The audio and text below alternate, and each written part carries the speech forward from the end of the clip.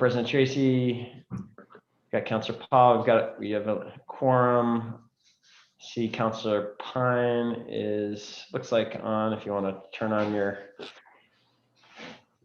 microphone, Councilor Pine, we're going to get started. I will call the meeting to order at 5:35 p.m. The meeting of the Board of Finance on December 7th. And the first item on the agenda is a motion to adopt the agenda. Is anyone ready to move on that? Or? Could you give us just a moment? Sure. Thanks. Sorry. No worries. I was too busy chatting.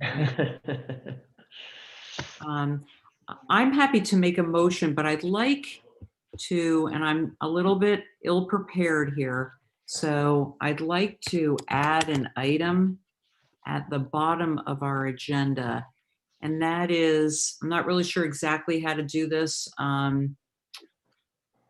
There was an email that the five of us received, and I forwarded it to CAO Shad so that she has it. This was sent to us on Sunday, yesterday at 9:36 in the morning from Megan Humphrey.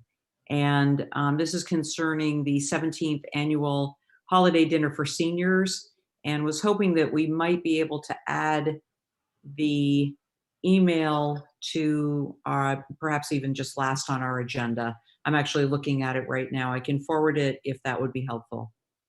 And that would be as item, I'm sorry. That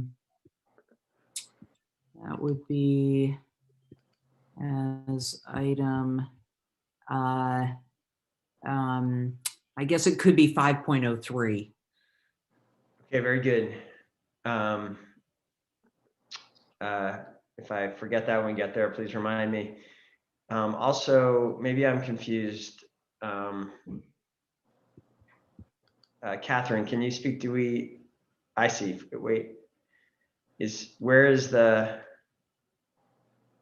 so under 4.06 is where we are going to do everything with Alger, including hazard pay. Am I understanding that right? Yes, that is correct. I spoke with City Attorney Blackwood, and that is what she recommended. So we added it there today. Got it. Okay, great. Excellent. So with that motion from Councilor Paul, do we have a second? Seconded by Councilor Pine, I believe. Any further discussion of the agenda? Doesn't look like it. All those in favor of the motion, please say aye. Aye. Any opposed? Motion carries unanimously, and we have an agenda. That brings us to the public forum. Is there anyone who would like to speak to the Board of Finance? I don't see anyone signed up for public forum. However, if you're a member of the public who wants to speak on public forum, you can use the raise hand function. I don't see anyone wishing to speak on public forum. Okay. I'm looking at the attendees as well. I'm not seeing anyone raising their hands. So we will close the public forum. And Councilor Pine? I was just going to do consent agenda.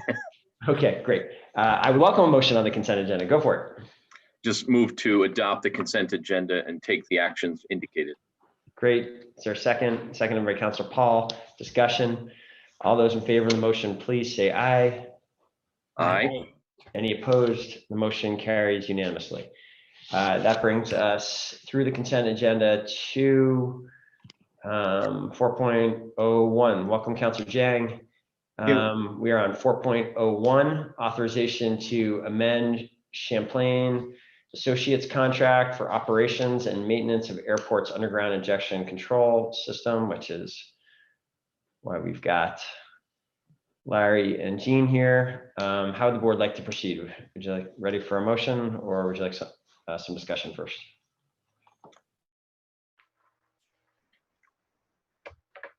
Councilor Pine?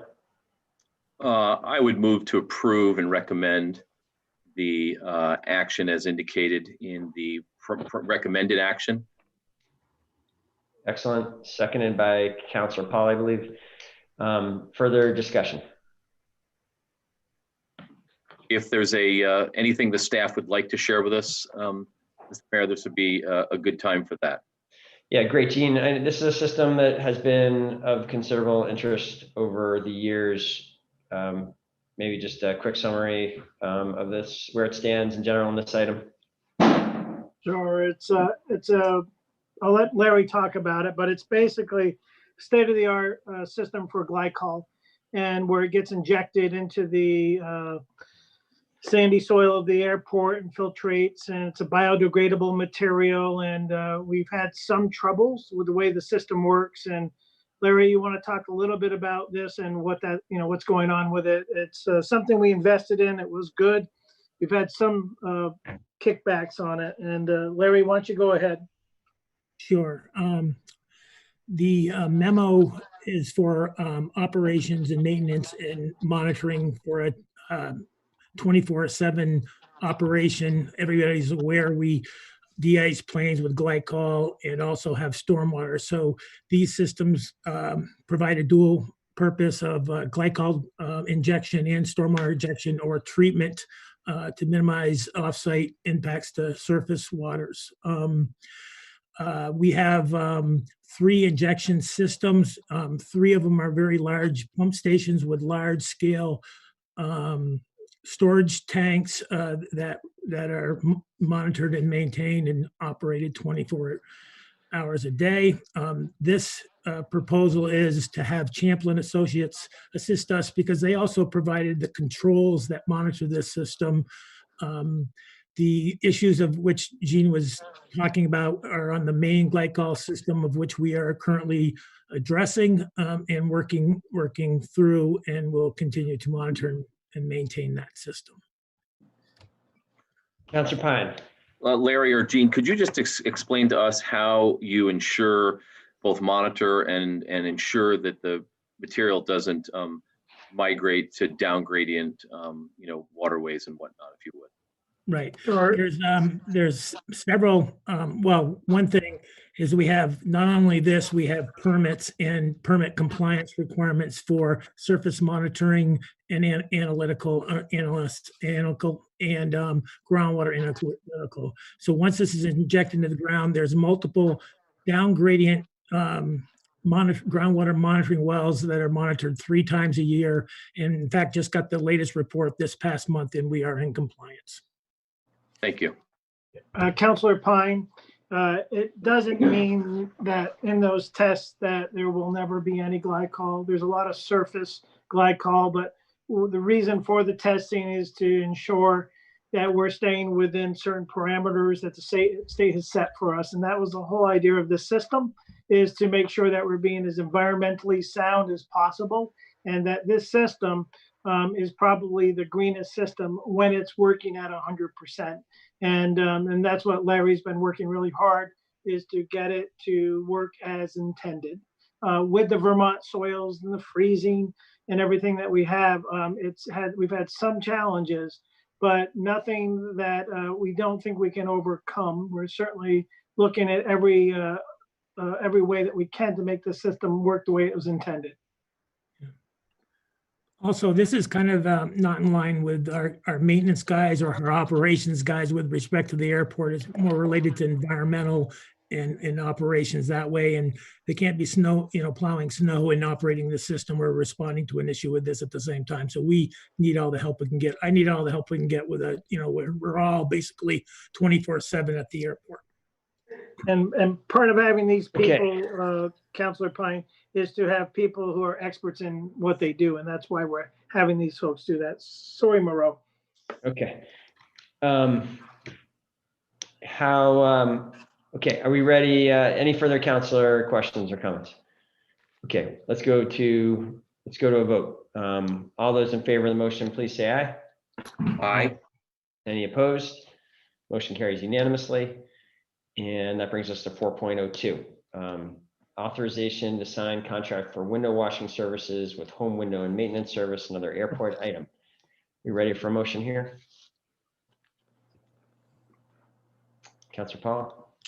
Thank you. I'd like to make a motion to approve and recommend that the council authorize the Director of Aviation to enter into a contract for window washing services with home window and maintenance service for an amount up to $108,157.50, subject to final review and approval by the city attorney's office.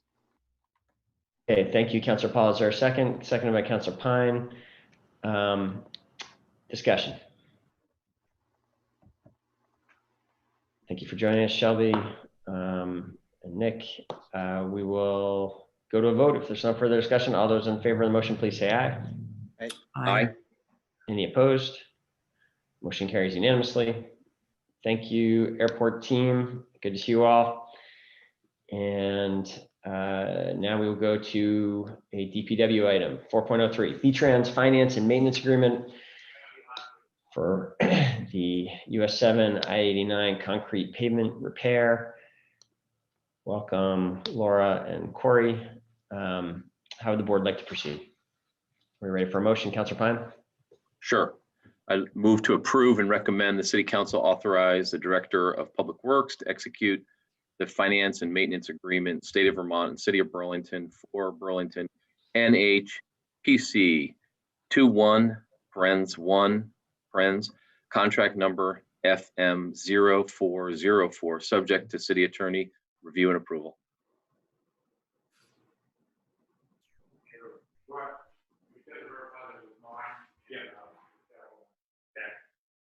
You're on mute, Mr. Mayor. Sorry, apologies. Is that was that a second from President Tracy? Okay, thank you.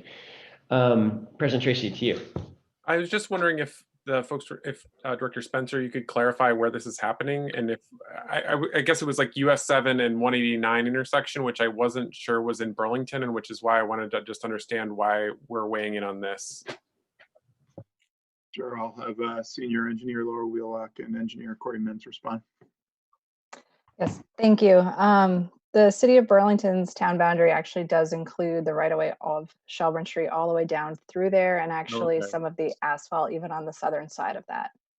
Okay. This project will include all of the concrete this coming season within the city of Burlington, as well as there's actually a portion in South Burlington at that area. Okay, great, thank you.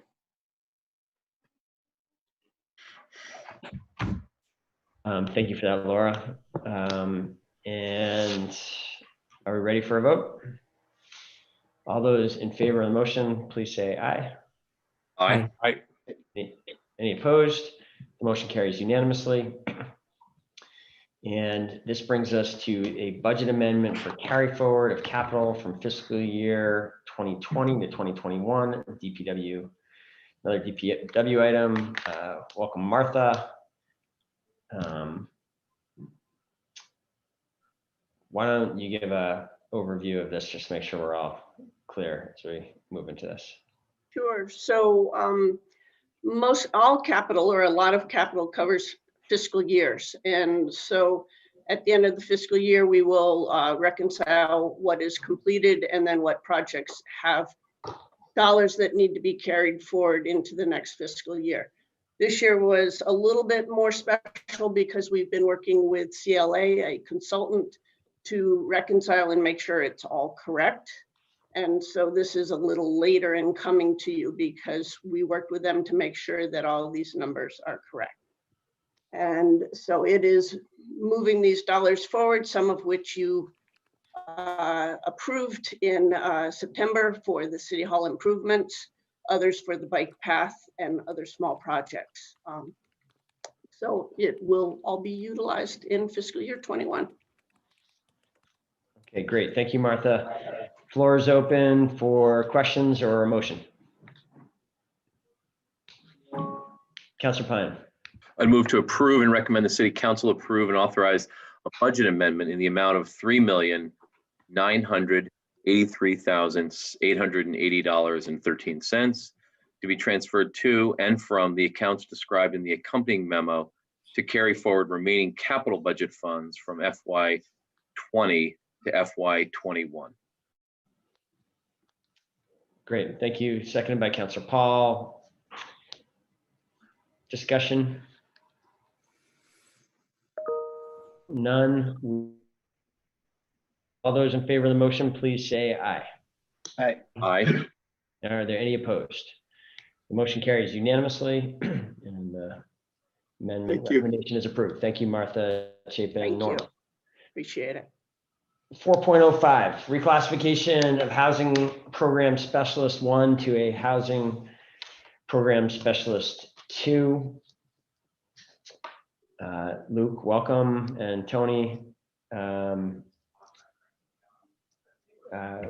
don't you just kick this off, Luke, just to make sure we're all clear, since we have been deferring a lot of employee actions recently, why this one is going forward.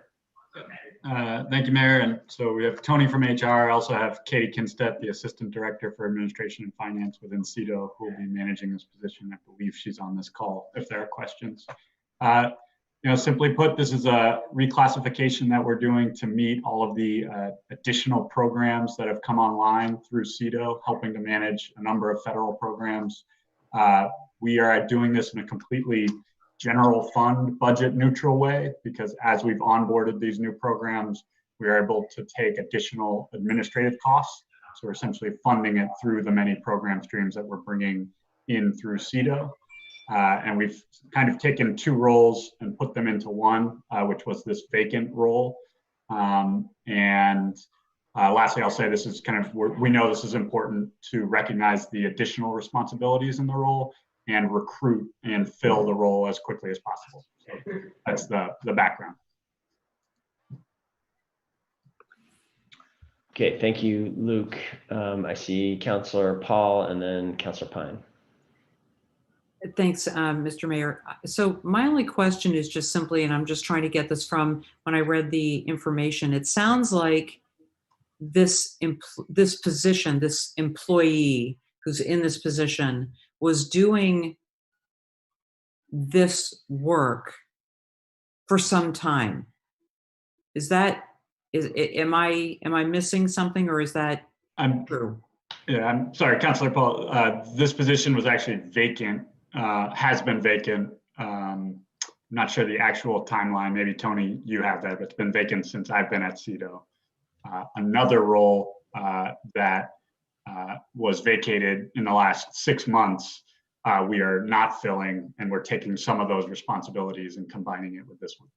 All right, so there's no employee in this role today. Okay, all right, I did not gather that. All right, so in other words, it's not as if there's been somebody's been doing this work for 6 months since, in response to COVID. That is not at all the case. So the $3,800, that's just the amount that would cover the rest of this year. I believe that's right, and I see lots of nodding heads from my colleagues. Okay, all right, great, thank you. Councilor Pine. I will move it, but then I have a question after a second, if I could. Go ahead. To approve and recommend City Council approve the reclassification of the Housing Program Specialist 1, CEDO, regular, full-time, exempt, non-union, grade 16 position to Housing Program Specialist 2, CEDO, regular, full-time, exempt, non-union, grade 17 position. Thank you, Councilor Pine. Is that a second from President Tracy, I believe? Just then you had a question, Councilor Pine? Real quick, is this primarily non-general fund? I think I saw that it looked like it was 95% non-general fund and maybe 5% general fund. That's correct. I got that. Okay, thank you. President Tracy. So the memo mentions how there's additional responsibilities for CEDO that they've taken on in the RRC. Is the idea that this person have additional responsibilities related to the RRC? Because I didn't see that in the job description. Or is this really just continuing existing functions that are necessary as part of CEDO's work? Thanks, President Tracy. I'll actually let Katie, if you want to speak to this, just sort of how the admin finance team is functioning and where this role fits in exactly. Sure. So the RRC responsibilities aren't explicitly included in the job description, just because we're recruiting for somebody who hopefully have a long tenure in this position, and we're hoping this pandemic and the additional responsibilities will only be another 6 to 9 months. So we're handling those through kind of adjustments through what we call work plans, for this individual, and it fits broadly into the larger bullet points, but we tried to make this position applicable beyond the pandemic. Okay, and do you have any ideas to like the work that this person will do that's specific to pandemic support with regards to housing? Sure. So we have a large amount of like federal funding that are coming in through our home program, through our CDBG funds, and home has to be used explicitly for housing. And there's some flexibility there in terms of how the funds can be used. And CDBG, about 50% of our funds we're planning to use for housing. So we're envisioning our rental assistance program to launch in early 2021 in coordination with the state, since their current rental assistance or stabilization program is concluding. So they will be involved in supporting that kind of as a part of their portfolio of supporting home and housing programs more generally. Okay, thank you very much. Further discussion? Seeing none, we will go to a vote. All those in favor of the motion, please say aye. Aye. Aye. Any opposed? Motion carries unanimously, and that brings us to, I think, a really positive and a positive item in a number of ways. First of all, as I believe the board knows, the city has been successful in securing the full commitment for the full $2.5 million reimbursement of COVID-related expenses. And we are working hard. When I say we, I really mean Catherine and her team are working very hard to submit all the required documentation to, we sort of, as I understand it, we have this opportunity and commitment for the $2.5 million, but we need to submit qualifying expenses and finalize what those qualifying expenses are.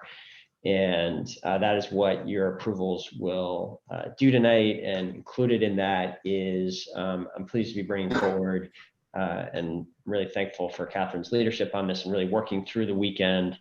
And in addition to being in touch with union leaders throughout the weekend to put a specific proposal in front of you for recommendation and then approval by the council tonight in advance of the deadline that will allow hundreds of city employees who have been on the front line of this emergency and really regularly exposing themselves to elevated risks of contracting the virus.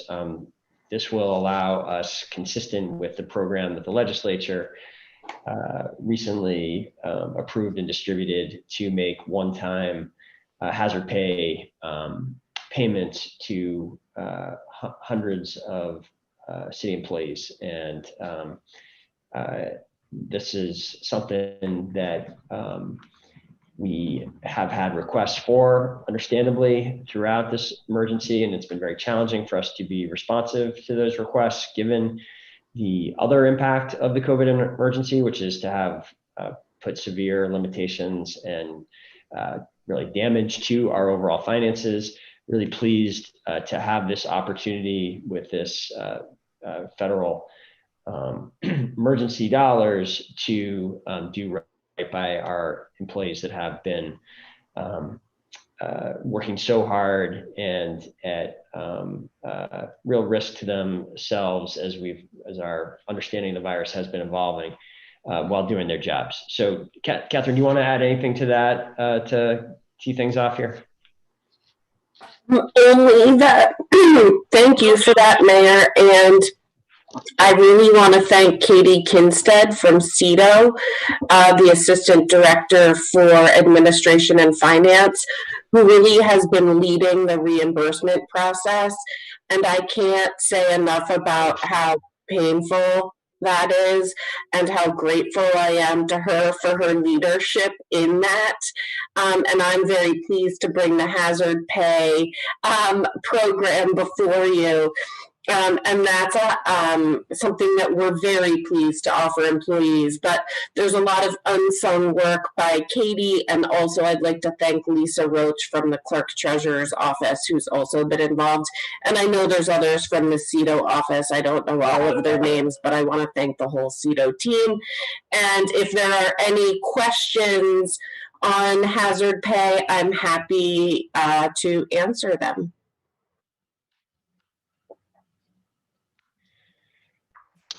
We'll just add to kind of add to the record, make sure that the action here is clear, and this grant will allow the city to receive significant reimbursement for many of the innovative, I think impactful public health initiatives that have been rolled out by the city over the course of this pandemic. You can see in the documentation that this will allow reimbursement of the BTV Community Mask Initiative, Resource and Recovery Center costs, analytics team costs, some of the wastewater surveillance work that we've been doing in recent weeks and that allowed us to put out a call to action last week, some of those costs, the supportive quarantine program, which has helped hundreds of Burlingtonians stay safely in quarantine and follow quarantine, the Trusted Community Voices program, the Plant for the People program, which resulted in over 6,000 pounds of fresh produce being contributed to local food organizations, and the broader food relief program, which has allowed the city to work with various food providers to deliver over 11,000 meals and $40,000 in groceries. All of these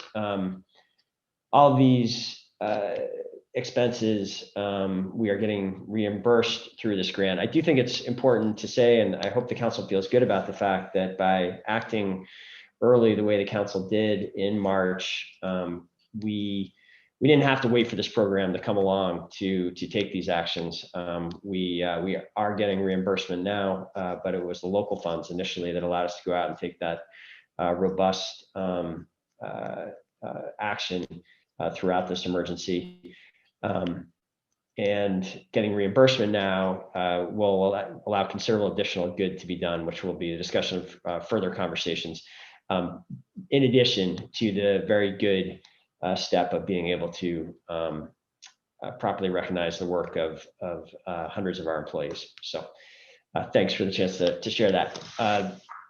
The floor is open for a motion or question. Councilor Pine.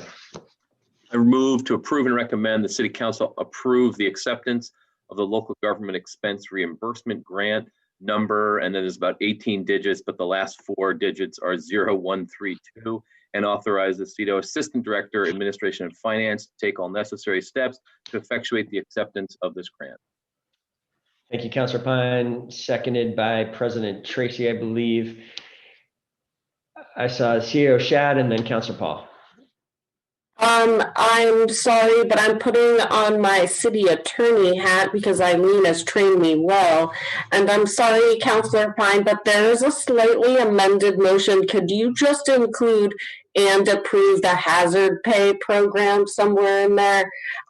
We did post an amended motion. I don't care if you use that exact language, but if you could just include hazard pay, that'd be really great. Thank you.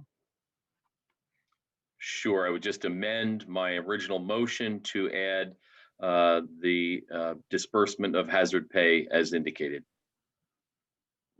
Thank you. Re-seconded by President Tracy. Councilor Paul, would you still like to be recognized? No. Okay. Sorry, you're on mute there, Councilor Paul. If you were, I didn't hear what you just said, but. Sorry about that. I was just going to second what CAO Shad just said. Got it. So, all right. Awesome. No problem there. Okay. Any discussion of item 4.06? President, Councilor Jang. Thank you, Mr. Mayor. I mean, I think we have to just appreciate also what you just said in terms of the employees, the hard work that they have done. Yeah, thank you. But now I wanted to understand if employees of the Burlington School District who also participated meaningfully in these efforts, could have access to this, or does it include employees of the Burlington School District? That's the question. Thank you, Councilor Jang. These are, as I understand this, we are seeking reimbursement for municipal expenses here. There are, this is the finances between the schools and the city are separate, and these are not funds that could be used, I don't believe, for education expenses. They have, there are separate COVID-related funding streams that have been going through the the Department of Education, the school system, but I can't speak in detail to how they have grappled with this hazard pay question. Yeah. So, I mean, I understand the finance dynamic between the school and also the city, but since this was only a grant, could the city share it, extend like the grants funds to include the school district? That's what I was. But yeah, thank you. Thank you, Councilor Jang. CEO Shad, do you have anything to add to what I shared? No, I don't think so. With limited funds, we really were just looking at municipal employees at this time. So we did not look at school employees.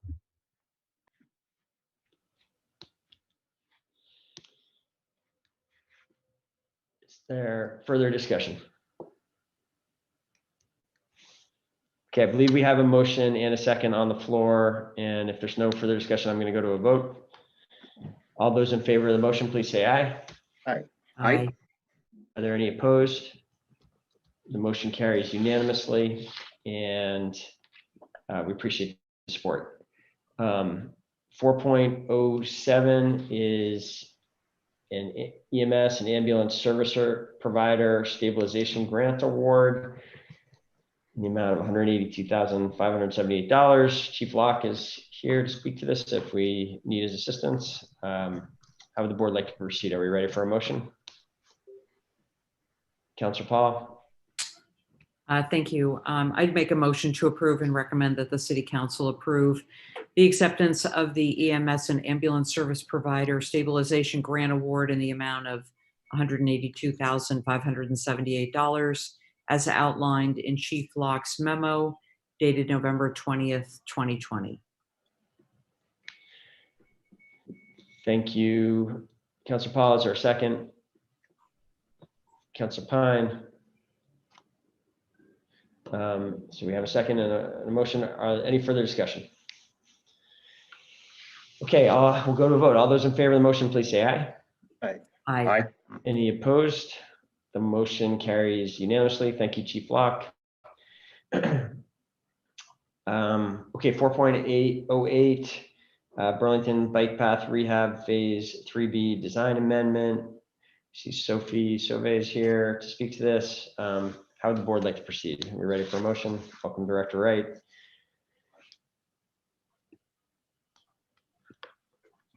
Councilor Pine.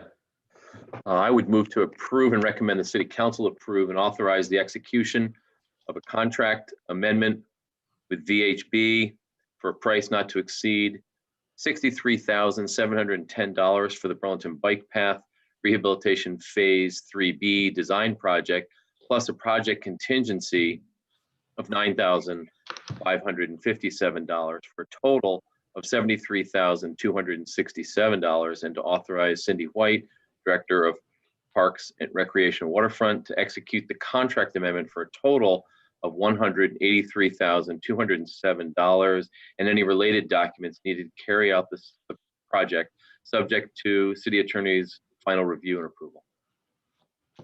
Thanks, Councilor Pine. Is there a second? Seconded by Councilor Paul. Discussion. Okay, seeing none, we'll go to a vote. All those in favor of the motion, please say aye. Aye. Any opposed? Motion carries unanimously.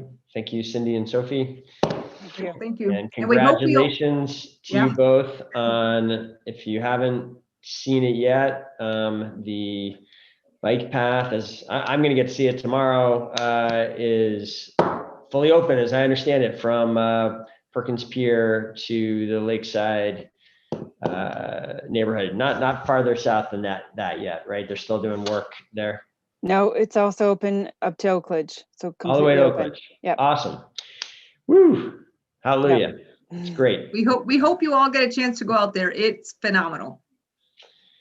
This is the stretch, of course, that we've confronted those real challenges as a result of the Halloween storm last year, which basically cost us a season, but we have persevered, and I think people are going to really be excited by this stretch when they see it. It's the most dramatic change of arguably of any stretch on the whole 8-mile rehab. So check it out. There's a lot of work by a lot of people. Congrats, guys, on getting it done. Great, thank you. Thank you to the council and the mayor for your support along the way too. Thank you. Absolutely. I think that is something we all agree on, is the greatness of the bike path. Okay. I am shifting now to the 2 items or 3 items that require Board of Finance approval only. Contract with Farrington Construction Company for plumbing remodel at Fire Station 1. Are we ready for a motion here? Or questions? Councilor Pine.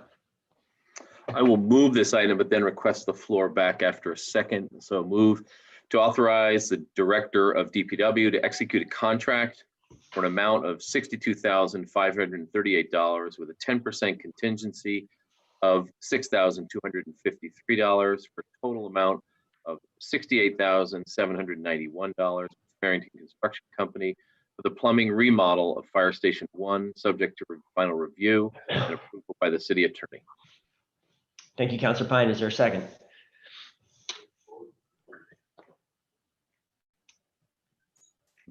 I believe we need a second here, folks. Councilor Jang, thank you. Further discussion? Go ahead, Councilor Pine. Sorry, I have to send it back to you. Yeah, sure. The my only question is, the staff could explain, we only got 1 bid, which I was a little surprised, but maybe that's what's happening now in this type of climate. Is there just not enough folks responding to city bids? Because I'm surprised to see that. So I'll let Kim speak to that. She managed the RFP process. Go ahead, Kim. You're mute. So sorry. Good evening. Yes, we did a formal RFP process. We put the RFP out towards the end of October. And in addition to putting it on the city website and to Works in Progress to Vermont Business Registry, I also personally sent invitations to about 7 different plumbing contractors to get them to come to the 2 different walkthroughs that we did at Fire Station 1. And with all of those, we did receive just the 1 responsive bid. Thank you. Kim. That's it. Further discussion. Okay, we will go to a vote. All those in favor of the motion, please say aye. Aye. Aye. Any opposed? Motion carries unanimously. And that brings us to 5.02. CEDO Community Justice Center, creation of limited service position, youth and family restorative liaison. Welcome, Luke, Tony, and Rachel. Would you like to share a brief summary of this position, Rachel?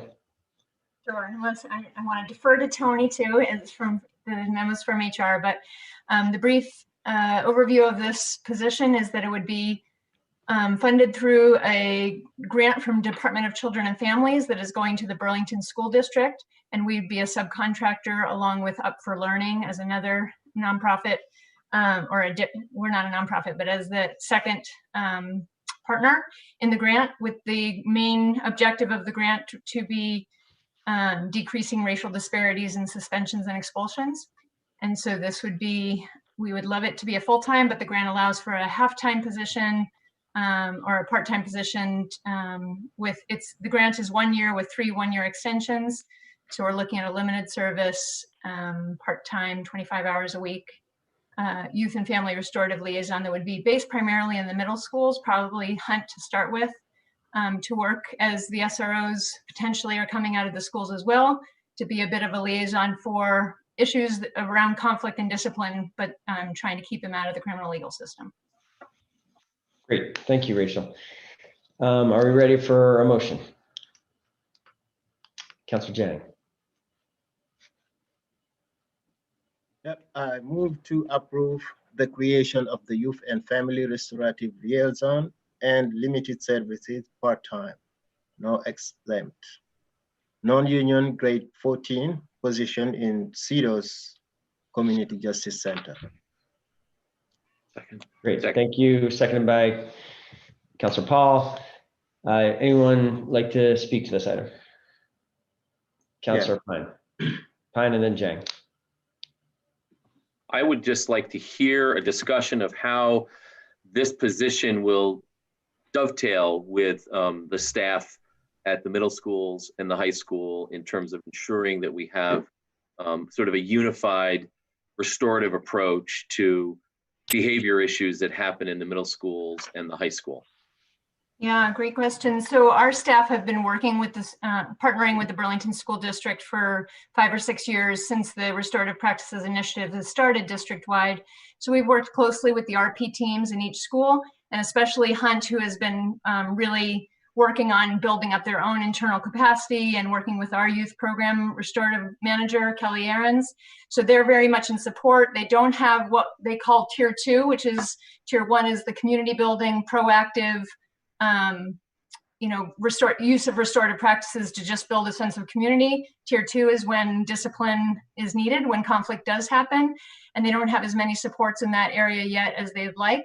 So this position ideally will be training high school and middle school youth to be more restorative practitioners, not just the tier 1, but the tier 2 level, so we can embed more internal knowledge and work in alignment with the RP teamwork that's already gone, that's already happening. Just one more follow-up, Mr. Mayor. Go ahead. Can you just explain that when you say working with the students, does that mean that there will actually be sort of a peer-to-peer element in this model? Is that what there is? Yeah, exactly. The high school, even though the idea is we'll be responding to conflict within the middle school, we'll use high school. Up for Learning's primary mission in this grant is to get more youth and family engagement. So the idea is to train high school and middle school youth to be the restorative practitioners that would help lead the processes, the restorative processes in response to the discipline issues. That's really a great model. I'm really excited to hear that. Thank you very much for doing it. I'd love to get some follow-up sort of data and analysis of the effect of it over time. That'd be great. Excellent. Thank you, Rachel. Councilor Jang, did you have a question too? Yes, I mean, first and foremost, I think this is one concrete way of how grants can strengthen the collaboration between the city and the Burlington School District. This is very concrete and tangible way, and it's important. It should be a priority that we maybe look into more grants that could continue to strengthen the collaboration. But I wanted to also understand, how does this mean when you talk about families? The youth explanation was clear, but on the family side, can you explain a little bit, how does it look like? Yeah, I mean, Up for Learning is the one who has done this in other parts of the state to try and, in terms of the like the restorative practice initiative that has been rolling out for 5 or 6 years, I would say has been weakest in 2 fronts. One is the communication, and 2 is the youth and family engagement. And obviously those are interlinked. So speaking as a parent in the Burlington School District, I rely on my child primarily as the one who's telling me what's going on in the schools for restorative practices. I'm not hearing in the newsletters, I'm not hearing from in the communications realm. So families are interested in hearing about what's this circle that I hear is going on in the schools, and hearing a little bit more about how they can be part, because right now it's more in a reactive way. Like for instance, we hear from parents of non-American born folks where English is not their first language, about the confusion about how their schools have their students or their youth have already been involved in the discipline system, but they're really confused about how or why. And so communication clearly is a missing ingredient. And to involve students well, sometimes you have to involve the whole family unit well. And so again, this is not our part of the grant. Up for Learning will be doing that, but it involves some retreats that are going to be communicated about, like with the family and the youth, for their engagement and their ideas, so that it truly will be more youth-led and family-led, so that their ideas can be part of the conversation and will be not just tokenism. But I can't give you many more details about how Up for Learning plans to go about that. But yes, that's the thing. I mean, it's beautiful. It's just beautiful. It's important. But I mean, let's try to also extend the reach. Maybe this should be a full-time position. Definitely should. It's a small grant. I just, for your own benefit of knowledge too, the grant from DCF was the original proposal was just that there would be one grantee. Well, Spectrum Youth and Family Services also applied for the Winooski School District, and DCF, instead of choosing one, ended up awarding the grant to both of us. So each school district got a grant, or Spectrum and Spectrum and Winooski and Burlington School District for Burlington. So that's double the money coming out from DCF, but hopefully an opportunity for some coordination and collaboration, given some similarities between our 2 school districts as well. Thank you. No further question. Further discussion? All right, let's go to a vote. All those in favor of the motion, please say aye. Aye. Aye. Any opposed? Motion carries unanimously. Okay, I believe that leaves just the item Councilor Paul added to the agenda at the beginning. Councilor Paul, could you restate that? Yeah, so yes, of course. I was hoping to add to the agenda item 5.03, which is the email that the 5 of us and CAO Shad also, because I had copied her, received from Megan Humphrey concerning the 17th annual holiday dinner for seniors. I don't know if there is either if she has or others have the technology to simply put that email onto board docs, and it looks like perhaps that is being worked on. I have the technology, but not the knowledge, and I've put it on the wrong place. Lori Olberg, I apologize to you in advance. But counselors who would like to view it, if you just go on, it is now number 1. It's 1.01, 17th annual holiday dinner for seniors. I will obviously work to fix this later to make it right, but you can see it. All right, just a minute. I think we probably. Yes, if you refresh, I believe that you will see it. Just let me know if you have problems. Okay. Hold on just a moment.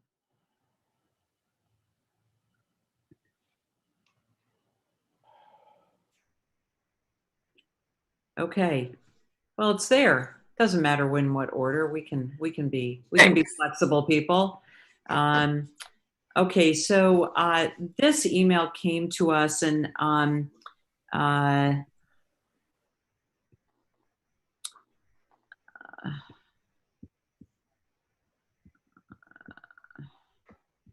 any event, for some reason I can't see it. It was converted into a message, and I'm having trouble myself actually getting it up.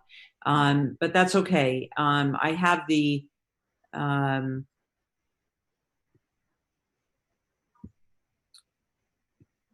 email. So the motion that I was hoping to make, Mr. Mayor, was just that Megan in this email had thanked us for our past support of the holiday dinner for seniors. And, you know, I think due to COVID, instead of having a sit down dinner at the Elks Club, they're actually delivering 850 meals and gift bags to recipients, to seniors, many of whom I would imagine are homebound at this time. And we had provided $500 for this effort. I assume that that's in the regional programs budget. I was wondering if, and would like to make a motion that, given the rather exceptional circumstances that we're under, that out of the emerging needs budget, that we would be able to offer hands an additional $500 for a total of $1,000 for this year to cover some of their additional expenses.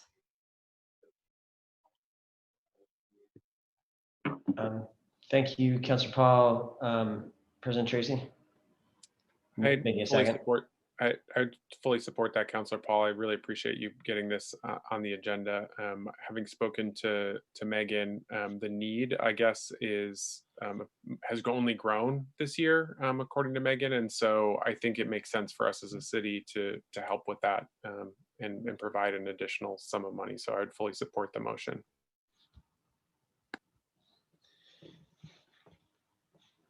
Excellent. I'm supportive as well. I do just want to clarify the request is for 500 total as I read it. And so are we suggesting we go beyond the request or just meet the request? I was hoping, if I may, that, you know, we and again, I don't know this for sure. I know that hands is, I believe they are in the regional programs budget. And off the top of my head, I don't know exactly how much it is. Right. I'm assuming that CAO Shad can certainly clarify that. Go ahead. Yes, we have already budgeted the $500 that was requested. That is in the regional programs budget. So normally this would not need to be an agenda item. We would just pay it. I believe Councilor Paul is bringing it as an agenda item so that we could add additional money. Gotcha. Okay. That's correct. Great. So it's a motion and a second.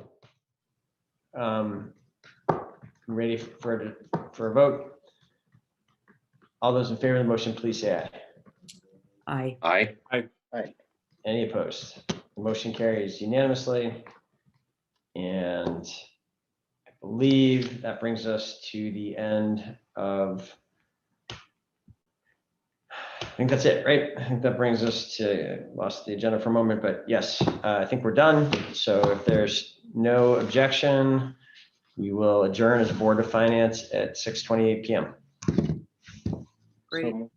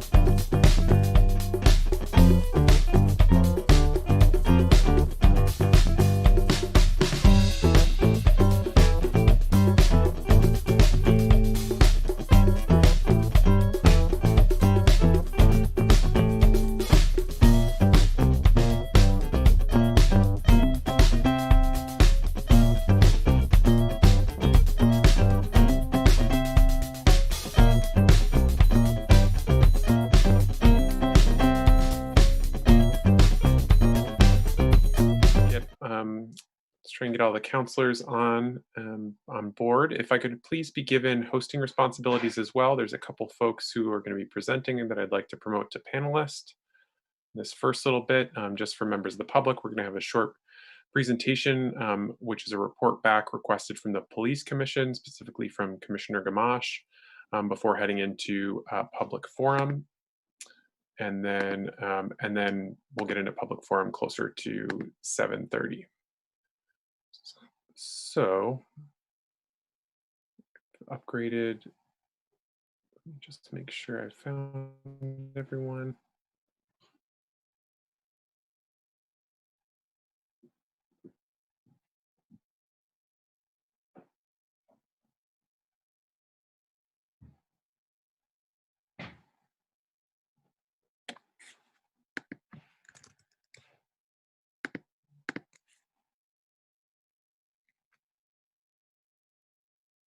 Sorry to be late. No worries. I think I see a bunch of counselors on at this point. 1, 2, 3, 4.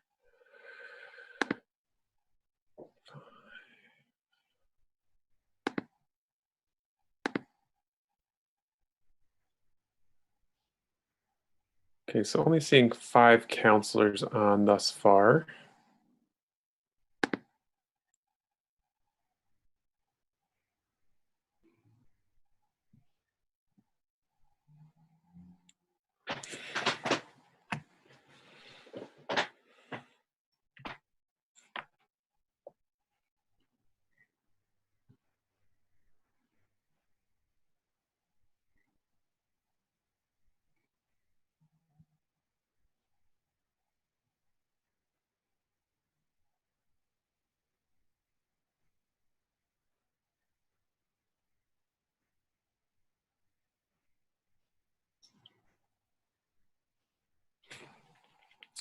Still waiting.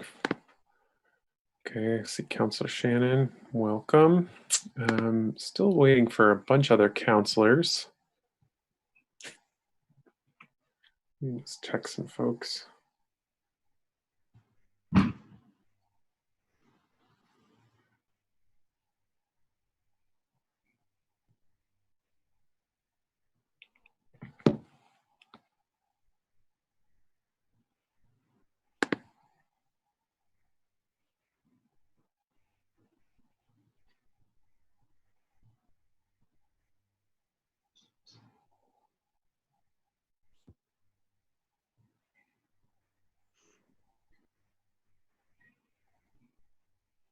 President Tracy, just wanted to check my mic to make sure that you hear me.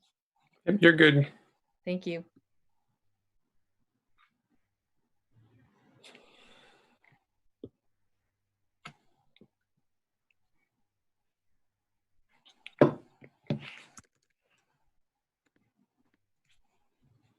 Okay, now we have Counselor Stromberg.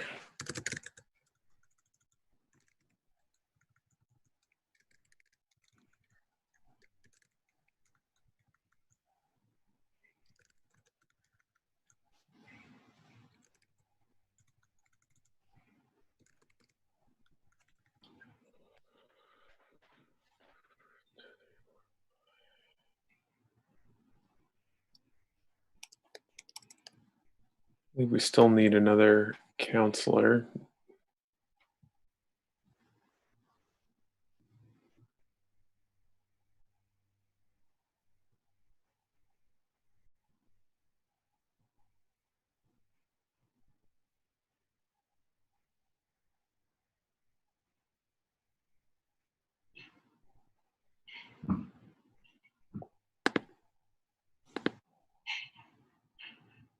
Okay, there we go. I think now with the addition of Counselor Hanson that we now have 7 counselors. Yep, I see. Oh, and I see Counselor Paulino on as well. Okay, great. All right, wonderful. So let's call to order the City Council meeting for December 7th. Before we get going with the agenda, first item is the pledge. So we'll do the pledge right now.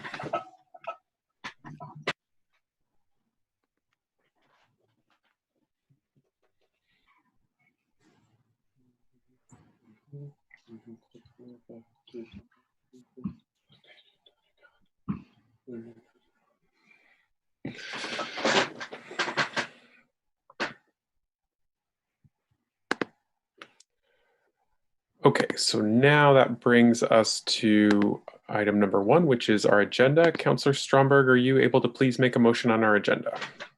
I move to adopt the agenda as follows. Note revised version for consent agenda item 5.20 per CEO Shad.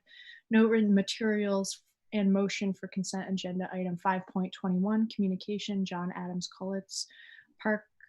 Parks Project Coordinator Sophie Suave, Parks Comprehensive Planner Cindy White, Director, Department of Parks, Recreation and Waterfront, BPRW, regarding Burlington Bike Path Rehabilitation Phase 3B Design Amendment.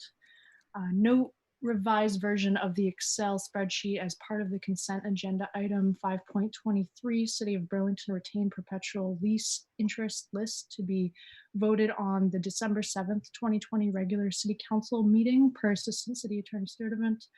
Add to the consent agenda item 5.24, communication Lucy Sir regarding documents from Lucy Sirk regarding agenda 6.02 constitutionality of proposed new ordinance with the motion to waive the reading, accept the communication and place it on file. Add to the consent agenda item 5.25 communication Emma Corey, South Prospect Street regarding City Council meeting tonight, community controls of the police with the motion to waive the reading, accept the communication and place it on file. Note proposed amendment for agenda item 6.02 resolution March 2nd, 2021 annual city meeting, just cause evictions charter change committee per City Councilor Carpenter. No additional written materials for agenda item 6.03 resolution March 2nd, 2021 annual city meeting, independent community control board to oversee investigation and discipline of police misconduct, charter change committee. Note revised version, title change and sponsor for agenda item 6.04 revised resolution relating to March 2nd, 2021 annual city meeting, charter change regarding additions to Airport Commission, Councilor Paul per City Attorney's Office. No written material, revised title and sponsor for the agenda item 6.05 resolution, charter change regarding regulation of thermal energy systems in residential and commercial buildings per City Attorney's Office. Note proposed amendment to remove this agenda item and place it on the December 14th, 2020 special City Council deliberative agenda per Councilor Mason. Great, thank you for that long motion, Councillor Stromberg. Very much appreciated. That was certainly a mouthful. Is there a second to the motion on the agenda? Seconded by Councillor Pine. Any discussion of the agenda? Councillor Freeman. I just wanted to offer an amendment. Okay, go ahead. I know we had decided to have the public forum be at time certain, but I know there's been a considerable amount of folks who want to weigh in on our charter change items, probably and possibly other items that we're deliberating on. So I would move to have not end the public forum at time certain. So just allow for everyone to speak, and then also suspend the rule on ending, since I think we want to be able to take up some items tonight on our agenda, and I want to make sure we get to those. Okay, so we have a motion to complete the public forum signups and then also to suspend the 10:30 rule. So is there a second to that motion? That a motion to amend our agenda, seconded by Councillor Stromberg. Any discussion of this amendment?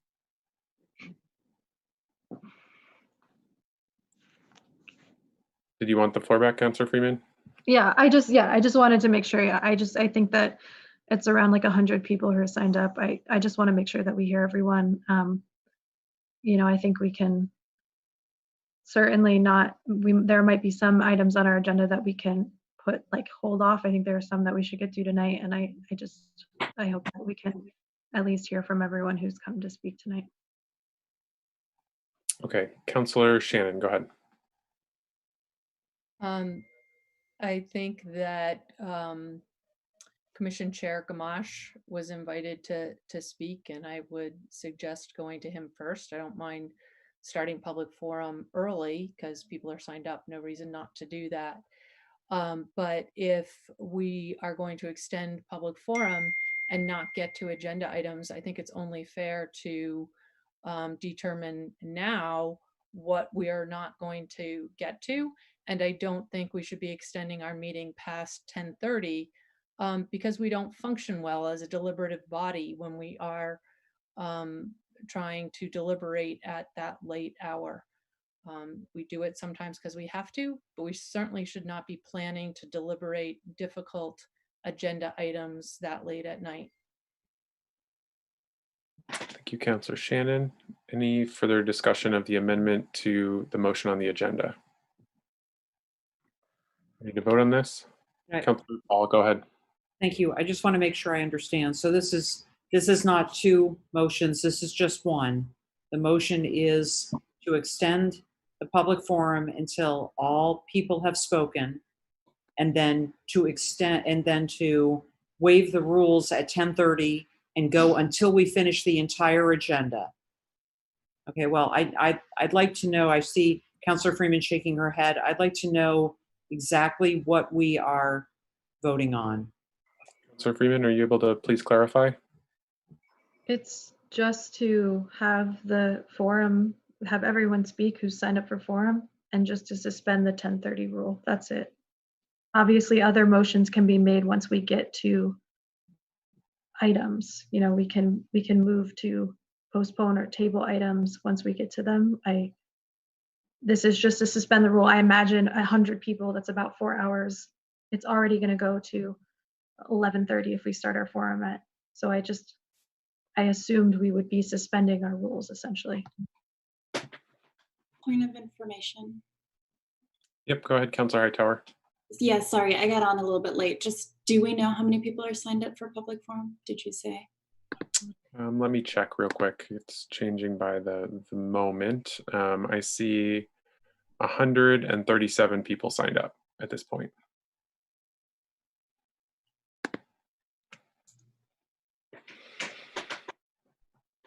Councillor Hightower, go ahead. Yeah, then other than that, I would just, if we're doing that, concur with Councillor Shannon. I think that we've got a lot of really contentious items on our agenda, and I think doing them really late tends to not make us a very good deliberative body. So I want to add that as a concern too. Okay. Any further discussion on the amendment? Councillor Paul. Thank you. So I'm wondering whether or not, in addition, perhaps, since if we already are actually waiving our rules in advance, that perhaps Councillor Freeman would be amenable to adding to that motion that we simply do our public forum this evening. And considering the fact that it may go until well after 11 p.m., I'm happy to hear from the public. I'm wondering if perhaps the meeting on the 14th could simply be a continuation of our meeting this evening, meaning it would be an adjourned meeting. It would not be adjourned. And we could at least have that evening to start, at 7 o'clock, dealing with the items that are on tonight's agenda. If others are amenable to that, it's just a suggestion. Okay, I have Councillor Hanson in the queue, to be followed by Councillor Freeman and Paulino. Go ahead, Councillor Hanson. Yeah, I would be concerned with pushing all these charter change debates off until our backs are against the wall. I found with the budget, it was really problematic that we waited all the way until the deadline day to try to deal with an intense budget and try to make changes to that. I don't want to get stuck in the same position with several charter changes where our backs are against the wall of a deadline and we're trying to figure it out on the last night. So I would be concerned with pushing everything back. I don't know if we could limit comments to 1 minute or something. That way we could get through everyone and still have some time tonight. But I'm just concerned with not doing any work tonight.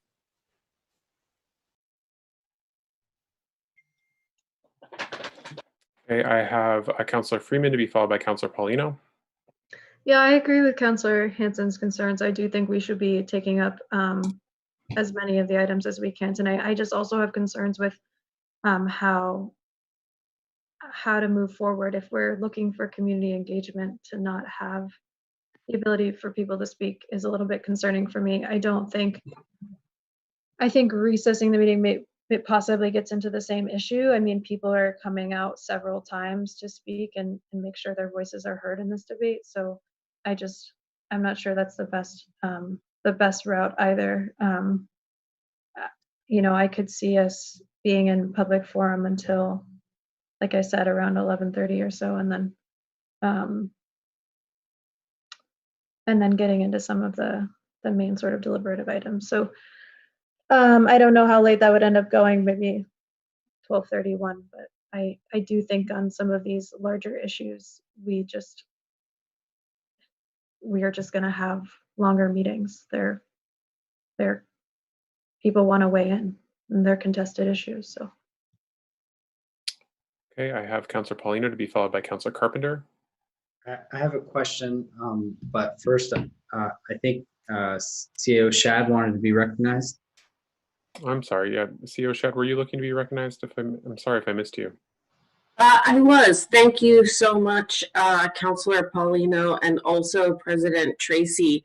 I just wanted to put in a little bit of a plug for the city employees into this discussion. The first ask is really concrete. If, as you are thinking about this, there are time-sensitive items in the consent agenda, so just making sure we get through that. And it seems that there have been a lot of late meetings, and I see that there are a lot of staff on this call, and I know a lot of them are working parents, such as myself, who are going to be up really early no matter what. So if there's any way that we could make a decision so that we could let people go, if possible, that would be great. I'm just a little bit worried about employee health and morale, so I'm kind of wearing my HR hat, but thank you very much. Okay, so Councilor Paulino, are you all set? Well, my question is for Eileen, I guess, just about the format of this motion. Seems very unusual given that we've limited public forum. And as I understand, that's always done before the meeting, certain amount of notice being provided. Are we essentially like overruling that decision previously made? And can we do that? Yep, you can do that.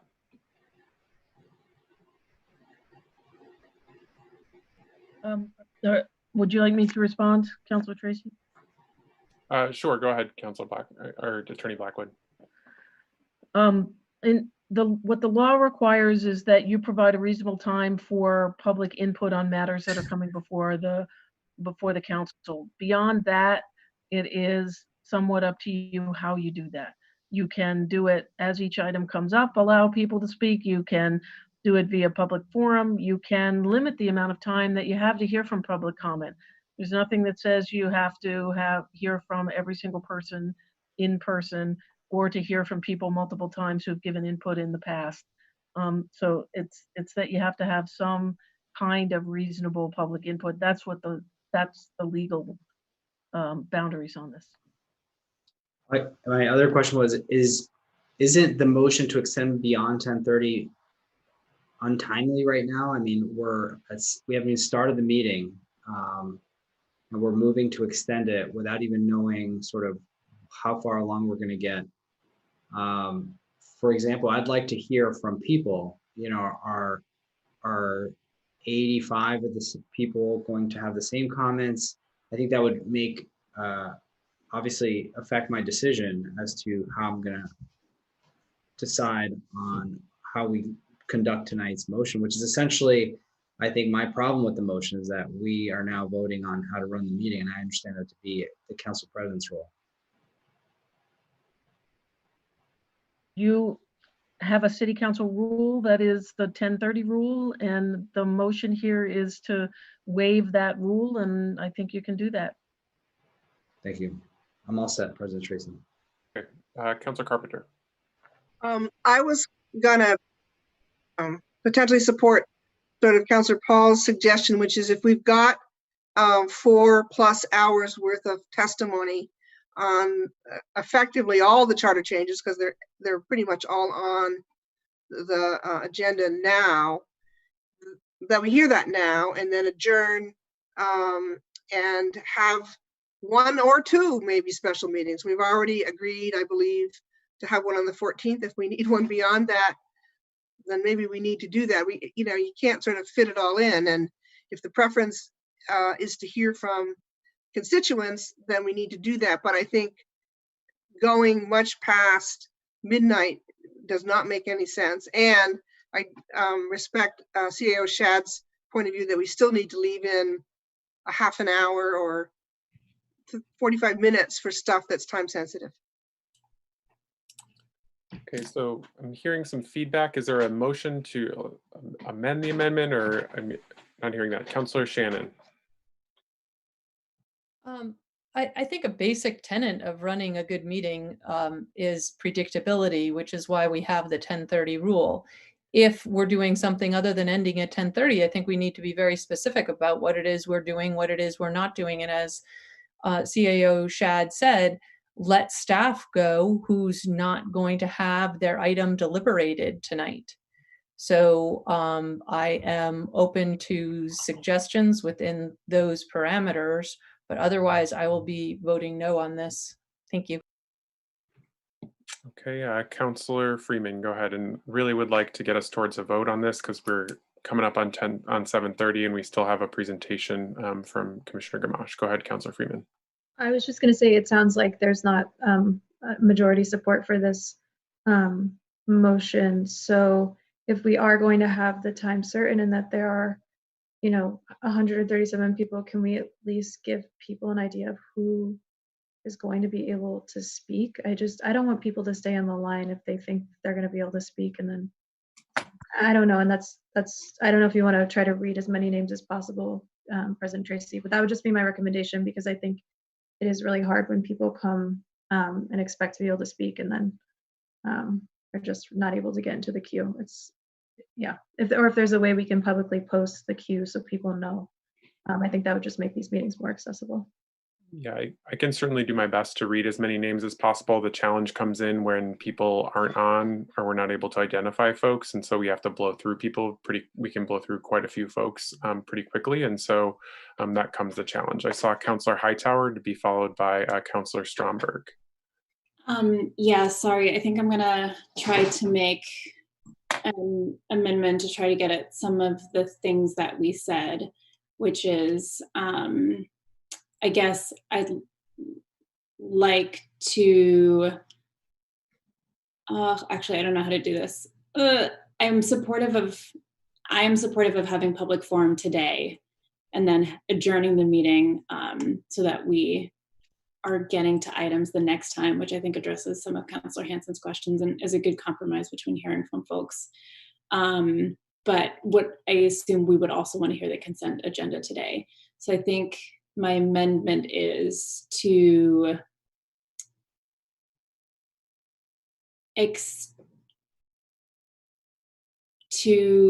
hear public forum, to have that close no later by 11 p.m. and then to hear the consent agenda. Okay, so in your motions, and then are you moving to continue the other items on the agenda to a time certain? Yeah, time certain of Monday, December 14th. Okay, all right. So the motion is to hear public forum until 11 and then to take up the consent agenda, but no other items this evening, and to have a continued meeting to take the items that are on our deliberative agenda and put them on as a continuation for the 14th. Is that clear? Point of order. Yep, Councilor Shannon. I think what Councillor Hightower may be trying to do is to, rather than adjourn this meeting, recess this meeting and continue it in a week, so that the public forum for these items is tonight, and then the deliberation is in a week. Because if we adjourn the meeting as stated, then we would have the public forum again in a week. So just wanted that clarification as to intent. Okay, is that your intent, Councillor Hightower? So, and your intent, is your intent also to go to 11 with public forum, take up the consent agenda, and then adjourn? Yes, but I realize that's kind of a big motion, so I don't know if, yes, that is my intent. Okay. Councillor Shannon, is that clear? Yes, so the motion is to recess this meeting after the consent agenda. Yes. Okay, thank you. Councillor Carpenter. I'm just trying to clarify. I'm sorry, 1 second. Is there a second to that motion? Seconded by Councillor Paulino. Go ahead, Councillor Carpenter. Just because it's consent, I'm assuming that we would not ask staff associated with it to stay here till 11. I believe, yes, that would be correct. So Okay. that would take care of the staff concern that CO Shad raised. Okay, further discussion on this? Councillor Hanson. Yeah, I just, maybe Councillor Hightower had misinterpreted. This is sort of my exact concern, is that we don't take up these items until our backs are against the wall, which is next week. So as I said before, my preference would be to just do 1 minute per speaker. That way we could get through everyone who wants to speak, and we could still have time tonight to start digging into these issues. But I think pushing everything back a week is gonna make it really hard to get some of these items passed, frankly. Just to speak openly about the politics of it, I think having your back against the wall makes it harder to get policy through and to get consensus to be able to pass policy. Okay, Councillor Carpenter. I guess I understand that, but if we need another meeting, 2 meetings next week, then I think we should just do that. I mean, I personally support more meetings than 2 long meetings. Okay, Councillor Pine, were you looking to get into the queue? Yeah, I was just going to point out the same thing, that we could very well recess on the 14th and hold another meeting later that week and still meet our deadlines. I just wanted to note that, and that would allow for full public input into this process tonight and further an action down next week. Okay. Any further discussion on Councillor Hightower's amendment? Councillor Freeman. I think maybe Councillor Mason was ahead of me. I'm sorry, Councillor Mason. Yes, President Tracy. I understand why we're trying to do. I have to admit I'm a little bit concerned that it may forestall. The administration has put forth a proposal in response to Councillor, what's before us tonight. Not knowing where the conversation was going, it's not beyond possibility, if there were not consensus for the charter change on police oversight, potentially convening another group to try and look at the 2 proposals and come back. And if we go forward with no discussion on the charter change, I don't know that the clock will run out on that possibility. So that has me concerned. Okay, Councillor Freeman, go ahead. I agree essentially that, yeah, we should at least discuss at least one of the charter change items tonight. There were several. So I just, yeah, I think we need to get to, or at least have some conversation on them so we can start to deliberate. So I don't think this is the correct motion. I think it's close, but maybe not the correct one. So I won't support it. Okay, so we have an amendment to an amendment, so we can't amend again. We need to take a vote on this before we're back to the original amendment. So is there further discussion on Councillor Hightower's amendment to the amendment on our agenda?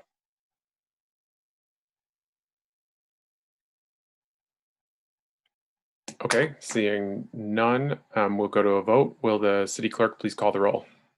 Counselor Carpenter, Aye. Counselor Jang, Yes. Counselor Freeman, No. Counselor Hanson, No. Counselor Hightower, Yes. Counselor Mason, No. Counselor Paul, Yes. Counselor Paulino, Yes. Counselor Pine, Yes. Counselor Shannon, Yes. Counselor Strongberg. No. City Council President Tracy, No. 7 ayes, 5 nays. Okay, so the motion carries. We are back to the original amendment on the agenda, or we're back to the amendment as amended. So it's essentially what we had just stated. Is there further discussion on the amendment as amended? Councilor Hanson. I have a question for the city attorney, which is, would the charter change related to building decarbonization, would that be on the agenda of the recessed meeting at this point? Because otherwise that item would essentially die if we were to pass this.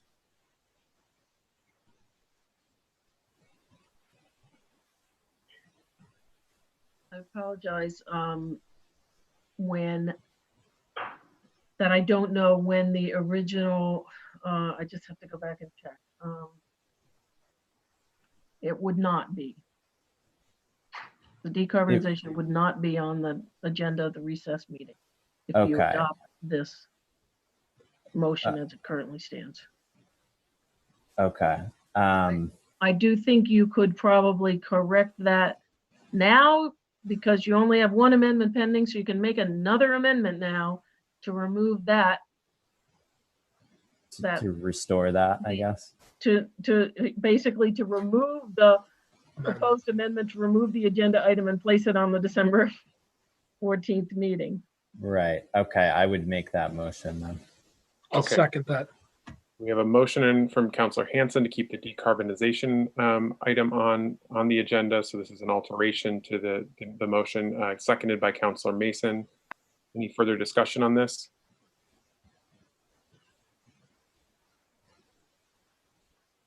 And can I ask a follow-up question? Yep. And Attorney Blackwood, just so I'm clear and everyone's clear, this item not being referred to charter change, does that present a challenge, not referring it tonight to charter change? And You don't have any specific requirement that charter changes be referred to the Charter Change Committee. I think you can consider them directly at the council level, so I don't think it creates any problem in that way. okay. All right, thanks. Councilor Pine? Mr. President, if I could ask for clarification from the city attorney.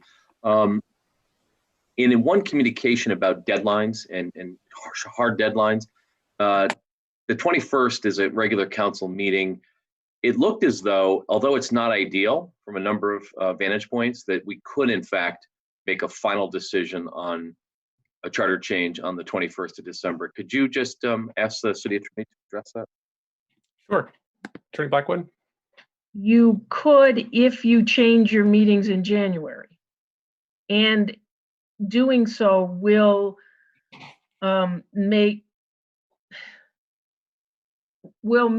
the public hearing, the two public hearings, be right on top of each other, will make it very difficult to make any changes on anything after hearing at public hearing because of the short timeframes, and will increase the likelihood that we have errors on the ballot because we'll be racing around at the last minute to get things together. So I want to be very clear that that is why staff strongly recommends against trying to push everything up against the very last minute on this. But yes, you can. Thank you. If I may, Mr. President, that's helpful because it may not be necessary to push everything. We may be able to get, my point is that we may be able to get a good chunk of work done on the 14th and leave a couple of items for the 21st, if that's necessary. That would, I realize you want to schedule your public hearings all at once, but there's no requirement that all your public hearings be held simultaneously for all changes, or that's at least my understanding. Perhaps that needs to be answered as well, if we could. Yep. Attorney Blackwood, are you able to answer that as well? I haven't thought about having separate public hearings at certain times. I don't know the answer off the top of my head. I apologize. Okay, thank you. That would just give us a little more breathing room, but thank you very much. That's it. Okay, so we are on the motion to just make sure that the decarbonization resolution is part of the recessed meeting on the 14th. Is there further commentary? Okay, seeing none, we'll go to a vote on that. All those in favor of Councilor Hansen's motion, please say aye. Aye. Any opposed? Can you restate the motion? It was to add the decarbonization resolution to the agenda for the recess meeting. So what the original motion on the agenda had removed that, and so we didn't want that to be removed. And so Gotcha. I got the rest of it. Thank you. okay. So all those in favor, please say aye. Aye. Aye. Any opposed? Okay, hearing none, that passes unanimously. Now we're back to the original motion on the agenda. Any further discussion?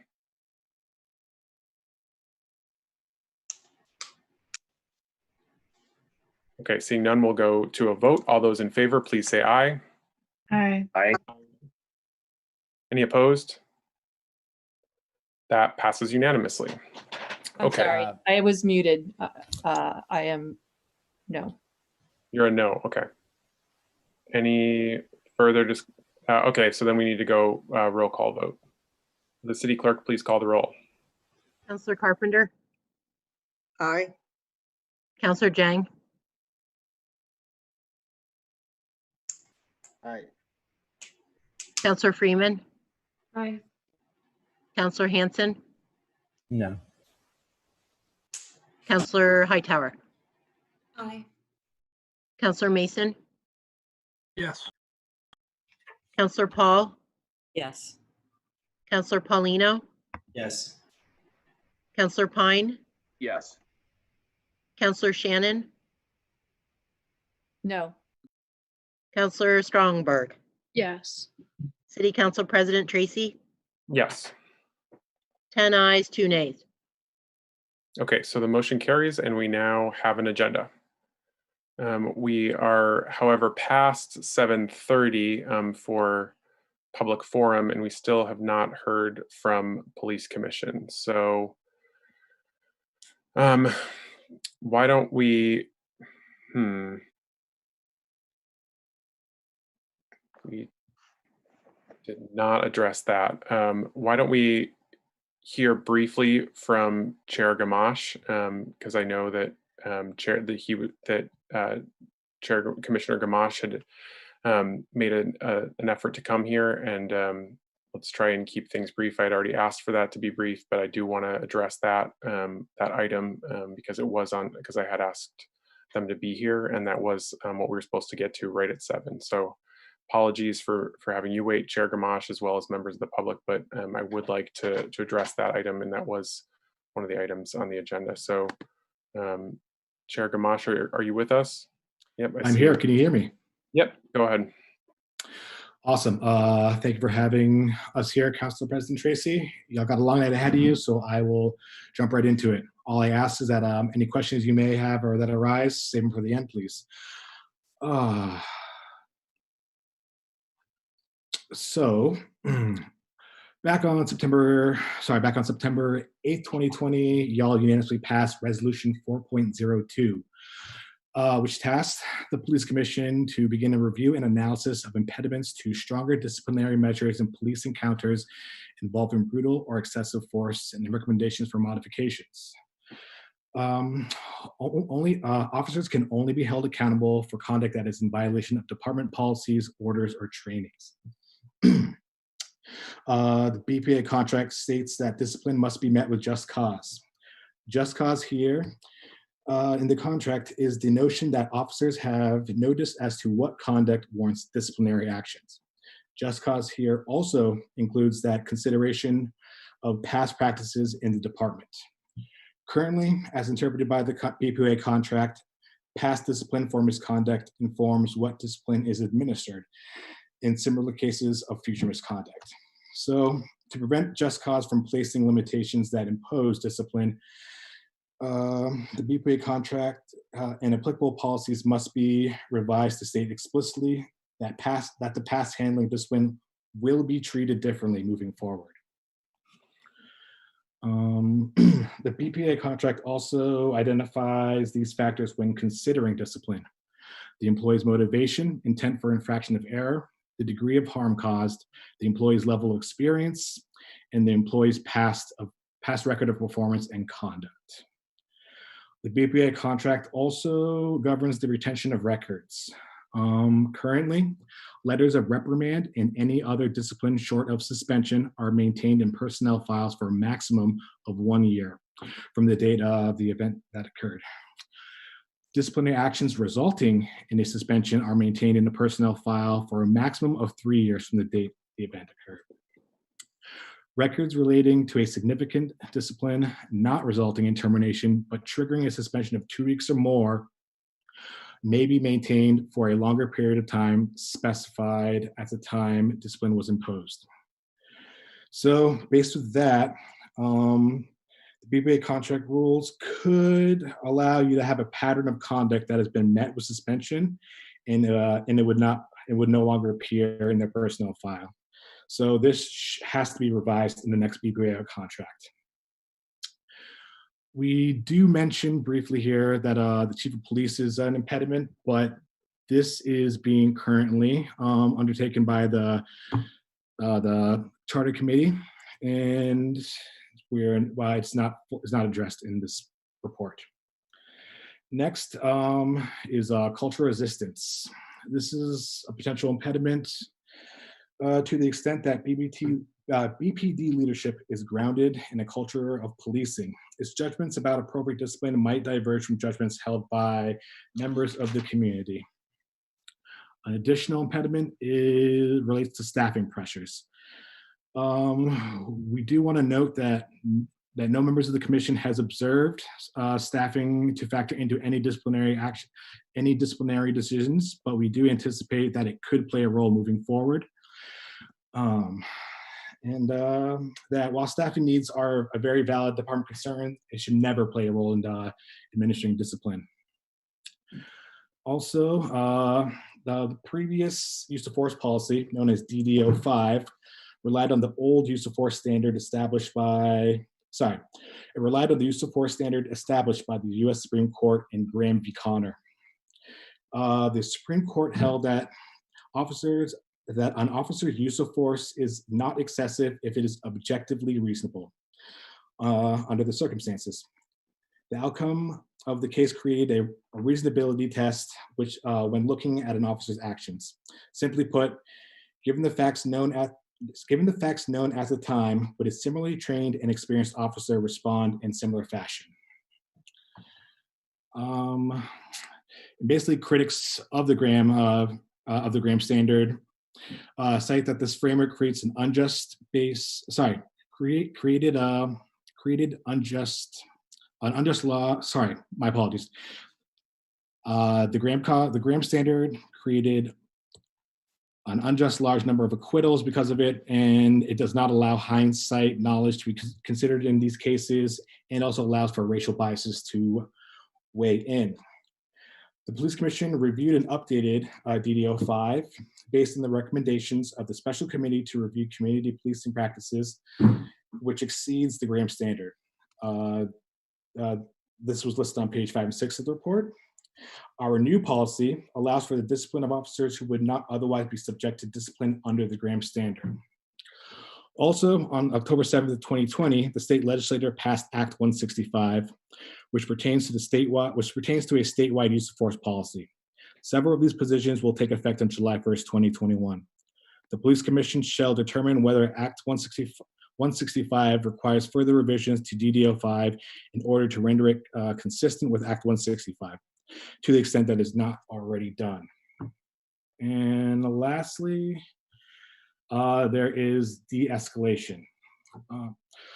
While policy or directives may require de-escalation, that requirement will not have any practical effect unless officers know that a use of force which was not preceded by de-escalation will not be supported by the department. The old use of force policy mentioned de-escalation, but not robustly so. The current policy is more robust, but enforcement of DD-05 is vital in that. In summary, the impediments to stronger discipline is the current BPO contract, past disciplinary practices, and yeah, these things provide significant hurdles to stronger disciplinary measures in police encounters involving brutal or excessive force. The revisions to DD-05 have strengthened the ability to address these things, but it's our opinion that until the BPO contract is revised in the next term to sufficiently provide clear rules and notice regarding officer conduct, those are the impediments. And I guess I will open it up now to any questions or comments you may have. Okay, thank you for that summary and for the commission's work on that. Is there additional commentary or additional questions from councilors? Councilor Paul. Thank you. So my question actually is, thanks so much, and thanks very much for being here and the report that you're giving us. My question is more for the city attorney. I'm just trying to understand the mechanics here. The last paragraph, says talks about the current BPOA contract, practices, et cetera, and then it says the revisions to Department Directive DD-05 have strengthened the ability, but that it would have to be, it must be revised it is our opinion that the BPOA contract must be revised in its next term to provide sufficiently clear notice, et cetera. And so I'm just trying to understand if there are changes to disciplinary practice that we would say want to do now. Do we have to wait? I'm just trying to understand, do we have to, when they say it's our opinion, that's the opinion of the police commission. Is that a legal opinion? Chair Gamache? Oh, I was under the impression that was for the city attorney. My apologies. I actually don't know. Okay, so I was wondering if perhaps maybe the city attorney could, this is on the last page, page 7 of the report that Commissioner Gamache just spoke to. And I mean, I guess what I can say to you is that an employer is required to bargain the terms and conditions of employment of employees. And so if you want to change how you're doing discipline to folks, that is bargainable. Okay, Commissioner Hart? I just want to add that it wasn't the intention for this document to be a legal opinion. We were tasked with, as a commission, putting together this report. So just to be clear, I wouldn't want to call it a legal opinion from the commission. I don't know that Attorney Blackwood, that it was run by her, but so yeah, we wouldn't consider it that, just to clarify. No, and thank you, Commissioner Hart. And that's why, my question wasn't really directed at the police commission. It's their opinion in general as a commission who deals with and interacts with the police officers and the police chief. My question was just simply a more legal one. And I think I got the answer. So thank you very much. Okay, is there further questions from counselors? There. Okay, seeing none. Oh, Counselor Jing, did you have something? Go ahead. Yes, I just have a quick question about the retention of records. Mr. Gamache, thank you again for being here, for doing this. I was just wondering why disciplinary entry is only kept for 1 year, it retained for only 1 year, and why not 3 years or 4 or 5?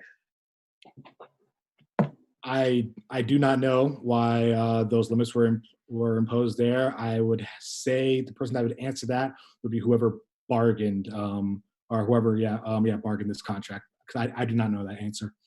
Yeah, I mean, I think it is the only way that we can follow if there are trends about one officer's conduct. Maybe the city attorney or the mayor who can answer, or chief of police. I can't entirely answer why that was agreed to in the contract, but it is not unusual in collective bargaining agreements for unions to push very hard to have a limit on how long things are held against an employee and when they get to clear their records so that they things aren't held against them unfairly in the past. That's generally it's not unusual that there are limits are put on how long something is kept. The specific limits in this contract I can't speak to. Okay, but maybe city attorney, you can speak around as to why also, or how long, for example, if a civilian was caught, how long, and if that civilian was only disciplined, how long do we hold that record against that civilian? You mean like other city employees other than, generally, well, it depends. Again, the other unions have provisions in their contracts about how long they keep records. I'd actually have to look whether we have something in our personnel policies that say how long we keep records. I don't have that information at the top of my head. But we do also have record retention policies that say how long the EEOC requires you to keep records about certain records about employees for 1 year after their employment. In general, those are the kinds of things we look at. Thank you. So you're saying that everything can be negotiated with the union? I'm not sure what you mean by everything. I mean all the like these changes basically. This is a report, and I asked a question you didn't know. Many people don't know, but can we bargain more on things that we think makes more sense in terms of how discipline or record are? We can certainly bargain most of if not all of the issues I see in this memo. Whether we have to bargain all of them, I have not done that analysis. In other words, we have certain management rights, and since I have not looked through this list in detail for all the points they make, I have not looked at whether there are any that could be implemented without bargaining. Thank you, City Attorney Gamache. Thank you again for the presentation. Thank you very much. Okay, were there other questions or comments from counselors? Okay, seeing none, want to thank Commissioners Gamache and Hart for being with us and sharing this report with us. We'll go ahead and close that item and move into our public forum. Awesome. Thank you for having me. Take care. Yeah, no, very much appreciated. Have a great night, both of you. The public forum, just so folks know, as we had just decided with the motions on the agenda, the public forum will go until 11 this evening. So we're going to have 2 minutes for folks, and I'm going to try to read off as many names as possible. We do have quite a few people signed up on this public forum. I have well over 100 people now, so What I would ask is that and that folks are just trying to keep to that time as much as possible. I'll let you finish your thought, but please just don't take too much advantage of that flexibility, because I just want to get to as many folks as possible and get as many people's comments out this evening. As has been our practice this year, I have prioritized BIPOC individuals who have indicated or who have let me know in other ways. And I have also, I will also be prioritizing Burlington residents, which has been also a practice of ours.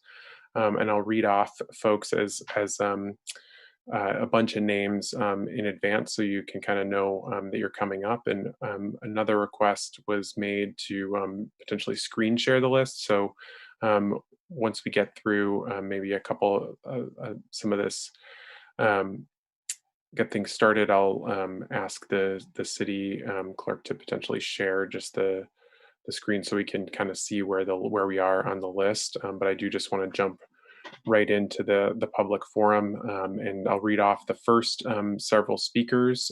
So we have Ashley Laporte, to be followed by Jada Bearden, Jessica Laporte, Marsha Johnson, Zenavia Wilcox, Mark Hughes, Christine Hughes, Jabari Jones, Alyssa Chen, Zuli Palacios, Sarah Birch, Rory Malone, Leaf Taranta, Phoebe Perrin, Mary Collette, Grace Feel, Alexander Kovacs, and William Dunkley. So those are the first 20 or so speakers. So I'm going to go ahead and go to Ashley Laporte.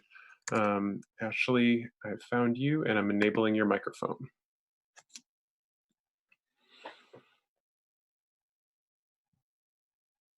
Ashley, you should be enabled.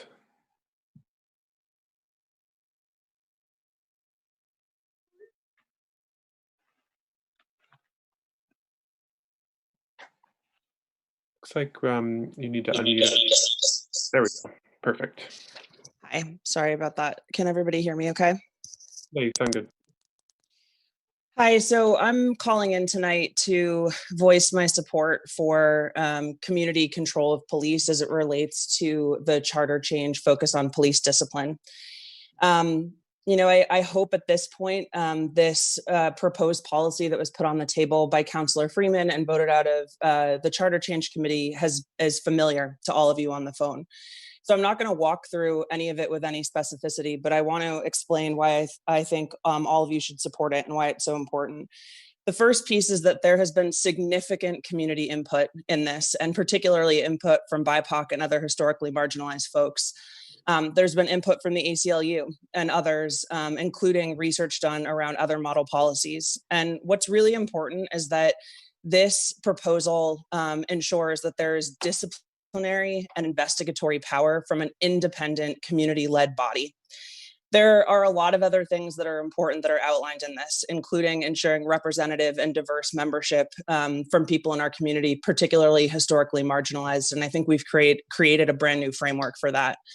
It also calls for this board to be well-resourced. And all of these provisions make it meaningfully different than the current advisory body that we have with the Police Commission. And that's really important. We want something that is truly independent from the police, because we believe the police don't hold themselves accountable, and we have a right as the community to hold police accountable. I also just want to state that, we have, in a way that is time consuming, that is emotionally exhausting. Many BIPOC and historically marginalized and our allies in the community have spent hours pouring our energy into this proposal. We have called up our city councilors, we've called up our elected officials, we've told you what we want, and we have asked you for your input. And basically, until this week, we have heard nothing from the majority of you. And now I've just heard that the mayor has posted his own proposal at the start of this meeting, which makes it nearly impossible for those in our community to respond to it in a timely fashion. Just posted that. I'm so exhausted by the lengths and mechanisms at which this body will go to silence us. I honestly don't know what to do anymore. I mean that. I don't know what to do. I don't know how to organize more people to call in, because then we cut forums short. I don't know how to ask BIPOC to call into committee meetings to get their eyes rolled, or to watch the eye rolling of Joan Shannon and others on the things that we say. I don't know how to get BIPOC to keep calling in when we're gaslit on like things that are said at the joint committee meeting that have then been proven to be untrue afterwards, such as the fact that the ACLU is in some way proposing that this change needs to happen at the joint committee. We are tired, we're exhausted. We continue to turn out in massive numbers to show you we just want to be treated differently, and we are owed a new system of public safety. When you look at the votes that the racial justice resolution had from this council, when you look at the votes that the resolution on public safety and protesting had, it is a no-brainer that the majority of this council should be voting for what the community is asking for again and turning out for in massive numbers again. I realize I've gone over my time, but I am sick of being silenced, particularly when we have put hours of work into this. I sincerely hope you do not kick the can down the road. You owe it to all in our community, and in particular, BIPOC and the historically marginalized, to get this on the ballot in March and let us in the community vote on what we want for our future. Thank you. Thank you. Our next speaker will be Jada Bearden. Jada, I'm enabling your microphone. Hello, folks. First of all, I have chills. Go off, Ashley. Take up all the space you need anytime. I'm in the airport, so sorry if my quality is trash. First, I want to say that the fact that we have over 100 people sign up to speak tonight, you should be excited, and that should be an indication of how important this is. The fact that there was any conversation about possibly not hearing the people when this is a people-centered, people-oriented council is absolutely trash. Do better. I'm talking to you, Eileen. I'm talking to you for all the others who had something to say. Your time, we have dedicated so much time and energy, and for BIPOC specifically, emotional labor to charter change. I'm sure we've had fever dreams about charter change because it's been literally ingrained in our brain. And the fact that we can totally recite the resolution of the charter change in our sleep it reflects how deeply we need this. There should not be a conversation. There shouldn't be a debate about it. I'm going to listen closely to what all my community members have to say. It's time. The time is now for community-centered, mutual aid, community care, because quite frankly, simply put, the police department has way too much power and they're trash. They've been trash for a long time. And let's just recycle it, compost it, remove it. And, it just is really telling where your priority is because of how much time you dedicate to the people. People power over politicians. These politicians won't save you, and you need to do better. Thank you. I yield my time. Black Lives Matter. Thank you. Next speaker will be Jess Laporte. Jess, I found you and have enabled your microphone.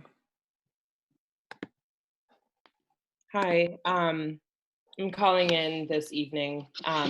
Actually chose to be with my sister and her partner tonight because of how incredibly exhausting this process is. I just want to express my disappointment in the facilitation of the public process and the engagement that we've had from city councilors. And echoing some of what my sister said, we try to show you community support by bringing out a lot of turnout.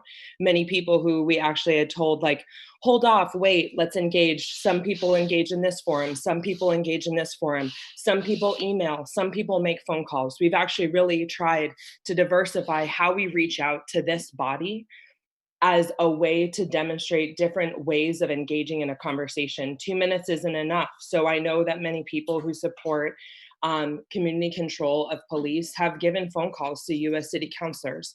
What is baffling to me is that what I've heard back from people in this movement is that many of our city councilors' minds are already made up about a community control of police. And unfortunately, I feel like that has been reflected since the beginning of the charter change process, and Councillor Freeman bringing this to the charter change committee and working on this proposal. It feels like we've been talking to a wall for months.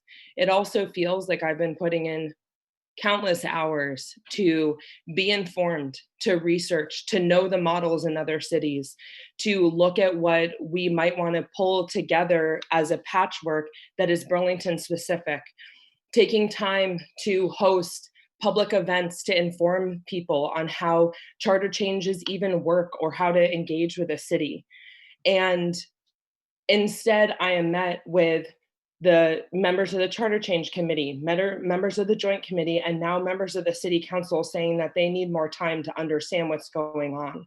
How am I giving up hours that I need to work to help make ends meet at my contract job because my current job doesn't pay me enough to pay the bills? I'm giving up time to rest, to sleep. And somehow, even though I have been on these calls well until midnight or 1 a.m., or with organizers trying to figure out what it is that we are fighting for, articulate it, and bring it forward, that this city council can't possibly go past 11 p.m. I really hope that you see the irony in saying that there is not enough public input into this process and then limiting public forum, and to Mayor Weinberger's memo to posting information that is critical to understand your perspective as the mayor of this city on this issue at the last minute. I am fucking prepared. I have Wi-Fi at home, even though it's cutting out. I've put in I can read your memo quickly to understand what's going on. That is not fair to people who have a difficult time navigating how to receive these documents and even navigating public forum. I know I'm over time, but I am so sick of the games. I'm sick of you changing the rules of the games.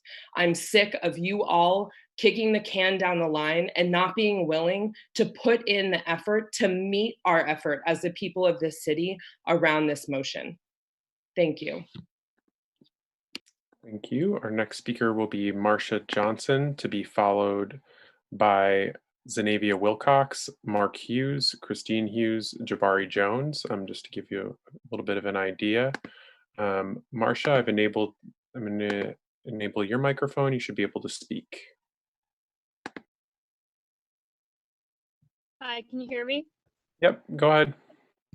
Hi, my name is Marcia and I use she, her pronouns. I'm a white resident of Ward 3. I've lived in Burlington for about 8 years. I'm here tonight to express my support for the charter change related to community control of police. I fully support Councillor Freeman's draft. A key piece of that is the requirements for diversity on the new board. It is essential that the board include BIPOC and trans members of the community and folks who are most at risk from police violence. It's also essential to have restrictions against current and former police officers being members of the board. Police cannot police themselves.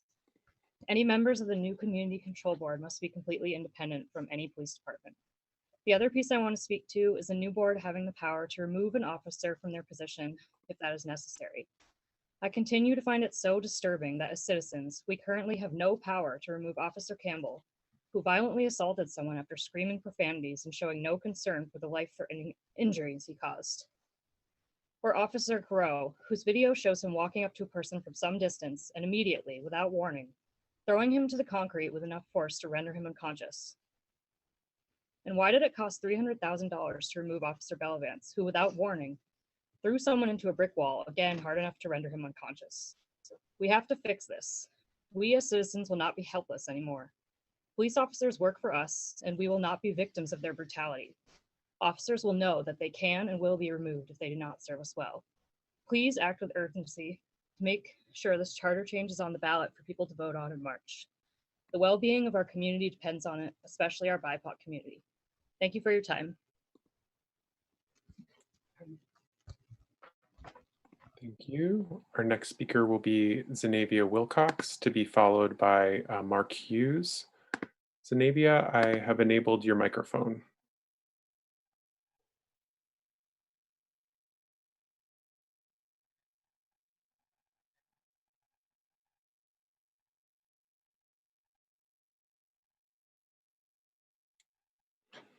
Zanavia, it looks like you're muted on your end.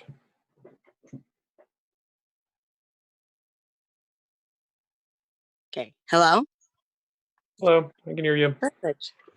My name's Zanavia.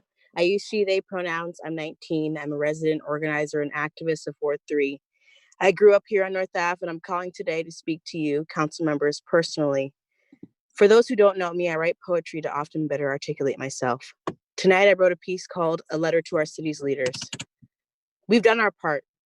Disrupt, organize, and mobilize, regardless of being the most marginalized. Thank you, Battery Park. We could sum it up all to people power, yet we start to tell those two apart. This conversation will always remain relevant as long as oppressive systems are made more prevalent. In other words, violent officers continue to police our streets like Campbell and Carreau. The conversation of police abuse in Burlington has been made clear, very, very clear every week. If you've been listening, we have no reason to tiptoe. Furthermore, dance around the statements being made in our community. We use the word control intentionally. Police have been known to cheat and lie, products of a crooked system. It happens inevitably. Who polices the police? Leaders and revolutionaries for decades have asked this question.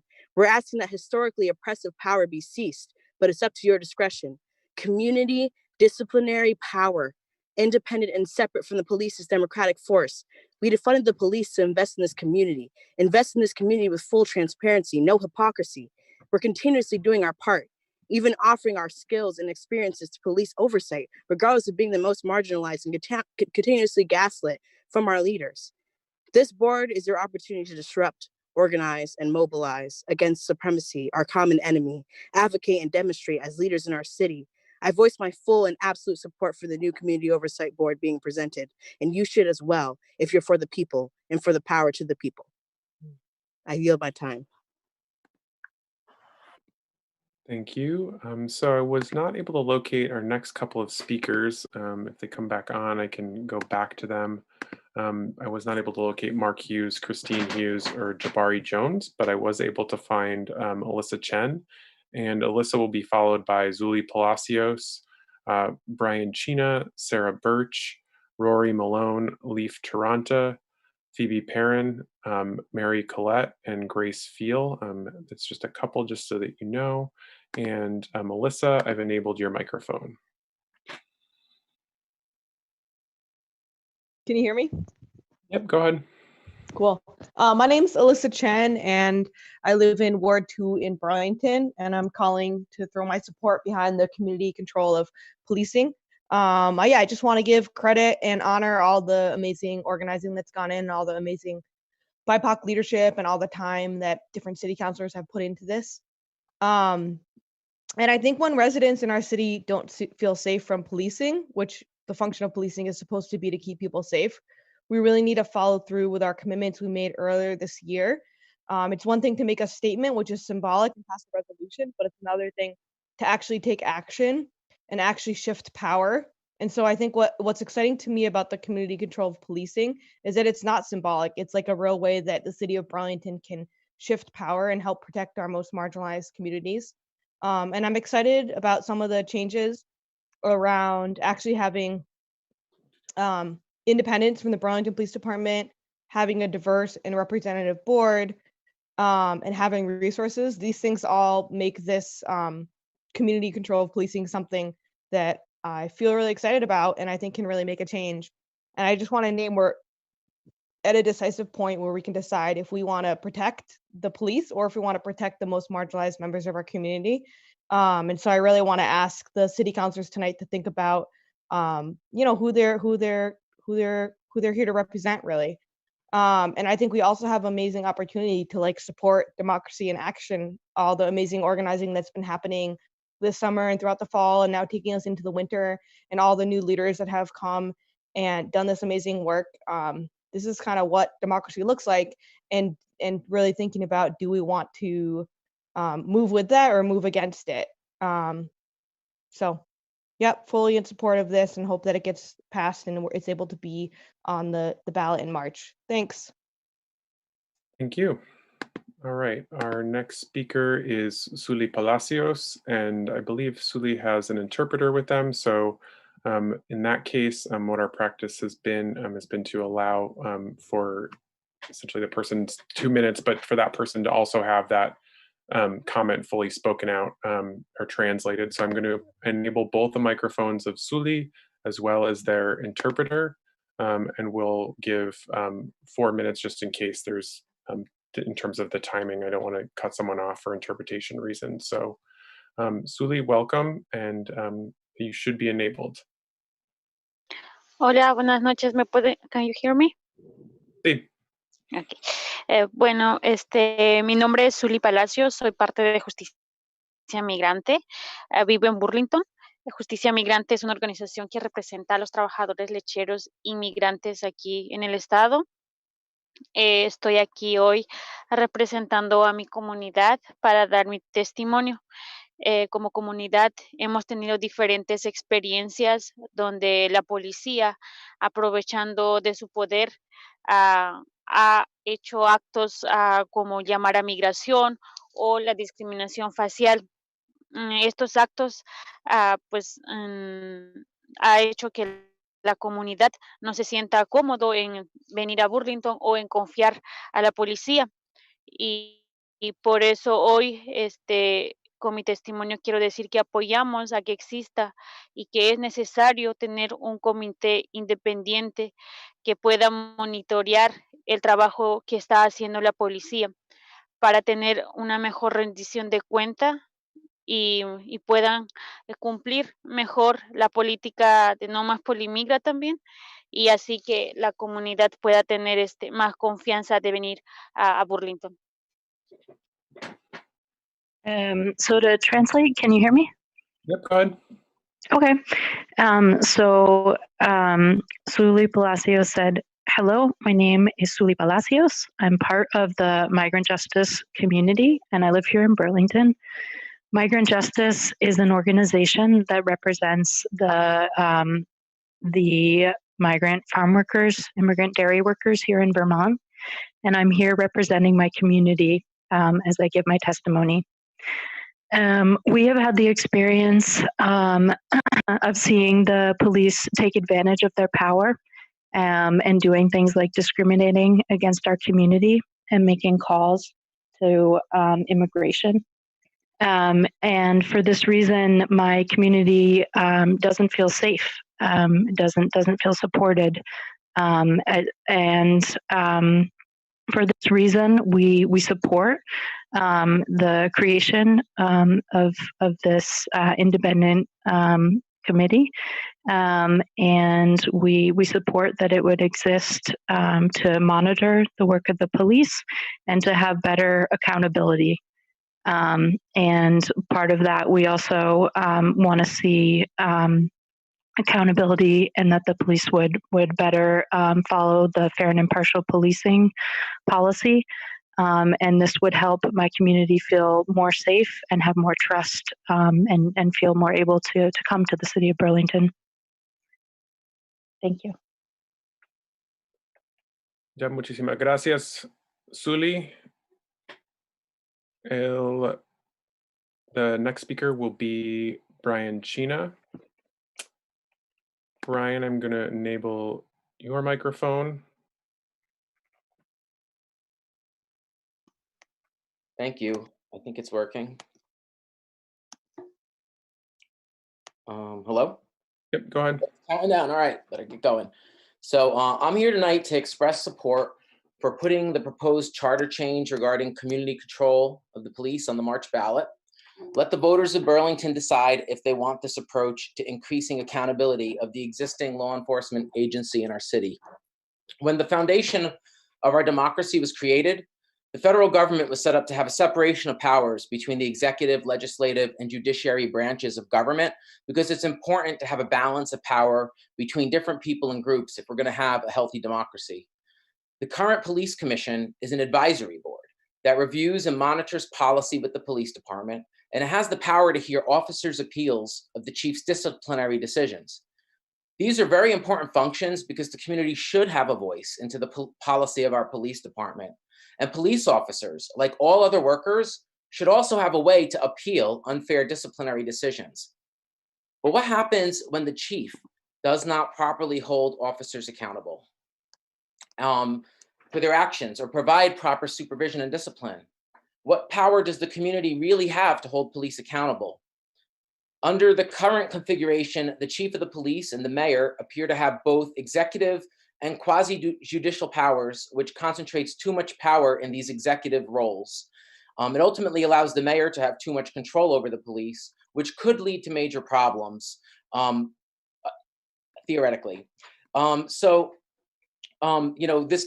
not only makes our community unsafe, but it could also be expensive to the taxpayers by chance if we were getting sued.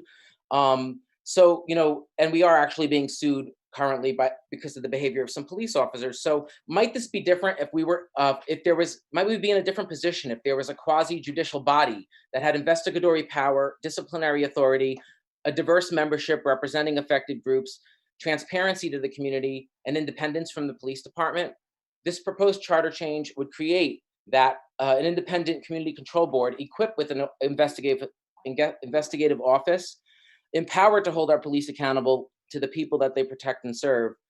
So please let the voters decide whether the community should have more control over the police, and please vote yes to put this charter change on the ballot for March. Thank you. Thank you, Representative Chena. Our next speaker will be Sarah Birch, and Sarah will be followed by Rory Malone, Leif Taranta, and Phoebe Perrin, just to name a few. Sarah, I'm going to come to you. I've enabled your microphone, so you should be able to speak. Hi, can you hear me? Yep, go ahead. Hi, my name is Sarah Birch. I use she, her pronouns, and I'm a resident of Ward 6 in Burlington. And I'm calling in tonight in support of Councillor Freeman's charter change proposal for community control of police. I recently moved to Burlington, and it was immediately made clear to me through so many conversations with community members that there was widespread frustration with BPD, fear of BPD, and especially frustration around the lack of accountability for abusive officers. Given the summer and fall of protests for Black lives and against police brutality in Burlington and across the country, it honestly astounds me that there's not unanimous support from the City Council for this charter change proposal. The proposal adheres to ACLU recommendations. It has input and support from multiple anti-racist community leaders and organizers, and it's the culmination of a massive, massive amount of research, work, and organizing from BIPOC leaders and people in this community. My representative in Ward 6, Karen Paul, said something this summer that I thought was very important. She said that painting Black Lives Matter on Main Street was not performative, but quote, the beginning of the journey to dismantle systemic racism. And I think that phrase gets thrown around a lot, but I think we really have to talk about what that means, that if racism is systemic, then only changing the entire system, only creating something new as this proposal proposes is what will address it, right? That's what systemic racism means. And this proposal is the most serious attempt and the most, I think, honest attempt to do so that I've seen be put before the City Council since moving here. It is undeniable, especially in light of the horrific videos that have surfaced, that community control over the police is necessary. And I only ask my city councilor and the entire City Council to genuinely listen with openness and honesty to the many voices of their constituents calling in here tonight. And I call on the City Council entirely to keep their promises to the Burlington community, support this proposal. It's honestly the least that you all can do for the safety of this community. Thank you.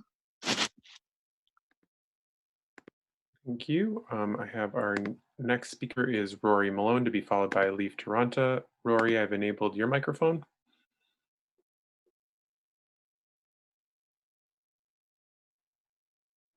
Hello. Hey, Rory. Can you hear me? Yep, I can hear you. Hi, can you? Okay. Great. So my name is Rory Malone. I live in Ward 2. I've been in the Burlington area for like about 5 years. Lived in Winooski for a bit and mostly lived in Franklin County, up near Enosburg Falls, and several cities around the U.S. And I'm here to express support for the charter change onto the town meeting day ballot. I firmly believe that people need to be able to decide who is policing them and how those police are disciplined for themselves. And I believe it should be a product of direct democracy and not through an advisory council with very little power. I'm personally have been disgusted with the actions of police in many cities, like not just throughout the U.S., but like specifically Vermont, including Enosburg Falls, St. Albans, Rutland, and especially Burlington as a Burlington resident. And seeing like these horrible behaviors of excessive force and lack of accountability, especially in Burlington, St. Albans, I think that people need to have accountable, because the police's best interest is to protect themselves, not the public. And police have more rights and legal laws protecting than the average citizen, when honestly it should be the other way around. And on the note of the officers that used excessive force in Burlington, the 3 of them, for so long, no action was taken. And then after months and months of protests and months of organizing by like Operation Phoenix and so many other groups and anti-racist organizers of color, then only 1 was fired. And seeing those go on for months and months and very little happen, I just really hope that you all understand that like these leaders don't do this for fun, and it's not fun, and this really needs to be on the ballot. I yield the rest of my time. Thank you. Thank you. Our next speaker will be, I was not able to locate Leaf Toronto, but I was able to find Phoebe Perrin, who will be followed by Mary Collette. Phoebe, I've enabled your microphone. Hi, my name's Phoebe. I'm a cis white woman living in Ward 2. I've lived in Burlington for 5 years now. I would like to thank, first I'd like to thank those who have spoken before me. And I would like to recognize that this process of coming up with the current draft of the community oversight of the police board has been going on for months now. There's been a lot of work that's gone into it, and there's been community members on this call who have been involved throughout the whole process. I've been involved for about a month now. I've listened and engaged at charter change committee meetings, educated myself on the topic, and discussed the matter with members of my community. I'm in support of the community oversight of the police board as outlined in Councillor Freeman's current charter change draft. I think the most important components of this proposal is that the community oversight board is completely independent from BPD, has investigatory and disciplinary power. Its members are people who have been historically targeted by police, like folks who are BIPOC, have experienced houselessness, are LGBTQ, just to name a few. And so community members, especially those most affected, should get to decide what makes them feel safe in their communities, not police officers. Officers in this city have already committed crimes against our citizens and have not been held accountable for their actions. In fact, 2 of them remain on the force. We need a more sustainable way to remove violent officers from BPD than expensive buyouts after weeks of daily protests. And I believe that this community oversight of the police board, independent of BPD, as proposed, is the beginning of the solution to making Burlington a safe city for all of us. I want to urge all of you to vote on this so that it can be put on the March ballot. Finally, I'd like to say to the white city councilors, please look outside of your own perspective and not only listen, but center the voices of people who are historically marginalized by the police, because their right to safety in their own city is more important than our comfortability with the matter. Thank you for listening. Thank you. Our next speaker will be Mary Collette, to be followed by Grace Field. Mary, I've enabled your microphone. Yes, thank you. I'm curious what happened to the prioritization of voices from the BIPOC community, but I will get through my bit as quickly as I can. So yes, my name is Mary Collette. I am white, and I'm currently a resident of Essex Junction. But I have lived in Burlington for about 8 years, and right now I live in Essex. Oh, I already said that part. Most of my work as a licensed clinical social worker has been in Burlington, Vermont over the past 4 to 5 years. And I'm here to voice my support of the community control of police and the proposed policy introduced by Councillor Freeman. In addition to the folks who have spoken so far, I want to share my input on this proposed charter change. I want to highlight that this proposal has received significant input from many across the Burlington community, including the BIPOC community and others from historically marginalized groups. And I want to highlight that this change is informed by models in other cities and the ACLU principles for civilian oversight. So in other words, the expertise has been right here in front of you, and I ask you to collaborate with your local experts. And lastly, I want to support the creation of a new board, and I encourage you to refamiliarize yourself with the ACLU principles. Thank you. I yield the rest of my time.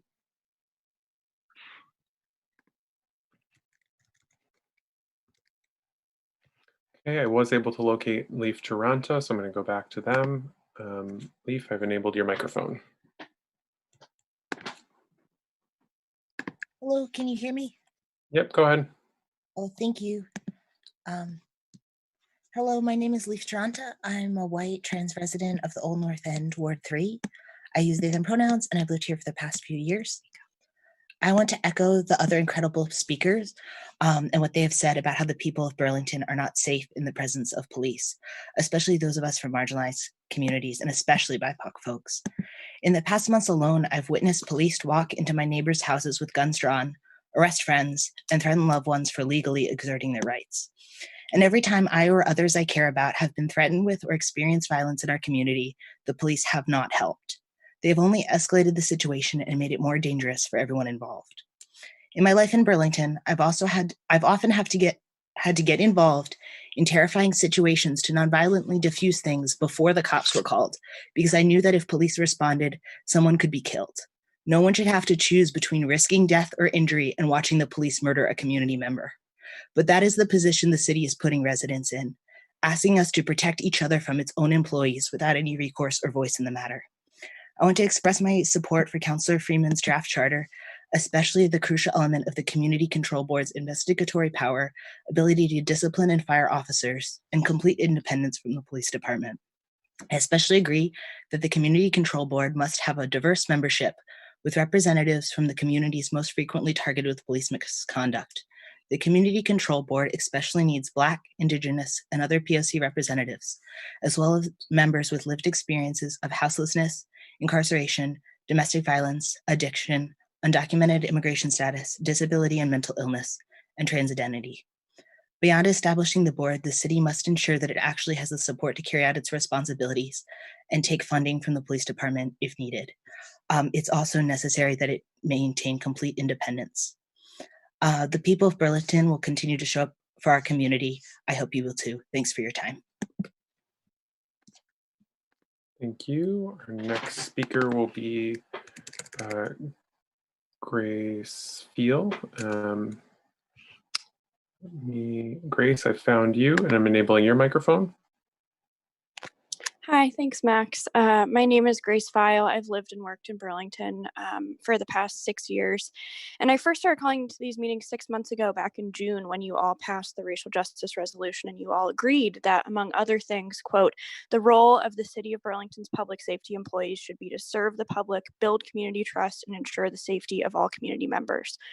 What has happened in the past 6 months since you passed that resolution is that the city has protected 3 officers who have shown patterns of violence against marginalized members of our community.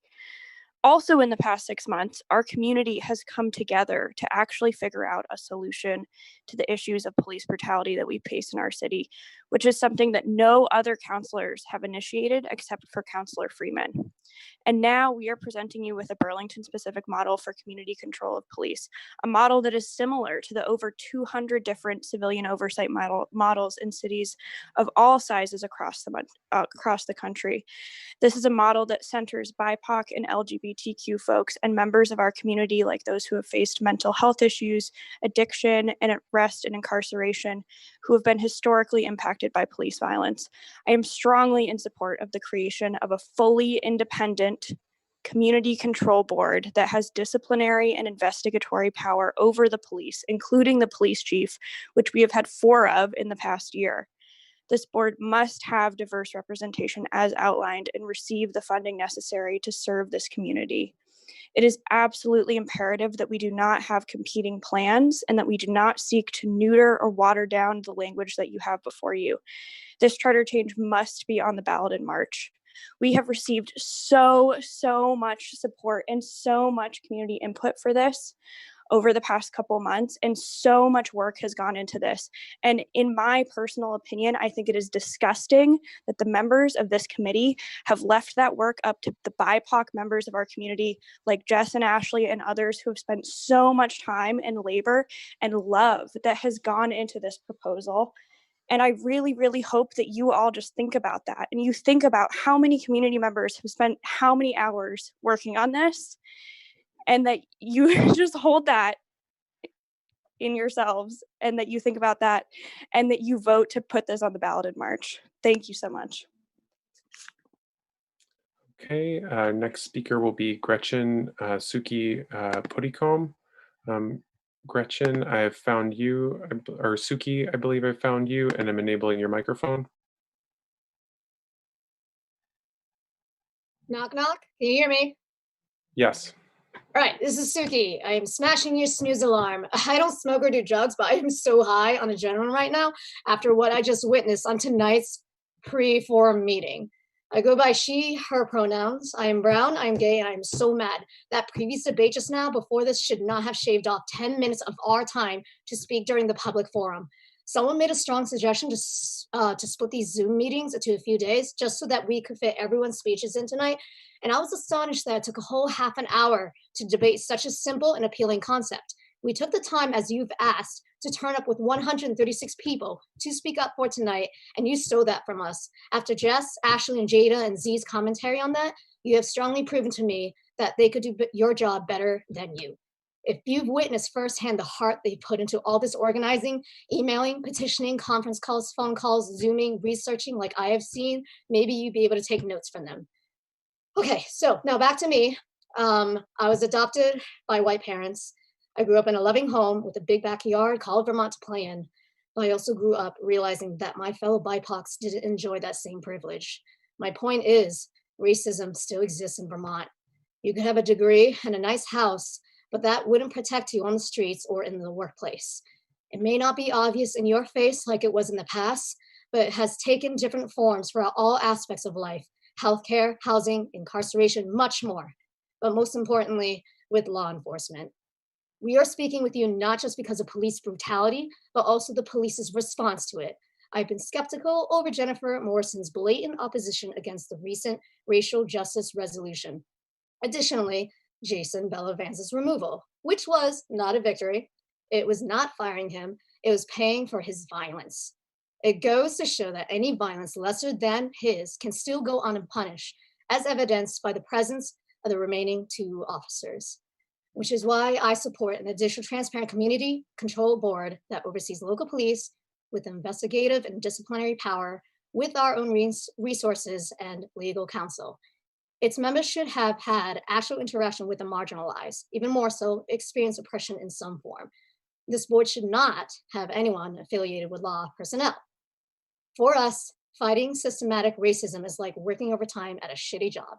Exhausting hours over the phone with privileged customers, not being compensated overtime, no reparations, employers validating our white coworkers over us, or ignoring our suggestion boxes. But unlike you, we cannot go home and enjoy our lives because our endless job of fighting racism haunts us in our homes, even in our sleep. And we fear it will even kill us in our sleep. So as long as we struggle, so should you. You will struggle with us, for us, because we are part of your community. I yield my time. Thank you. Our next speaker will be Alexander Kovacs. Alexander, I found you, enabling your microphone. Hello, can you hear me? Yep, go ahead. Hello. My name is Alex. I've been living and working in Burlington for the last 2.5 years. I mean, I've called into a couple of these meetings now and pretty much just saying the same thing over and over again, that I think that there should be an independent police accountability board, similar to the one that's been outlined by, the one that's been outlined by Councilor Freeman and follows the guidelines by the ACLU. And I'd just like to say that it's while the fact that we have to fight so hard for something that seems like such a like basic request. It's been very inspiring hearing everyone speak so passionately and informed tonight. So just gonna, shout out all those people. I yield the rest of my time. Thank you. Black Lives Matter. Thank you. Our next speaker was supposed to be Marianne Ward, but Marianne did write to me and asked to be removed from the list. So I have William Dunkley to be followed by Peggy Owen Sands, Miranda Holbrook, Nell Carpenter, Ali Sarhanis, Sarah Knoll, and Sophie Castle, as well as Dana Keys Gibbons. So that's the next couple of speakers. And I'm going to go to William Dunkley right now. William, I've enabled your microphone.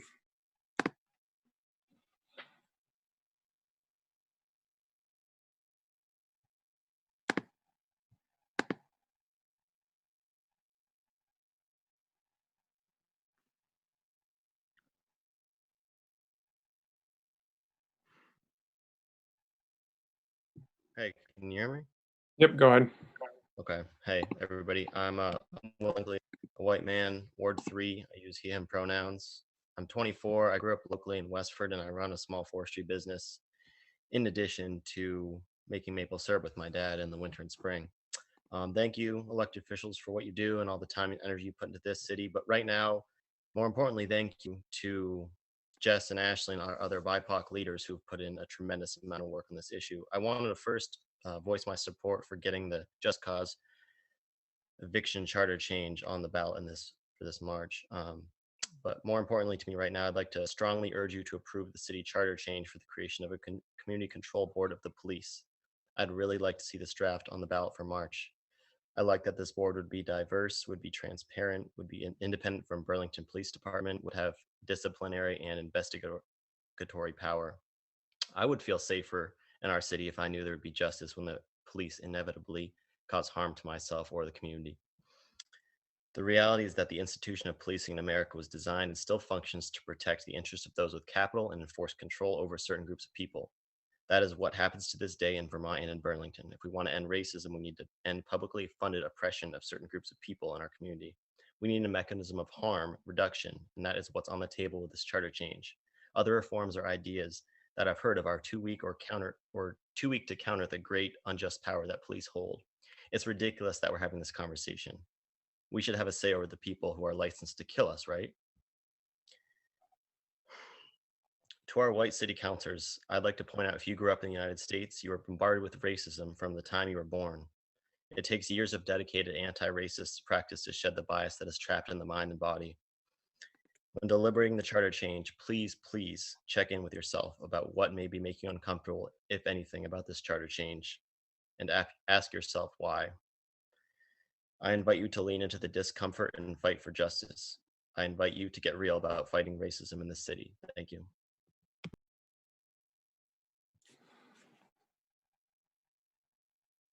Thank you. Our next speaker will be Peggy Owen Sands. Peggy, I'm enabling your microphone. Great. Hi, everybody. My name is Peggy Owen Sands. I'm speaking on behalf of the racial justice team of the First Unitarian Universalist Society of Burlington.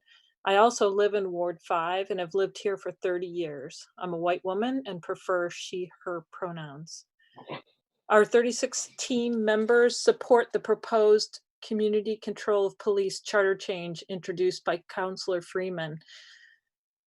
We urge the City Council to honor the racial justice resolution passed in June of this year. This resolution states that there be a methodological transition to a public safety apparatus that is developed with full community participation and input that delivers services aligned with the values and vision of the community. The charter change put forward by Councilor Freeman was drafted in collaboration with the ACLU of Vermont, the Vermont Racial Justice Alliance's Operation Phoenix Rise, and the Battery Park Movement, which meets the criteria put forward by this resolution. The proposed charter change was created by community members, including BIPOC and others from historically marginalized groups who shared their values and vision for transparency. The proposal expresses the community's call for a police force overseen by the community and not by the police themselves. Because this proposed charter change is aligned with the vision and values of our city and its citizens, it is the right step toward helping Burlington become a safe, livable community for all people who live in Burlington. We ask that the City Council and all its committees and the Police Commission honor their racial justice resolution and the importance of anti-racism by voting to support the charter change. Thank you.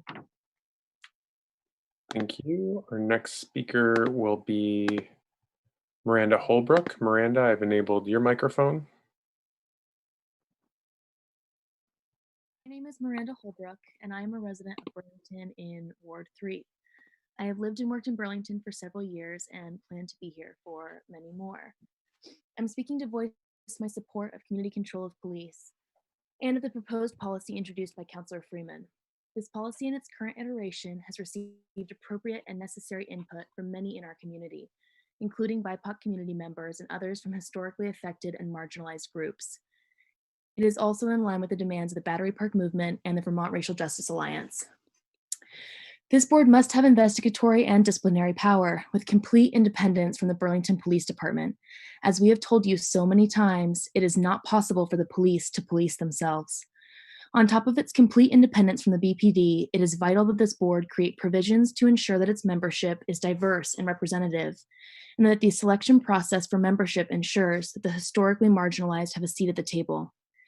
This board must also have proper resourcing, including transferring resourcing from the Burlington Police Department if necessary.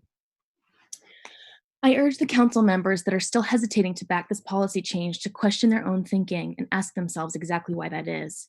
Is it not true that this proposed charter change will only ensure that the safety of our citizens in Burlington is protected and upheld? Is it not your job to listen to and respond to the will of the people? Our community has spoken, and in this time of long overdue change, I'm asking you to do what's right and vote to ensure that this draft is on the ballot in March. Thank you.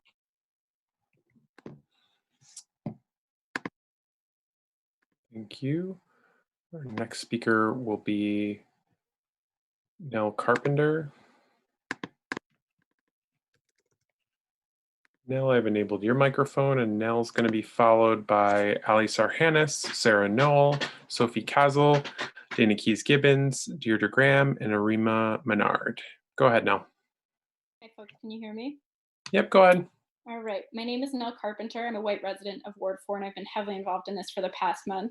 I had a whole comment planned, but I'm going to take my time to respond to the mayor's counter proposal, which was posted right at the beginning of this meeting, which probably many of you might not even know happened. I apologize for the lack of structure and hope you take it as an example for how unrealistic it is that the public would be able to give coherent comments to his proposal. So let's not waste any time. It's disgusting and awful that the mayor did this in the first place when Perry's draft has been on the table for over a month and he literally gave zero time for anyone to comment on this. Especially because this will be the only night of comment if I understand the exhaustive deliberation at the beginning of this meeting correctly. This is a stall tactic, this is lazy, this is undemocratic. So into the meat of it. There's a difference between the police commission and the proposed board. One of those differences is that the board selection and standards for representation. There's no guarantee that the police commission will continue to be so racially diverse as it is now, or include other forms of representation. So including that body is inadequate. And we have a vision for how the police commission fits in with the proposed community control board. Also, if I'm reading this correctly, most of the power still remains with two of the highest ranked folks in the city, the mayor and the police chief. The position is thirdly. It's tacky and power hungry to be making this move while you're in office with no input from anyone else. Also, all you're doing is giving input to the mayor and the commission other than the chief. This doesn't mean anything when the chief still ultimately holds power. The police commission can only override the chief's decision with 6 votes out of 7 commissioners. And since when is this a realistic quorum at all? Take the money that you're offering for the commission to hire an independent investigator in the case that they need to and invest it in this proposal. The proposed community control board accounts for the amount of work and emotional labor that it takes to be involved in this work through training, stipends, etc. You're just throwing more into the police commission without sensitivity for how much work this might be. This proposal allows complaint to come directly to the chief, and only if the chief determines that it is a matter alleging that a police officer has been negligent or derelict in their duty or whatever, does the commission need to be involved. There's so much room for things to get dropped, as they have in the past, and justice and accountability to continue to not exist. There's also a clause in here allowing accused officers to cross-examine and present witnesses. When will you get it through your head that violence from police is just violence? I don't understand how you can think that your proposal that you literally put out the moment public comment started will garner broad consensus. How do you hear all this comment tonight and think that there is no consensus or that input hasn't been received? I came up with all of this in about 10 minutes. Councilor Freeman's draft saw hours and hours of comments, revisions, research, etc. I think the community is giving you a pretty clear path forward, and I ask you other councilors to please not fall for the actions of the mayor tonight. Thank you, and I yield my time. Thank you. Ali Sarhanis is next, to be followed by Sarah Knoll. Ali, I've enabled your microphone.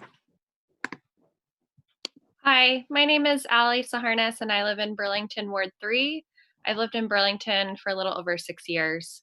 And I'm calling in tonight to support the charter change proposal for community oversight of the police. I support this proposal because I've witnessed the disheartening patterns of the Burlington Police Department officers using excessive use of force and abusing their power against people in our community with inadequate repercussions and disciplinary actions. The current structure that allows only the police chief to fire officers accused of misconduct definitely results in a lack of accountability, and it's a conflict of interest. I strongly support the creation of a diverse community board to oversee the investigation and discipline of police misconduct that is fully independent of the BPD and is endowed with disciplinary power, investigative power, independence, representation, and transparency. I fully believe that this well-researched and strongly supported charter change is a step that the city desperately needs to take to make Burlington a safer and more equitable city for all of its residents, especially those who are most vulnerable and marginalized. So I urge you to please hear our voices tonight and put this charter change on the ballot in March. Thank you. Thank you. Next speaker will be Sarah Knoll, to be followed by Sophie Castle. And I'm appreciating the help that folks are giving me, just identifying themselves or others as BIPOC. That's very helpful. Sarah, I'm enabling your microphone. Another weird thing is that sometimes the software that people have for Zoom, they have an older version of Zoom, and then when I click on them, they have to get uploaded to a panelist. So it's a little strange sometimes. That's why that happens sometimes. I usually just enable the microphone. So that explains that if you see someone pop up on the screen, it's just they have an older version of Zoom. So I believe we have Sarah with us. Hi, Max. Can you hear me? Yeah, I can. Go ahead, Sarah. Great. Hi, my name is Sarah Noel. I use she, her pronouns, and I am a white queer resident of Ward 8.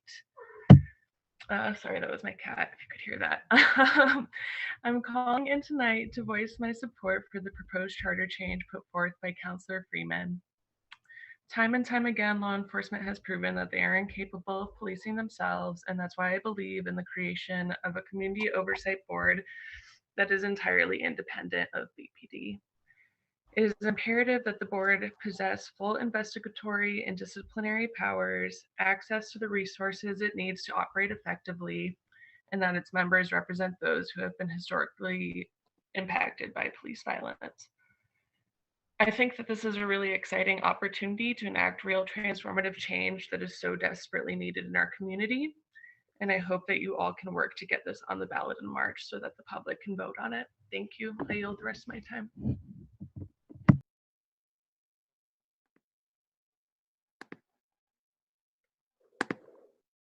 Okay, so our next speaker will be Sophie Castle, to be followed by Dana Keys-Gibbons, Deirdre Graham, Arima Menard, Jorge Rios Garcia, Daniel Mutianu, Hannah Brislin, Tessa McGann, and Lila Fortunoff.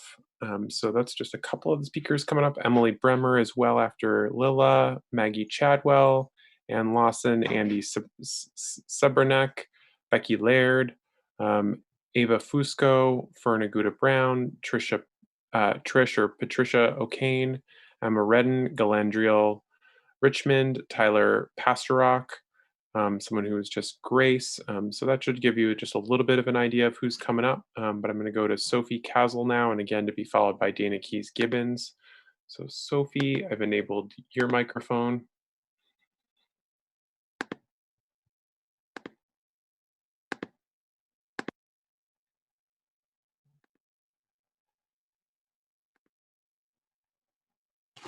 All right, can you hear me?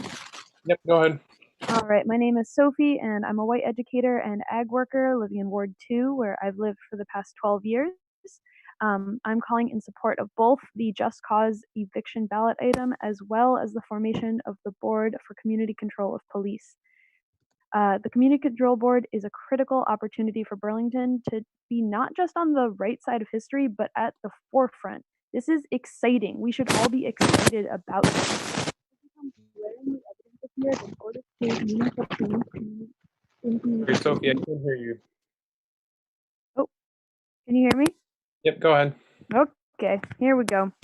Anyway, in order to create change in our community safety, we have to have community control, including the investigatory and disciplinary power over the police, not just advisory boards, and definitely not toothless recommendations from the bureaucracy that leave actual decision making in the hands of the chief and the police union.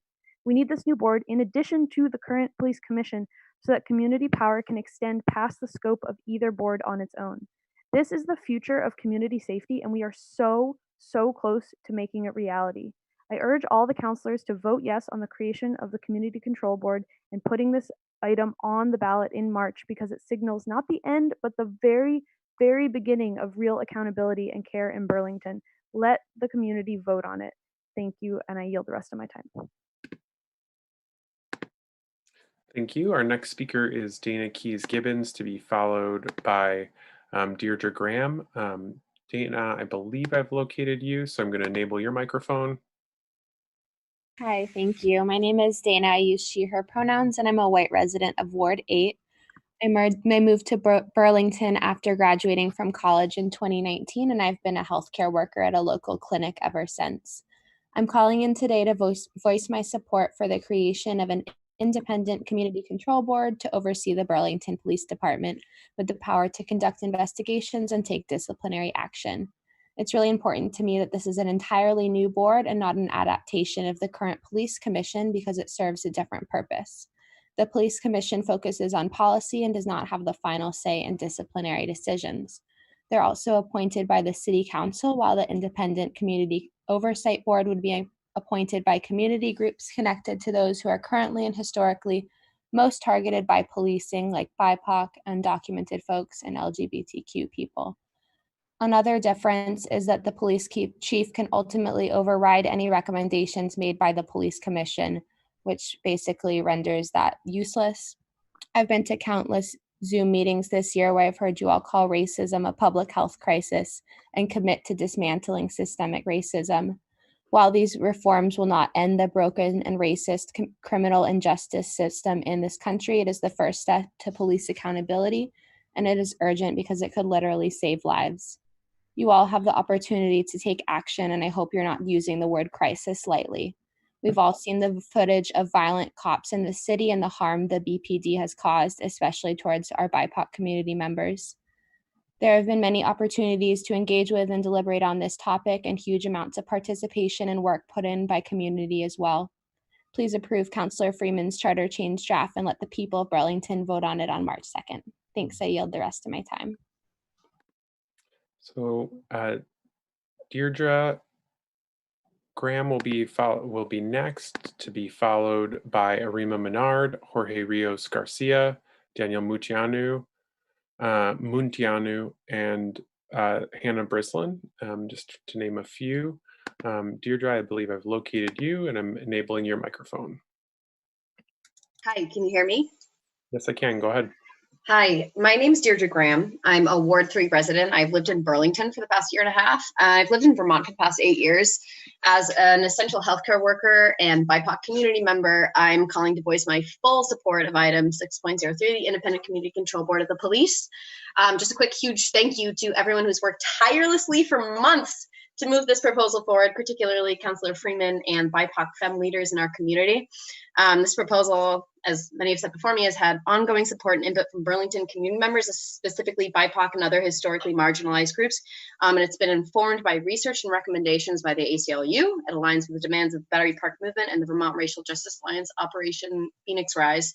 To recap, again, as many have said before me, it's imperative that we have a completely independent, diverse, and representative board that holds investigatory and disciplinary power over the police. As it stands right now, we, the community, have no control over the police, specifically when it comes to disciplinary actions. And let's never forget that police brutality and violence is very real and has taken place in Burlington. While there's some work surrounding disciplinary actions of the police, it's still all in the hands of the police, and it's, the police union is protected by the police commission, as I've claimed to be community oversight board of the BPD, holds no power whatsoever. The current chair of the commission has said himself the board doesn't do much of anything. They have no real power. Not only do they not hold power, but it's so shrouded in cryptic information that the general public has little to no idea what they even do, which again isn't much of anything. And how can we begin to build public trust with such little transparency? And how can we begin to build public trust with a police department entrenched with outdated racist policies and a union which fiercely protects these systems?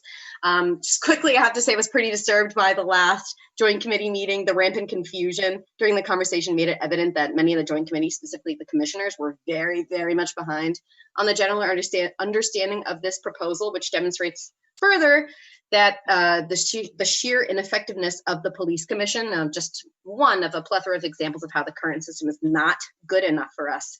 Counselors, if you truly aim to serve the community, if you really do believe Black Lives Matter, if you really will commit to supporting and protecting the most marginalized among us, I hope you recognize the answer is to not wait on moving this proposal forward.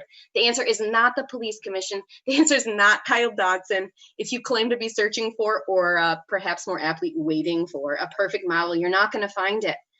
We know that it's going to take lifetimes of hard, continuous work to dismantle white supremacy and the interlocking systems that perpetuate it in our society. But what we need to do now specifically is act. We need to pass this proposal and bring it to the ballot in March. It simply cannot be stressed enough how much time is of the essence. The Independent Community Control Board of the Police is a step forward we need right now. I yield the rest of my time. Black Lives Matter. Okay, I'm going to go to Arima Menard next, to be followed by Jorge Rios Garcia. Arima, I've located you and have enabled your microphone. Hi, are you able to hear me? Yes, I am. Go ahead. Great. Hi, my name is Arima Menard. I use she, her pronouns. While I reside in Waterbury, I work at the Peace and Justice Center of Vermont in Burlington, which is in Ward 3. I am speaking in emphatic support of the resolution for community control of police, not only because I am the community engagement manager at the PJC, but because as a BIPOC Vermonter of 6 years and citizen, I and my partner, like many others who live in neighboring towns, also visit, shop, and enjoy professional, leisure, and cultural activities in Burlington. We are all therefore very much vested in safeguarding the safety and enjoyment of the city for all community members. I commend Councillor Freeman and those on the Charter Change Committee that worked with heart on moving this resolution forward and strongly support the fact that this resolution demands community control of police. Admirably, the proposed charter change was created by receiving and hearing significant input from many across our community, including BIPOC and others from historically marginalized groups. Its likelihood of success is supported by the fact that it is informed by models in other cities and guided by the ACLU principles for civilian oversight. The resolution importantly aligns with the demands of the Battery Park Movement and the Vermont Racial Justice Alliance's Operation Phoenix Rise initiative, the members of which have acted as inspirational leaders in this effort to urge Burlington to lead with impactful legislation that addresses racial injustices and inequities that you must trust BIPOC community members and citizens of this nation suffer greatly from. It is simply common sense that an entity that wields the power to use violent force cannot be left to also be the only organ that determines if such force was justly applied. Checks and balances must exist in order to hold entities accountable to the communities they aim to protect and serve. And an independent community board composed of a diverse and representative membership achieves just that. I want to thank Ashley and Jess Laporte, Mark Hughes, Councilor Freeman, and all those who have given so much of their life, energy, time, and effort to do the work of getting this resolution that is long overdue to where it is today. Now is the time for you to stop delaying and show your appreciation for this pivotal opportunity they have brought to you. Please help these courageous community leaders to achieve what will benefit all of us by creating a safe and peaceful city for all, free from the terror of police brutality. Black Lives Matter. Thank you. Thank you, and appreciate corrections on names. So please keep those coming. It helps me to be better and more respectful at this. So please correct me if I get your name wrong, of course. I want to get them right. So next I see Jorge Rios Garcia. So Jorge, enabled your microphone. You should be able to speak. Hello, everyone. My name is Jorge Rios. I use pronouns él. I live in Burlington in ward number 6. I consider myself as a Latinx non-white. I got a lot of things to say about this. And this is a good time for Burlington. Bringing this for a debate make me feel that we are in the way of the promised land. We as a Latinx community, we want to be included in the democracy. We gotta be included. No, and other feeling is like no one can to stop this movement because those feelings are the feeling of the people. And if those feelings are gonna be here and we are gonna be here, stand up for our rights. And that's a fact. Let me tell you, you councilors, that let the people vote. Yeah, I don't think you need more time to understand this document. Let's just the people vote, and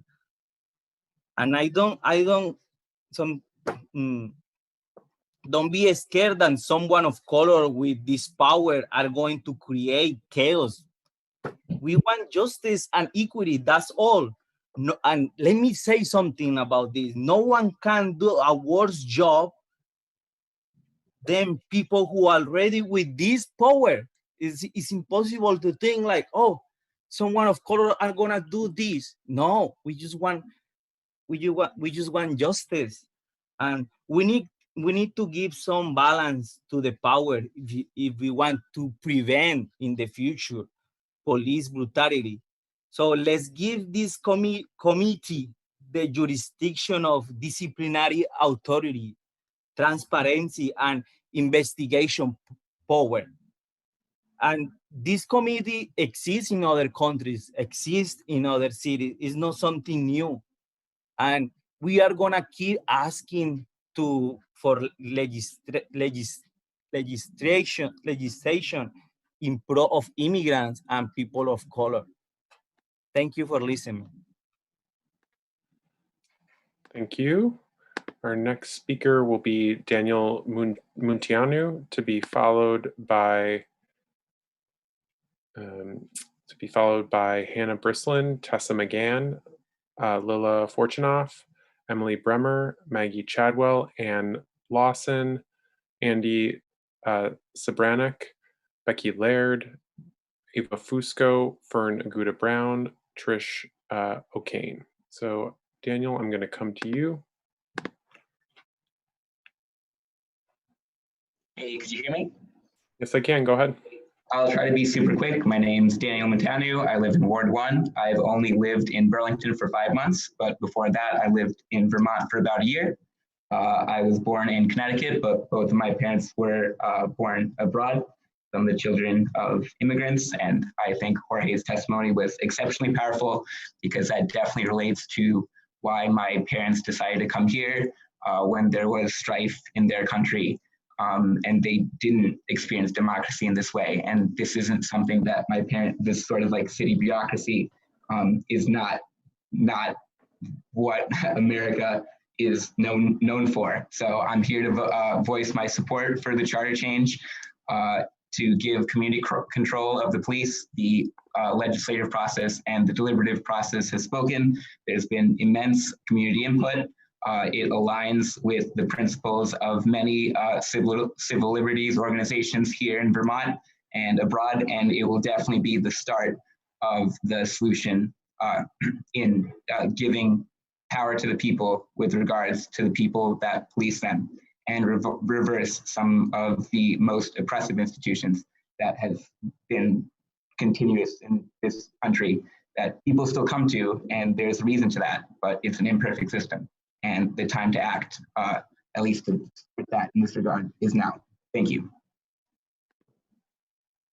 Thank you. Our next speaker is Hannah Brislin, to be followed by Tessa McGann. Hannah, I believe I found you, so I'm going to enable your microphone. Can you hear me? Yes, I can. Go ahead. Great. Hi, everyone. My name is Hannah. I am a resident of Ward 2. I am calling in support on the charter change for community oversight of policing. The city took a vow, like seemingly, to dismantle systemic racism. We can't just say that we're going to do it. We do need to actually take necessary steps to do so, and this charter change is a necessary step. Another charter change that is a necessary step to dismantling systemic racism is the just cause eviction. Both of these charter changes, this body has had plenty of time to mull over it, to provide your input, in which you have. The next steps is for you to do your job and pass it along to the people to decide. This is their city, and they have a right, and it is necessary for them to decide on this. And it is at that point where both of these are to be passed along to them to make that decision. So yeah, I'll yield the rest of my time. Thank you. Have a great night.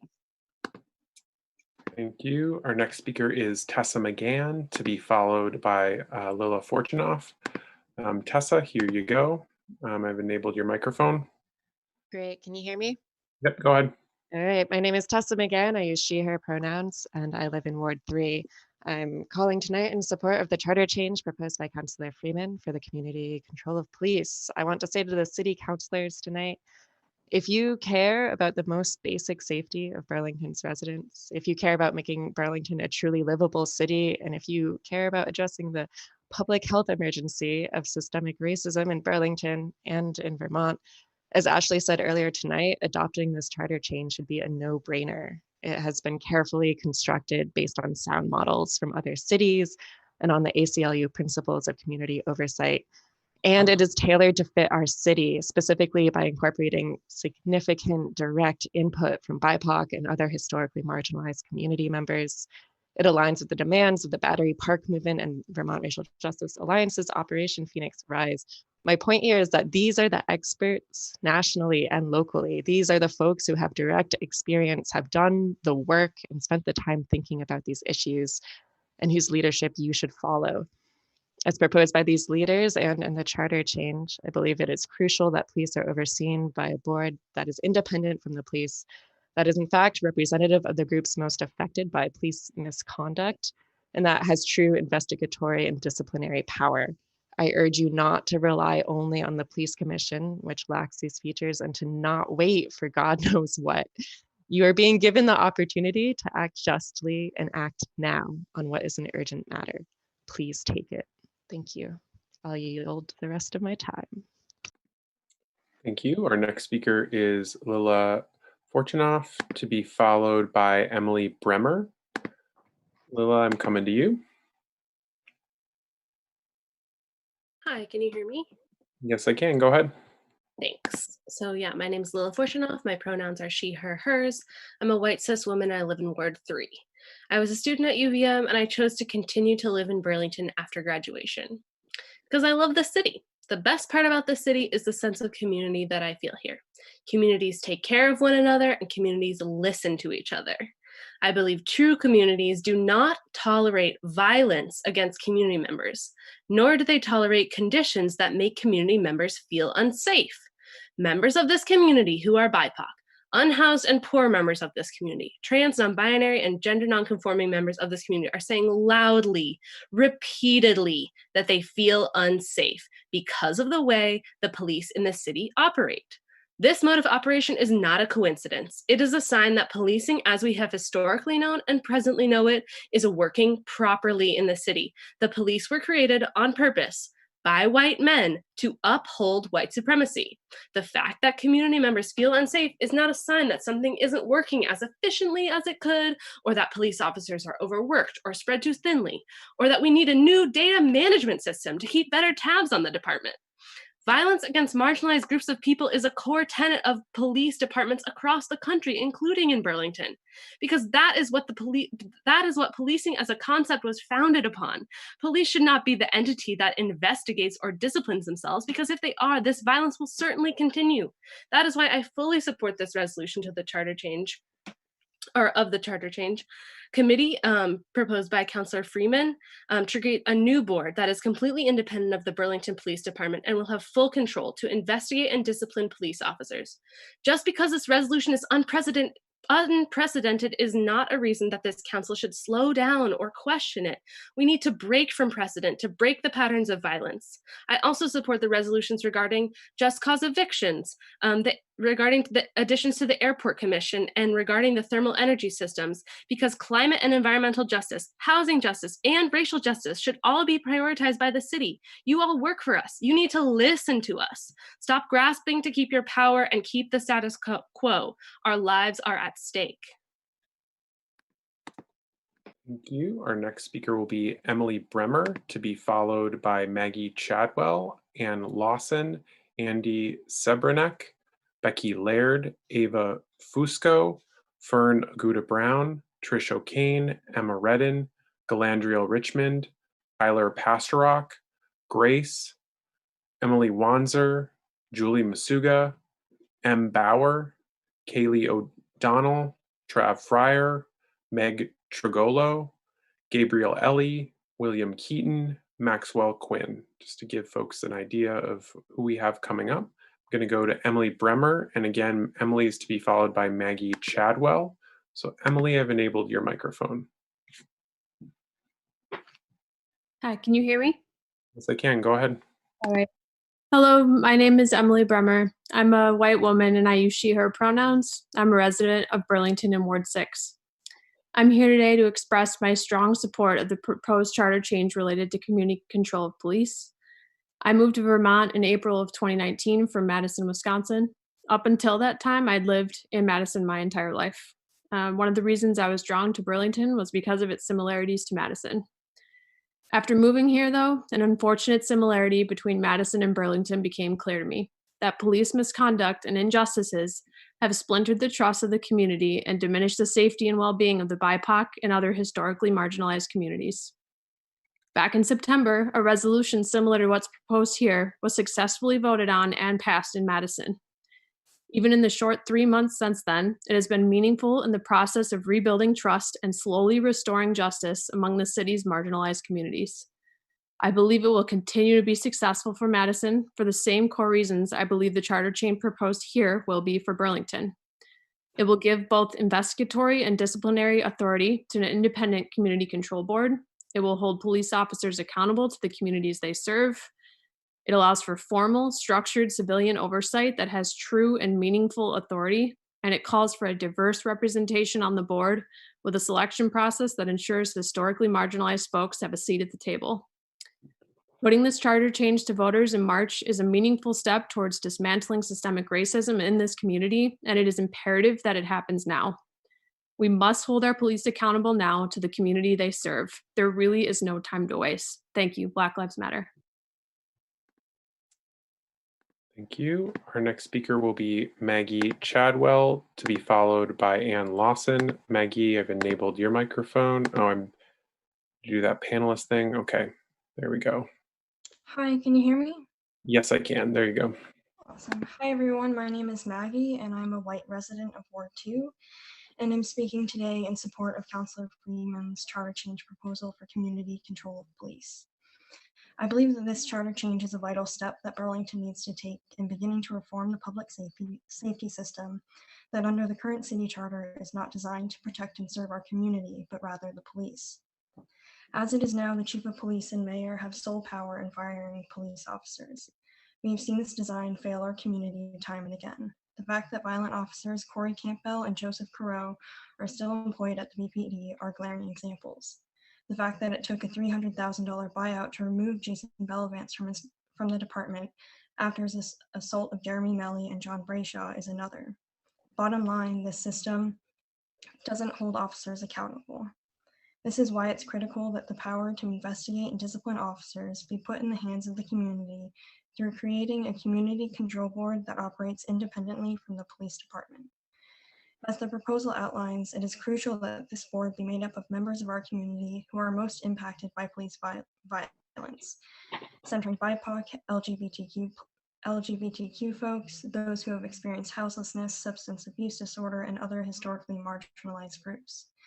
Burlington needs to start following the lead of the Battery Park movement and the Vermont Racial Justice Alliance and fight for meaningful, tangible change for marginalized folks in our community. That should only start with this charter change. I urge you all to support this proposal in its entirety and fight for it to be on the March ballot. Thank you. I yield the rest of my time. Thank you. Our next speaker will be Ann Lawson, to be followed by Andy Sobranek. Ann, I've enabled your microphone. Great, thank you. And thanks for taking the time to hear from us tonight. My name is Annie Lawson. I'm a cis white woman and I live in Ward 4. I've lived in Burlington for 8 years. I'm a licensed clinical social worker and my professional background is in public mental health. I want to urge the City Council as well as the Mayor to adopt the charter change as it's proposed by Councilor Freeman, which will increase community control and oversight of the police. I specifically want to express my disappointment, but not my surprise, at hearing a community leader share that Mayor Weinberger put forth his own counter proposal at short notice. This is not the first time the mayor has used this strategy to undermine efforts by community organizers, and it makes clear his lack of interest in engaging honestly with the public. It is nothing short of a slap in the face to the community leaders who have invested countless hours in trying to engage with councilors and the mayor ahead of time. So I'll use a moment of my time to recognize his continued pattern of disingenuous behavior. To my city councilors, it's one thing to support a BLM mural on a street that receives lots of visibility, but does nothing to actually support those communities most targeted by police. It's another thing to enact actual policy to increase those protections, in this case through increasing police accountability. Councilor Freeman's proposal has received much community support from the public, as evidenced by the turnout to this meeting tonight. But in particular, it has received support from BIPOC folks and from organized groups like the Racial Justice Alliance and the BIPOC-led Battery Park movement. The significance of that cannot be overstated. Leading racial justice advocates in our community, leading organizers of color have built and endorsed this charter change. They're effectively saying, here's one meaningful way to help undo systemic racism in our community. These organizers already did the work for the city. They are not asking the city to think up ways to address systemic racism. They're saying, hey, we built a well-researched solution to a widely acknowledged problem in our community. Now let's allow the public to vote on it. To my white city councilors, you have the power to decide whether or not you will listen to their voices. Please think hard about what message you send Vermonters of color if you vote against this proposal, and what message you send them if you support it. Thank you. Thank you. I'm going to go to Andy Sobranek right now. I was able to locate Jabari Jones. So Jabari, I'll come to you after Andy. Andy, I've enabled your microphone. Hey, how's it going? I'm Andy. I'm a resident here in Ward 2. I've lived at Converse Court for about 4 years now. I'm a white essential healthcare worker. Been living paycheck to paycheck, struggling to make ends meet each month here, but I still love this community a lot, and I would like to see and make sure that all of our population here in the community, especially the most vulnerable, are feeling safe. I have a hard time imagining that this is a hard decision to make, but of course I do understand that we do live in a very colonial and oppressive structure here. So I do understand that that we do need to at least go through these motions. So I am in support of making sure that there is a independent community oversight of the police department here in Burlington, one that is fully independent and is fully funded by all means, and has power for disciplinary action. I'll leave it there and pass my time along. Thank you. All right, I'm going to go back to Jabari Jones, who we had called earlier. located them right now. And so Jabari, go right ahead. Yeah, thank you. Thanks for seeing my email. Thank you, city councilors, and I'm just calling in to support this proposal for a community control board to be put on the ballot. And I just want to say that this is about raising the bar of justice. The police policing themselves as where the bar is insufficient, and it's perpetuating harm, not safety. And so I think that it's up to the people to decide if they want to raise the bar. And like people have said all night, a lot of work has already gone into this proposal, and so I'm asking you to trust the wisdom of the people who have put in the work over the course of months under difficult conditions, and to raise the bar. When there is such a thing as self accountability, for people to hold themselves accountable for the harm that they cause. And I think over and over again, the police have demonstrated that they're not good at that. So we need a new tool. We need a new means to hold these city employees accountable. And so that really requires like an independent body with authority, with real teeth. When you have a police commission or some other civilian police review board or something like that that doesn't have any teeth, it's just performance. And that's a waste of time. It's a waste of money. It's a slap in the face of people who are trying to put in the work and who actually just want justice, not retribution, not the guillotine, basic justice. So I hope that you'll respect that and approve putting this on the ballot. Thank you.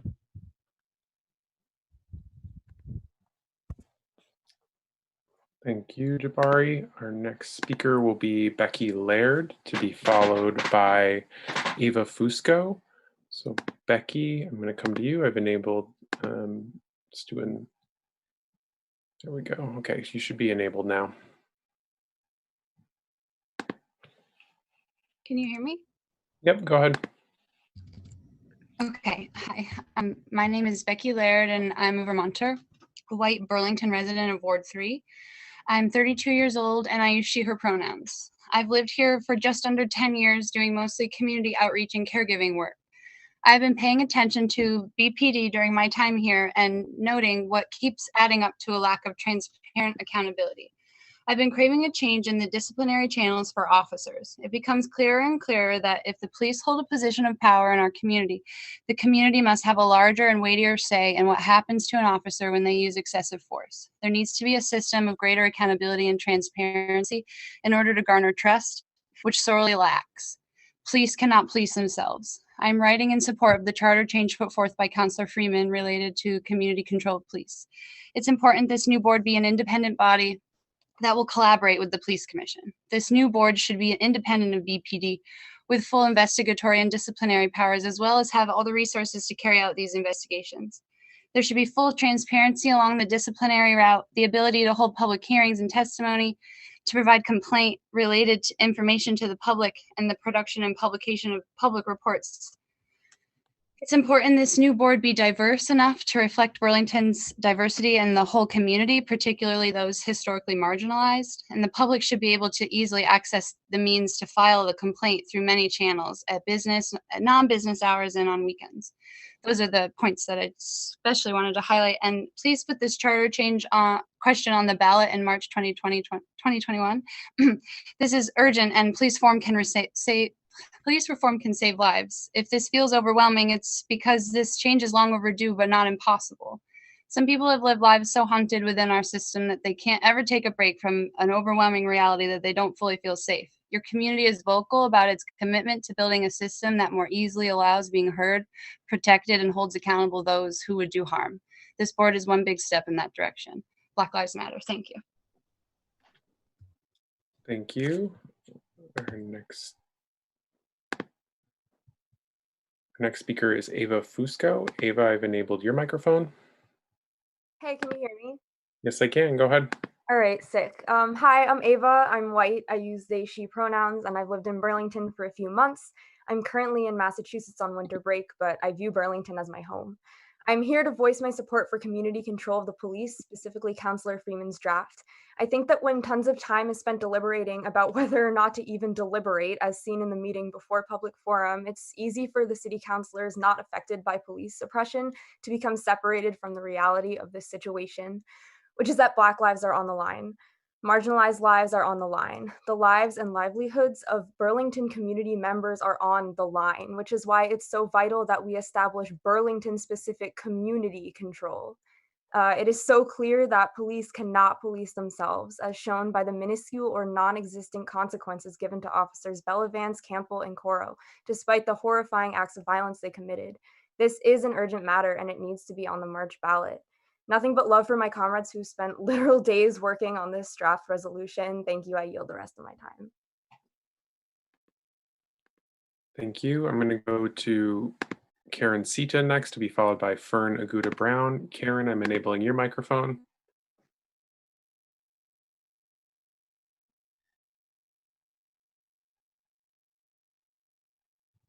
Is the mayor there? I don't know why he went off, especially when a Black man started speaking, he decided to go off. So I would like to speak. Oh, the mayor is back. Okay, sorry, I was eating because I was wondering if he was leaving for good. So my time has now started. I would like to say Black life has always mattered. Black disabled lives mattered, no matter what you're going through. So sorry, I was eating in the middle of this conversation. So I'm a student at Champlin College, a Black woman, a Congolese woman, a proud African American, and a student at Champlain College, and a struggling student at Champlain College based off racism, based off slavery, based off how Black women are disliked, disrespected, and not embraced and not loved at all, which is a shame, based off Mayor Weinberger's budget and way he tends to view America. Or at least raise America. So I would like to say that we deserve whatever we're asking for. We deserve the freedom. We've suffered. We have took the chains. We have flew off the ships. We have done the best we could, and we continue to suffer. We continue to vote for him, which you don't have to do anymore. We understand now that our master does not have to be Mara Weinberger and his weird obsession with Del Pozo and cheap polices. If you want an Ivy League friend, Brian Chena is an Ivy League, and he is disgruntled, and he does not believe in police departments just being so disheveled like your friend Del Pozo. So I'm a South Burlington resident. I sleep in heavenly peace knowing that I don't have Mario Weinberger as my mayor. We can also sleep in heavenly peace, Chittenden County, knowing that too. So March is our time to tell him we don't need your budget, we don't need your viewpoint, we don't need your fake bothering, because this is just a shame. And I feel like, all those kids that have suffered with white parents that feel like they don't understand them, he's going to soon be in that same position. I always take it personal because we all know Black people are personally suffering, so he can be hurt too.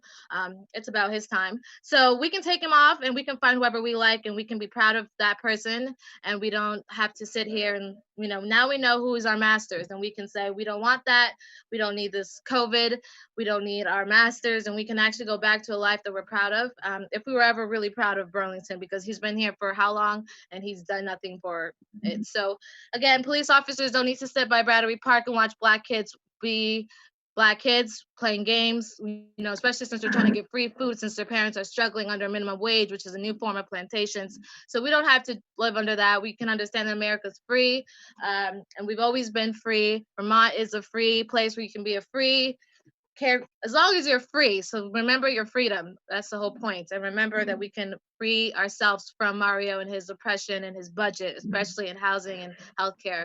And let's not even talk about what he doesn't do for people in job and growth. So to all my immigrants, South Americans, Africans, refugees, the African Association who needs grants to support our people, because how many people do you know that are really dedicated to that kind of passion? So we need to, I know I'm taking up all the time, but I'm going to just say one more thing. Don't forget, voting is where we decide who wins, and he can leave when he wants to, but we can ask him to leave legally on March. So he can play these games through the phone calls, but we can finish the game in March. So just remember that always, and just let him know that. And he's gonna have to find his new ways, just like Del Pozo had to find his new ways after we'd exposed him for the lack of ethics that he had. And I'm a student at Champlin who's taught by the chief law enforcement officer of the state, who is Thomas Donovan. And some would say that he would disagree with your behavior and he would not understand where you're coming from. And some would also say that he would be ashamed, just like the rest of us. So I would say, people of Burlington, this is your time to fight and remove him. And he knows he wants to leave, and there's no point of him being there anyways. So we all have our time, and my time is done, but our time in Vermont is clearly growing. So this is our time. That's it. And this is our vote, especially that. You can unmute me. Thank you. The next speaker will be Fern Aguda Brown, to be followed by Trish O'Kane. So Fern, I've enabled your microphone. Can you hear me? Yes, I can. Go ahead. Okay, great. My name is Fern Aguda Brown, and I use she, her pronouns. I'm a white resident of Ward 7. I'm calling in tonight to support the proposed Community Control Board. I want to honor the voices and work of the BIPOC folks who spoke before me on this call, and the incredible amount of work that went into this charter change. Their mobilizing has made it so easy for me to learn about this charter change and call in to support it tonight. I'm deeply grateful for their work, which can make Burlington a safer city for everyone, but most importantly, those impacted by police brutality and violence. Right now, the police have too much power and protection and too little transparency and accountability. The proposed charter change establishes an independent body and importantly holds investigatory and disciplinary aspects. The diverse composition of the board is critical to its functioning and accountability. The police department should be serving, listening, and answering to the members of our community, which is proposed in this charter change. What does painting Black Lives Matter on Main Street mean when we don't listen to our BIPOC community members who are asking for the proposed Community Control Board? Counselors, you have the opportunity to support substantive actual change tonight that goes much farther than painting or flying Black Lives Matter flags. And the work has been done for you. You have a proposal ready to go in front of you that aligns with the ACLU's principles for civilian oversight and with the Battery Park Movement and the Racial Justice Alliance. Please vote to ensure that this draft is on the March ballot so that the people of Burlington can decide. Thank you. Thank you. Next speaker is Trish O'Kane, to be followed by Emma Redden. So Trish, I'm enabling your microphone. Thank you. Can you hear me? Yes, I can. Go ahead. Thank you. Trish O'Kane, I live in the New North End. I've been here 5 years in Ward 7. I support the Freeman resolution to put community control of police on the ballot. Thank you to everyone who worked so hard on this issue. I teach environmental studies at UVM, and I direct an after-school nature program pairing college students with children. Many of our kids are children of color. I ask you to support this resolution so that all our children, not just some of them, can walk down our streets or explore Burlington's beautiful woods without fearing the police. I care deeply about these issues because of an incident I witnessed in Wisconsin just before moving here to Vermont. I was in graduate school in Madison, walking to class, when two Black students, a young man and woman, rode by on a moped. Suddenly, a police officer stepped into the road and began yelling. The officer pushed the young man down onto the sidewalk and handcuffed him, yelling at him the whole time. I pulled out a notebook and started recording the exact time and what was said and done. I didn't have a smartphone. The officer saw me taking notes, called for reinforcements, and suddenly there were two police cars and several officers interrogating the three of us. 30 minutes later, the officers drove off without even issuing a citation. The girl, shaking and in tears, a 19-year-old nursing student, said the officer told her and her boyfriend that they shouldn't ride double on a moped. I insisted we file a complaint. These students were too afraid. The young man said to me, "Thank you, ma'am, but I'm from Detroit. This happens to me all the time." This was not George Floyd, Nobody was killed or injured physically, but this may have been a life-changing event for those students. As a privileged white woman, it certainly was for me. Commissioner Gamache explained tonight that Burlington is also a city where the police can operate with impunity, erasing disciplinary records after just a year. After the ridiculous Twittergate scandal in 2019 involving former Chief Del Pozo and his deputy, brutality cases against 3 officers, and the release of a horrific video, it's obvious that our current system of oversight has failed the people. We need a new one. No one should have to fear our security forces. Please support the movement to change the city charter. Thank you. Thank you. I've been able to locate Mark Hughes and I believe also Christine Hughes.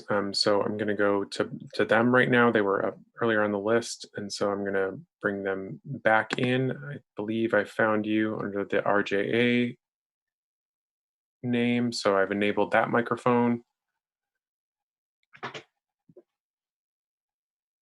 Looks like you're muted on your end. Good evening, folks. Mark Hughes, Racial Justice Alliance. What's up?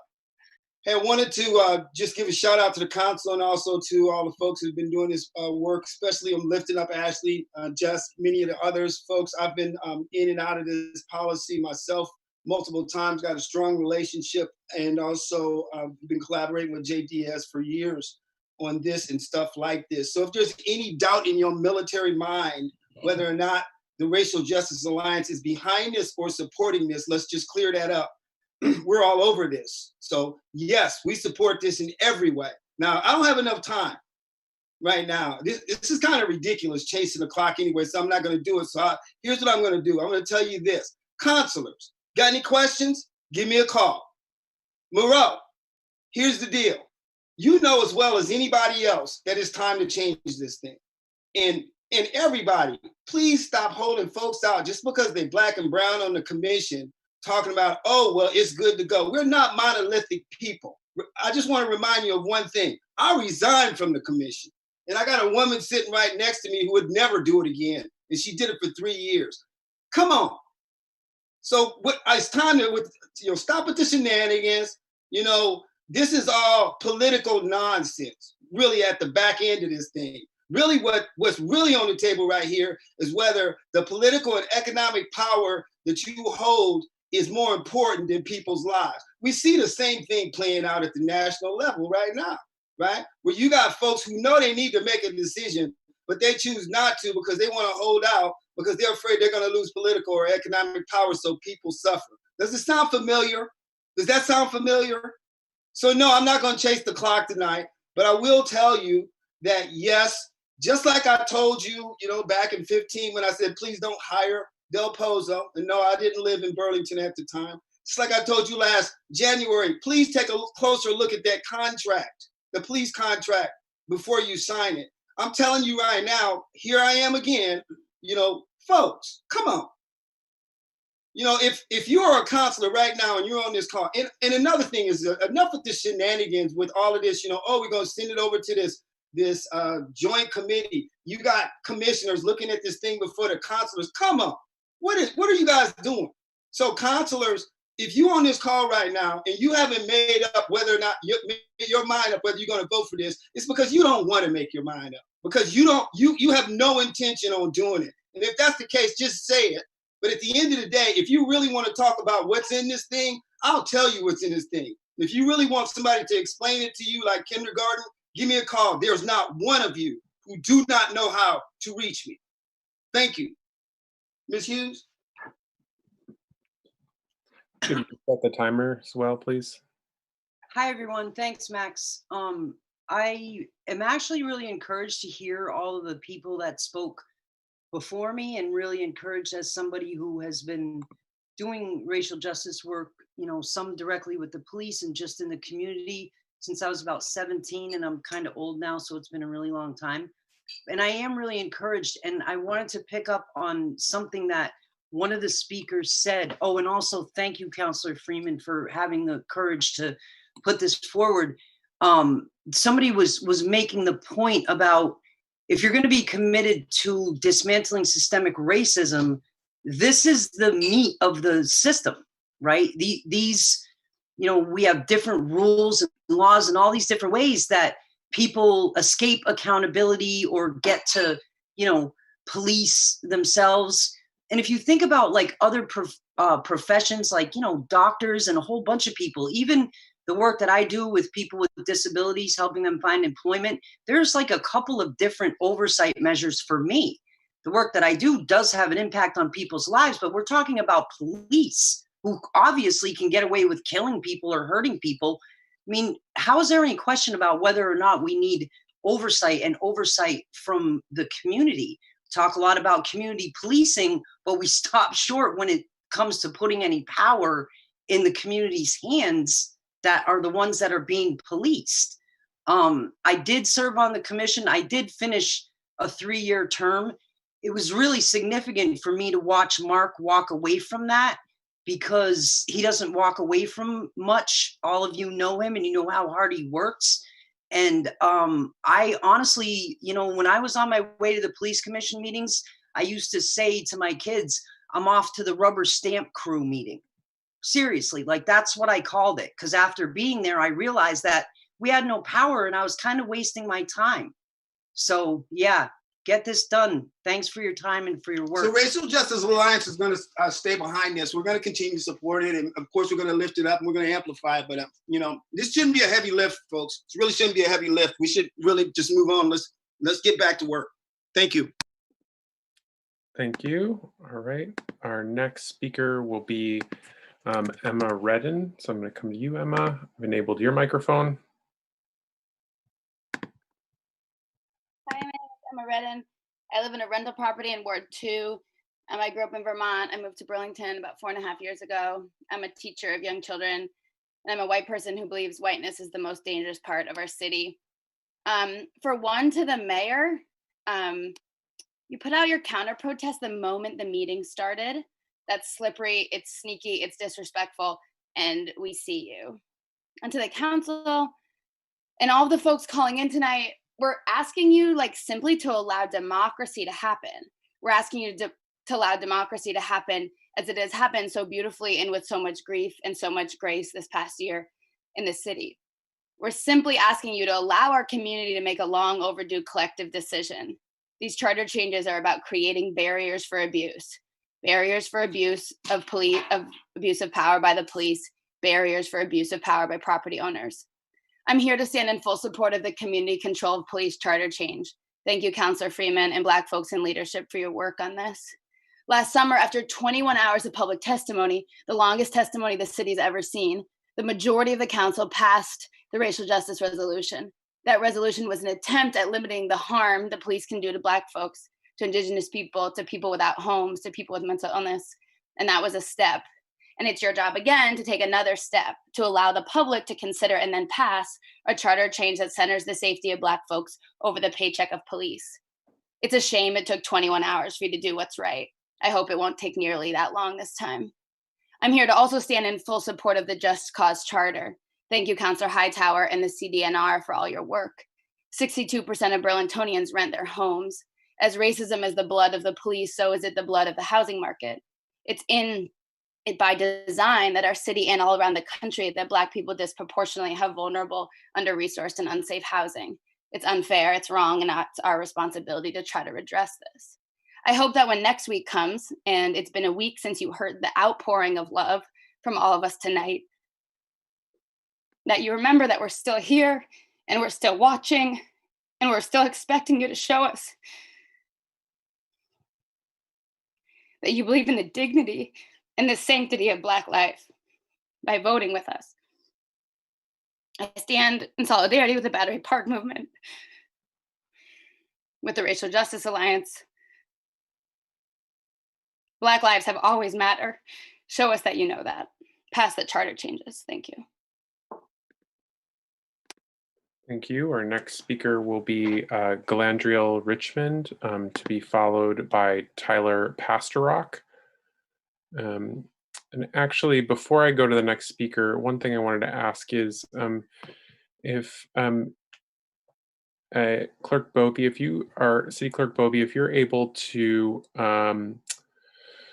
share your screen with the list on it. And if you need a second to do that, I can go to the next speaker and come back. It's just I wanted to give folks, given that we're getting up closer to 10 o'clock, just kind of scroll through and just so that folks can see where they are on the list, so that they have an idea about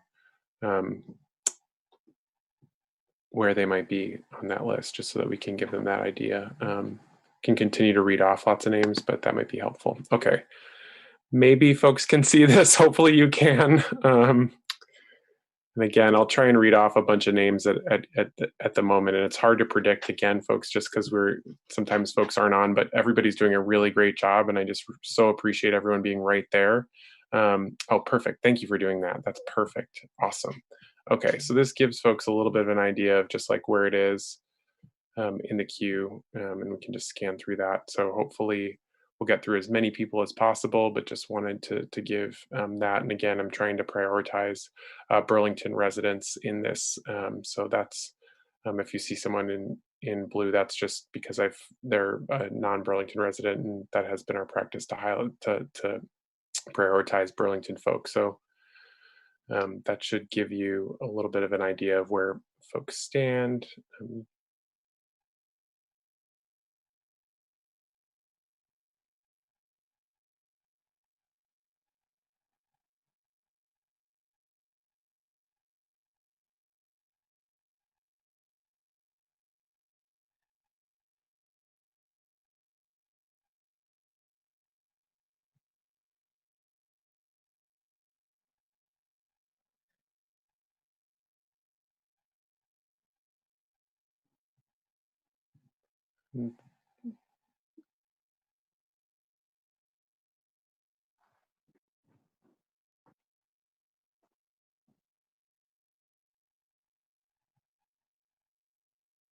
And some folks did write to me and ask to just have their names taken off, so that's why I've highlighted them in red, just so that I know about that. But let's see, we have quite a few folks signed up. I don't know that we're going to be able to get to everybody this evening, but just wanted to give everybody an idea of where they are on this list. So thank you so much, City Clerk Bovee, for doing that. Very much appreciate that. And again, I'll keep trying to call folks on the list just so that we can try and get to you. Or give you an idea as to where you stand and if you're coming up. So let's keep going with the forum, keep trying to get to as many people as possible. So next speaker is Galandriel Richmond, and they're going to be followed by Tyler Pasterok. So Galandriel, I'm going to come to you. Please correct me if I pronounced your name wrong.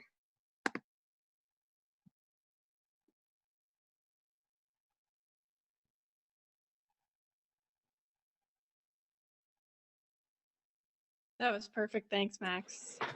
My name is Galandriel Richmond. I use she, her pronouns. I live in the south end of Burlington in Ward 5. I've lived in Burlington for 30 years, and I've been at my current residence in Ward 5 for the last 23 years. I'm a middle-aged white woman, and I haven't had occasion to interact with the Burlington Police Department in all of that time. I'm embarrassed to say that for a long time, I assumed that that meant everything was going fine and that my experience or lack thereof was evidence that all was well. It seems so obvious now that I was wrong to assume. I knew there were problems other places, but not here, I thought. Not only was I surprised to learn how wrong I was, but I was shocked when I found out that our policing uses almost a quarter of our city budget. Burlington police officers have a challenging and complicated job, and I'm happy to have my tax dollars pay them a generous salary. However, I think it's time for us to take a look at how city resources can be used more effectively when it comes to policing, and supporting a community oversight and control board can be one of those ways. We need transparency and accountability. We need to do everything we can to ensure that all of our residents and visitors are receiving equitable treatment. We need a community control board that is completely independent of the Burlington Police Department. It's not reasonable to expect the police to police themselves. So I support the charter change proposed by Councillor Freeman, and I urge the council to support it. Let's get it on the ballot and let Burlington voters weigh in on this issue. Thank you. Thank you. So our next speaker will be Tyler Pasterok, to be followed by Grace. I hope Should be able to find you, but Tyler, I'm going to come to you and enable your microphone right now. Hi. Hello. Yep, I can hear you. Go ahead, Tyler.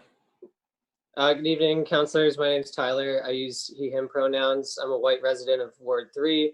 Only lived in Burlington a few months, but Vermont for a few years. I currently work as a solar installer in the region.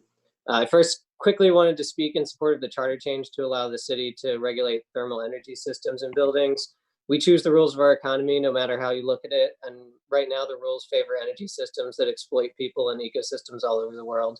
Yes, Burlington is small and our direct impact may seem minimal, but we can set an example for cities around the country, and that impact can be significant and also benefit local businesses who specialize in these technologies. But I'm mainly calling in tonight to speak in support of the charter change to establish an independent community control board of police with full disciplinary and investigatory powers, one that is representative of people who are marginalized by police, and one that is well-resourced for its role. There are plenty of folks in the community here tonight emphasizing the details they care about, so I wanted to share my concerns about counselors I have seen saying this proposal hasn't had enough time and is lacking the necessary input to move forward. If you're sitting here tonight thinking something along those lines, my question for you is, where have you been? Many of you voted months ago to initiate this process, agree that racism is a public health crisis, but haven't engaged with this proposal at all until just this past week. Meanwhile, countless members of the public, along with local experts and relevant organizations, have given thorough input and endorsements for this proposal.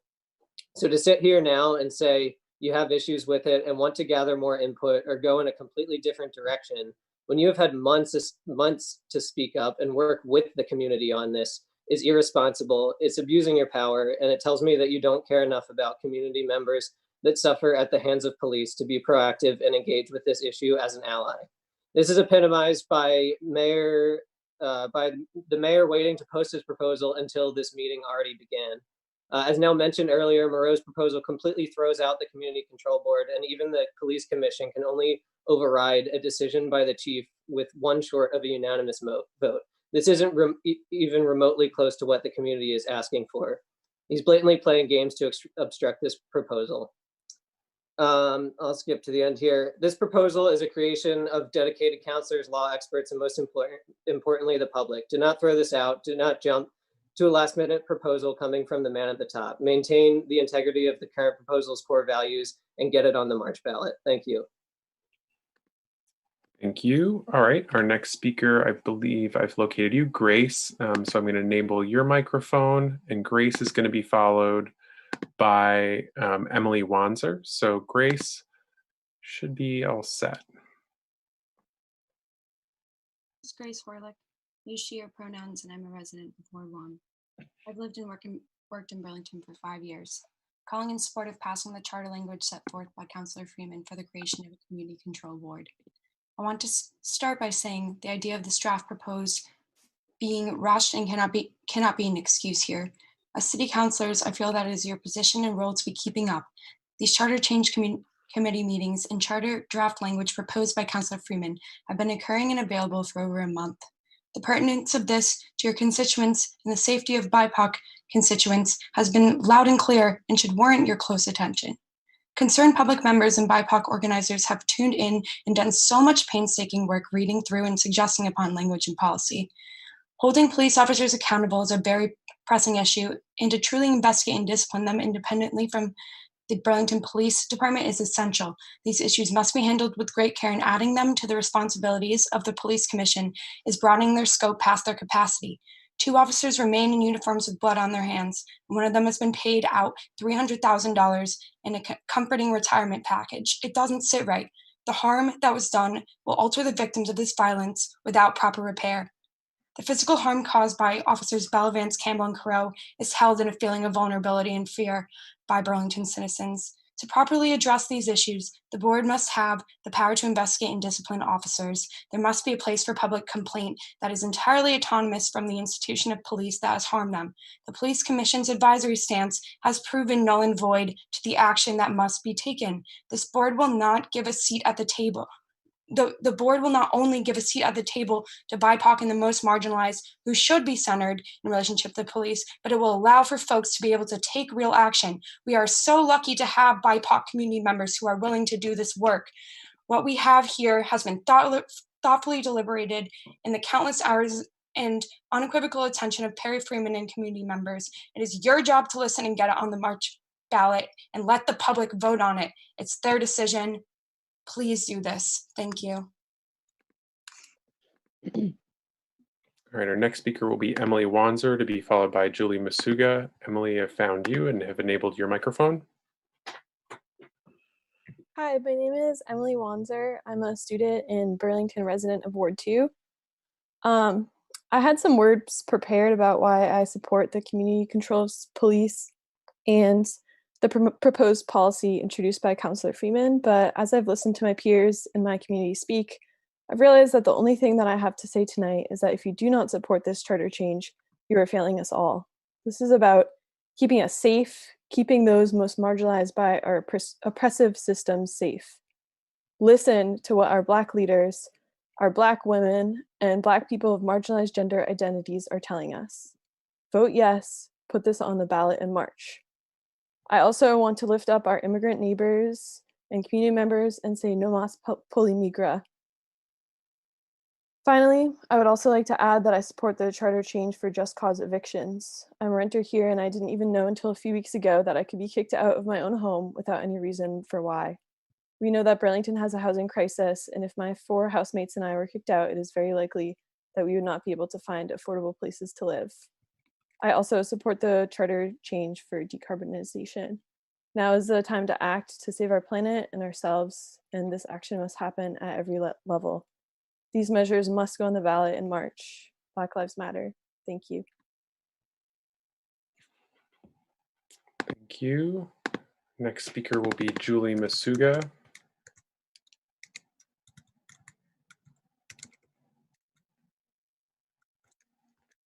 I think I know what you're under. Okay. Hi. My name is Julie Masuga. I use she, her pronouns, and I live in Ward 2. I'm here to support the model that Councillor Freeman has put forward, as well as the thermal regulation item. I'm here as a queer white woman and also as a fossil fuel resistance organizer. I recently had an experience where fully armed police officers came to my apartment completely unannounced. I had to tell the officers I did not want them to come inside because the last time someone came into our house under similar circumstances, someone was completely traumatized. I know the Burlington Police Department. Why would I want to invite that violence into my home? Right now, it seems that Burlington is okay with police brutality, especially against BIPOC. We've seen that the BPD will fire someone immediately for perjury, but wait 8 months to even mention an officer cracking a man's skull for no reason. The police commission is not separate enough from the police it's meant to oversee and discipline. This is similar to letting a grade schooler grade their best friend's test. It doesn't work and it doesn't foster trust. Meanwhile, the mayor is trying to consolidate more power for himself. We need an independent oversight board that represents our community and especially those with marginalized identities. I also want to speak to this thermal regulation item. Fracked gas infrastructure can be a 50-year commitment and one that disproportionately impacts BIPOC and low-income communities. Paying fees for electrification now will save us in decades to come, and we won't be stuck with stranded assets. City control of thermal regulation can help make this a reality. The newest frack gas pipeline that cut through our state had a projected cost of $87 million, which nearly doubled to $165, most of which had to be paid by Vermont gas ratepayers for only 900 new customers, which comes to $183,000 per new customer, which federal regulators would not have allowed. On top of all of that, the gas we get is coming from indigenous territory in so-called Alberta. It's not even energy being produced in the United States, let alone Vermont. So please help give our community power to reduce the harm caused by violent officers and from fossil fuels. Thank you. Thank you. Our next speaker will be M. Bauer, to be followed by Trav Fryer. And let me do a couple names after that as well, just so folks know where they stand on the list. I couldn't find Kaylee O'Donnell, and I believe I was let known that Kaylee was not planning on speaking. So then Trav Fryer, Meg Trigolo, Gabriel Eli, William Keaton, Rosalind, Rosalind, Kimberly Chadwell, Danielle Shaw, Grace Ahmed, Jake Van Volvlier, Maria Castine, Alana Redden, Ian Lund, Giselle Glaspie, Christine Fleming, Alexandra Karambolas, Lydia Kern, Amy Malinowski, and Emma Galvin. So those are just another couple of folks who are coming up. I'm going to go to M. Bauer now and enable your microphone.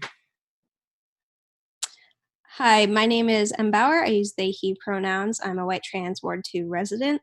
I'm also a lifelong Vermonter. I've lived in Burlington for over 2 years now, and I have family who also lives in Burlington. I'm here in support of community controlled police and the proposed policy introduced by Councillor Freeman. In particular, I'm supportive of this policy as it grants the board investigatory and disciplinary power and calls for complete independence from the Burlington Police Department. I know that this policy has received significant input from our community and that it will continue to center BIPOC and those from historically marginalized communities, including but not limited to my fellow members of the LGBT community and those who have experienced houselessness, mental illness, and addiction by mandating diverse and representative board membership. It's essential that we create effective oversight of the police that is completely independent from the Burlington Police Department. It is evident by the fact that Joseph Coro and Corey Campbell are still officers of the Burlington Police Department that our current systems cannot be relied upon to hold the police accountable.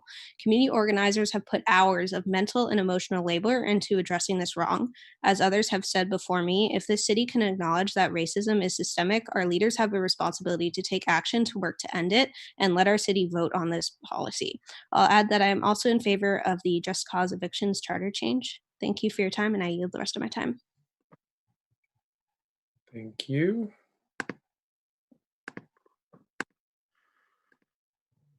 All right, our next speaker will be Trav Fryer, to be followed by Meg Trigolo. Trav, I'm coming to you, and have enabled your microphone.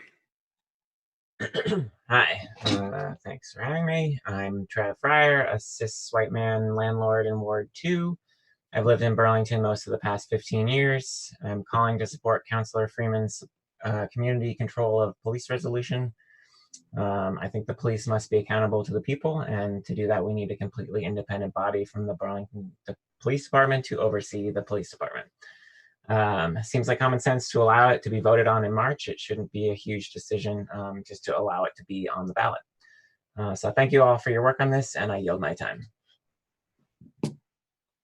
Thank you. So our next person will be Meg Trigolo. Meg, I found your microphone. Before I do that, let me just say who's next. We got Gabriel, Eli, or Ellie. So go ahead, Meg. It looks like you're muted on your end. There you go. Okay. Hey, my name's Meg Trogolo. I'm a resident of Ward 3 currently. I've been covering city news for various local outlets since I moved here in 2017. My opinions don't represent any publication I've written for. Those 3.5 years have proven to me that Burlington desperately needs community oversight over the police department. So many incidents of violence and profiling get ignored or forgotten about. Even Corey Campbell, the officer who killed Douglas Kilburn, may he rest in peace, got 2 weeks paid vacation afterwards. The police also disproportionately target Black Burlington residents. The population of this city is only 4% Black, but Black people make up between 15 and 20% of those that BPD officers stop, suspect, and arrest. That's a direct statistic from BPD's website. They admit that straight up. It is clear by now that not only is policing as it exists across this country a harmful presence, Burlington police go out of their way to avoid policing themselves. Nobody's watching the watchmen. So I am in full support of the proposal for an oversight committee made up of the community members who are impacted by BPD violence the most. Black Lives Matter. I yield my time.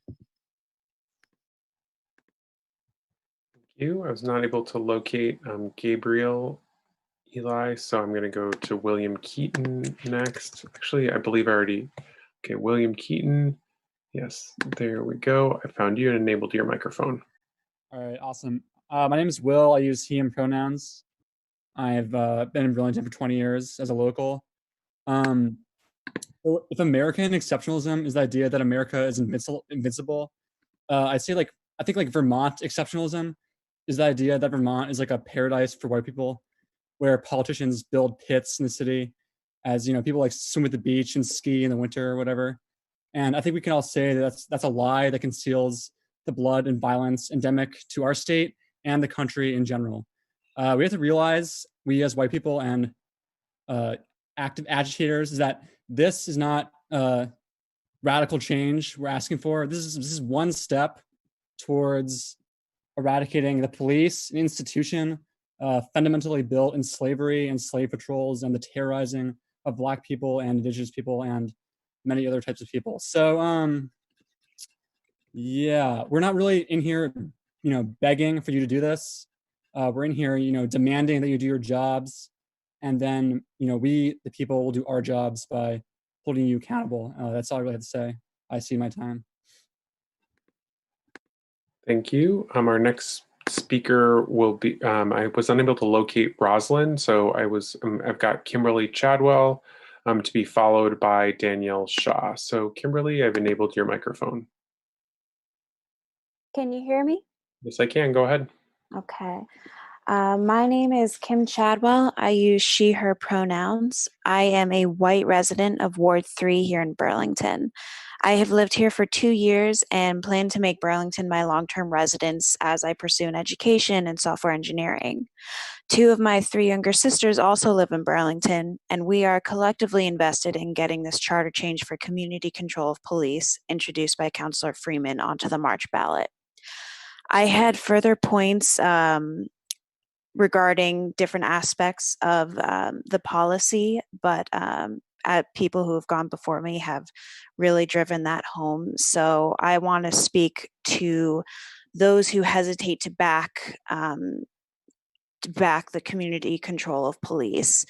If you are hesitating because of quote unquote snappy slogans like defund the police, if you see this policy shift as unorganized call for lawlessness, I urge you, please look at the contents of this charter and ask who really does this harm. Is there any language that actively harms law-abiding officers? Does it not just ensure that all are abiding by the laws and people they swore to protect and dole out appropriate consequences should they violate those oaths? As police officers, it seems only logical that they be held to certain standards and that we as a city ensure they face appropriate action should they fail to uphold those tenets when interacting with our populace. Police officers who do their job without bias and malice will not be harmed by this long overdue call for accountability. Thank you. Thank you. I was not able to locate Danielle Shaw, so I'm going to come to Grace Ahmed. Grace, I'm going to enable your microphone.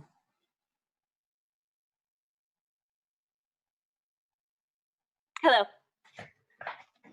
I'm Grace Ahmed. I'm a South District resident. I support a vote to put the resolution relating to an independent community control board to oversee investigation and discipline of police misconduct on the March ballot. I find it morally unacceptable that thousands of people were out in the street in Burlington this year protesting dangerous officers on our streets, and we were told that there was no legal procedure that the community could use to remove officers that we do not feel safe having policing us. The charter change is the beginning of a process of obtaining community consent in how we want to be policed. And we need more direct democracy in Burlington, and I would like to see this on the ballot and take it to the voters. And I cede my time. Thank you. Thank you. All right, so Jake Van Wolvlier to be followed by Maria Castine. Jake, I'm enabling your microphone. Hello. My name is Jake Van Wolfelier. I'm a white resident of Ward 2. I'm calling in support of both the community control over police as well as the just cause evictions. At the core of both of these resolutions is the right for community members to feel safe in the city that we live in. As it currently stands, landlords have the right to evict tenants with no justification. Yeah, housing is a human right, and allowing landlords to use eviction as a threat to tenants is indefensible. No one should ever be kicked out of their house because some wealthy landlord just wants to make even more money off the backs of exploited renters. Just cause evictions gives tenants the much needed security to put down roots and become permanent members of this community. Just cause evictions is a long-term investment that we will benefit from for decades to come.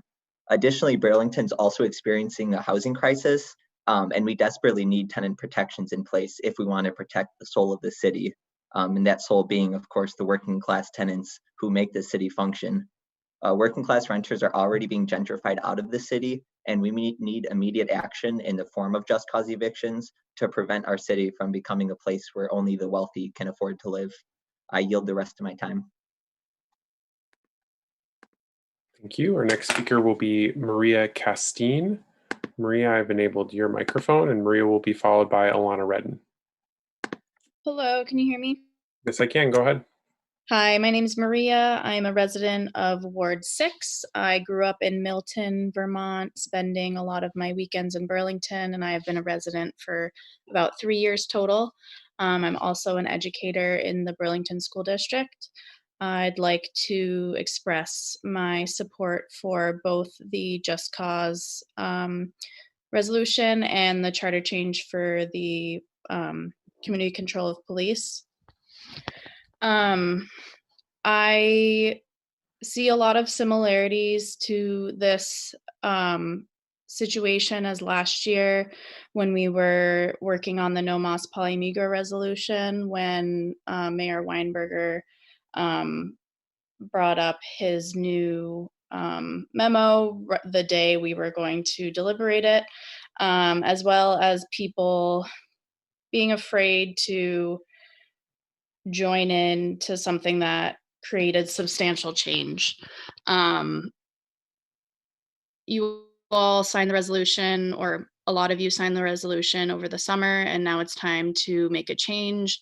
I know that I hear, across the board, not just in city council, but in school districts, in businesses, people want to hire consultants, people want more data, people want more investigation to make sure that they're not doing anything wrong. They want more information. They want it to be Burlington specific. And we can't waste any more time. That doesn't help anybody.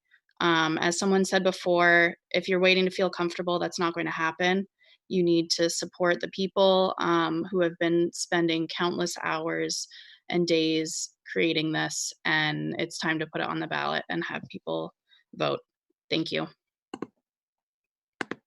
Okay, our next speaker will be Alana Redden, to be followed by Ian Lund. Alana, I've enabled your microphone. Hi, can you hear me? Yes, I can. Go ahead.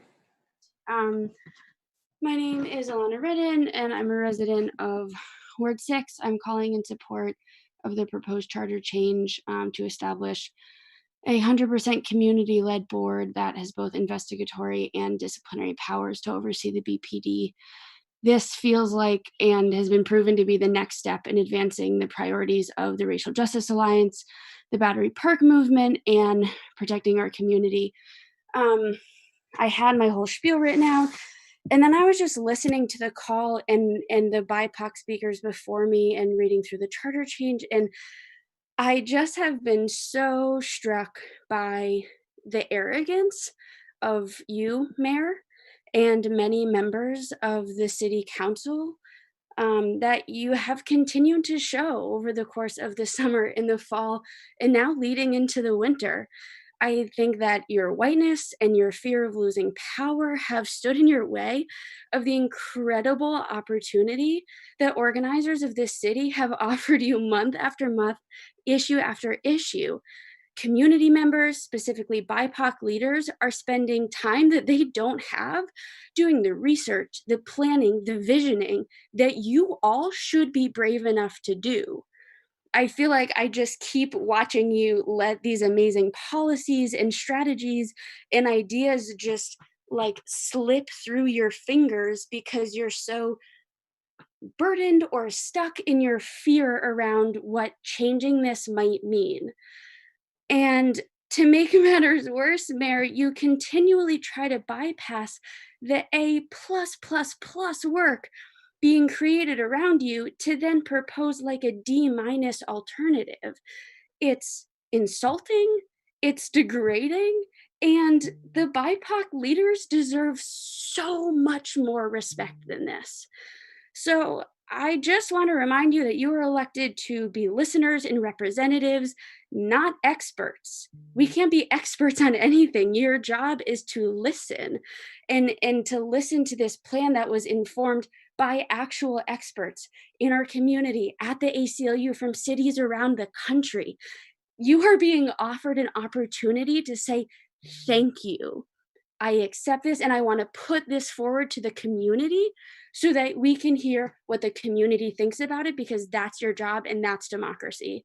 So thank you to the organizers, to the LaPorte sisters, to the BIPOC leaders. Thank you, Councillor Freeman, for all your amazing work. And Mayor and City Councilors, I just really hope you recognize the opportunity yet again being offered to you and really take it and run with it and let it bring it to the community. Thank you. And okay, let me, Ian Lund's our next speaker. If folks can just direct comments to me as chair, I appreciate that. Next person is Giselle Glaspie. Ian Lund to be followed by Giselle Glaspie. Ian, I've enabled your microphone. Hi, Chair. Thank you so much for this opportunity. I strongly support Councillor Freeman's proposed charter change, and I think, like Alana just said, it was extremely well thought out. A lot of work has been put into this, and all we're literally asking you to do is just, put it to a vote of the people in, this city, in this democracy that we live in. And that's really not too much to ask. It's honestly not a lot of sweat on your back, because it's we're actually going to be making the decision, the people. So just let us make our decision, let democracy do its work, and pass this charter change. Thank you.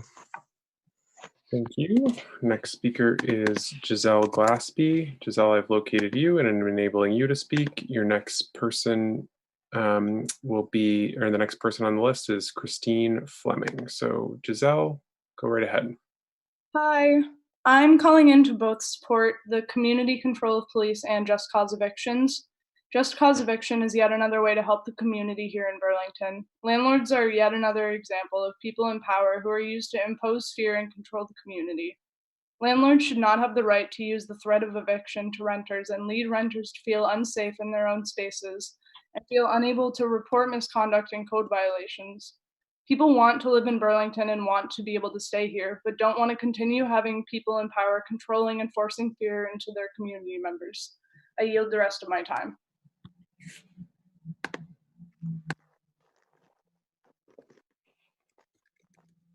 Okay, our next speaker is Christine Fleming, to be followed by Alexandra Karambolas. Christine, I've enabled your microphone. Hello, can you hear me? If I can, go ahead. Hi, my name is Christine. I use she, her pronouns, and I'm a resident of Ward 8. I'm calling in support of the charter change proposal about regulation of thermal energy systems in residential and commercial buildings. The ability of the City Council to reduce greenhouse gas emissions from buildings is an important and necessary step in terms of climate action in Burlington. As I'm sure you already know, climate change is one of the most important crises facing humanity today. Without urgent action in reducing greenhouse gas emissions from all sectors of the community, climate change will only get worse.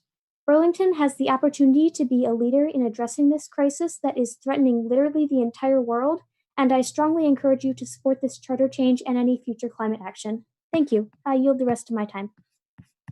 Thank you. Our next speaker is Alex Karambolas, to be followed by Lydia Kern. Alex, I've enabled your microphone.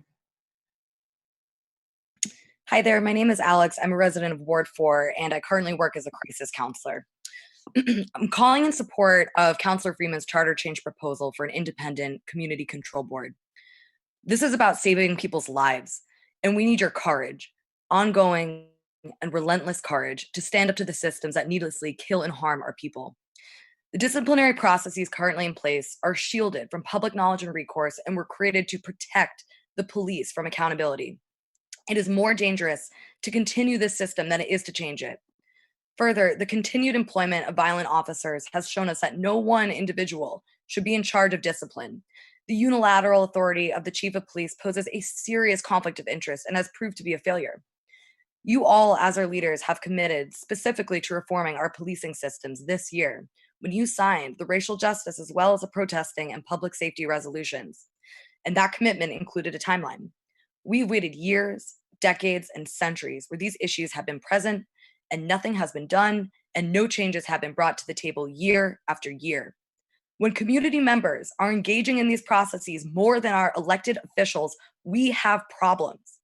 When elected officials do what they can to silence public opinion and circumvent public process, we have problems. Moreau, I'm looking at you.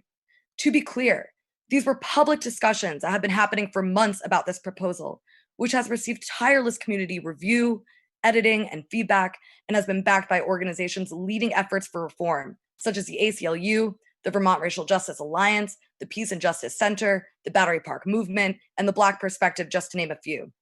If you feel that this is moving too quickly, you need to ask yourself why you did not make the time to show up while this has been discussed.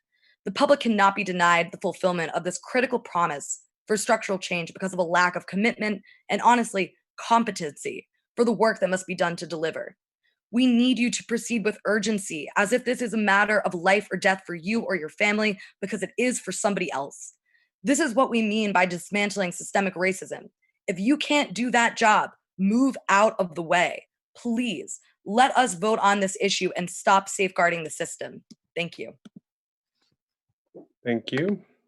Our next speaker is Lydia Kern, to be followed by Amy Malinowski. Again, just please direct comments to the chair. Lydia, I'm going to enable you.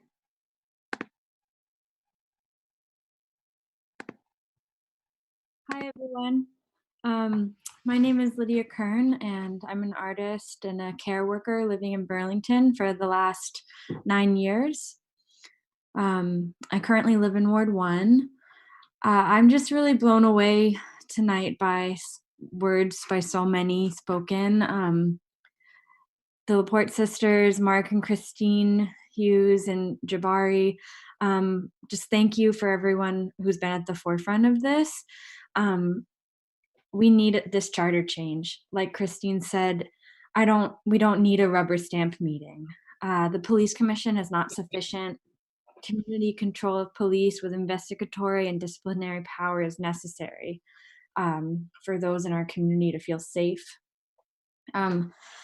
This moment we're living in requires diligence as we move forward and disentangle white supremacy. I think on a personal level, disentangling whiteness is a task, and it's a task systemically too with policy. And this is such a simple, clear thing we can say yes to. You've heard from us, the people in your community, that we want to vote on this. It's really exciting to think about raising the bar in this way. You know, I'm 28 and I'm young. I want to be voting on these things. I want to say that Burlington gave me the chance to do that. And so, yeah, an independent community board is needed. We can do this, and we just got to listen and put this on the ballot. Thank you. I yield the rest of my time. Thank you. Our next speaker will be Amy Malinowski. Amy, I've enabled your microphone, and you'll be followed by Emma Galvin. Awesome. Can you hear me? Yep. Awesome. So I'm Amy. I'm a white woman. I use she, her pronouns. I grew up in Jericho, and then I left Vermont for a while, and then I moved back this summer. So now I'm a resident of Ward 3 in Burlington.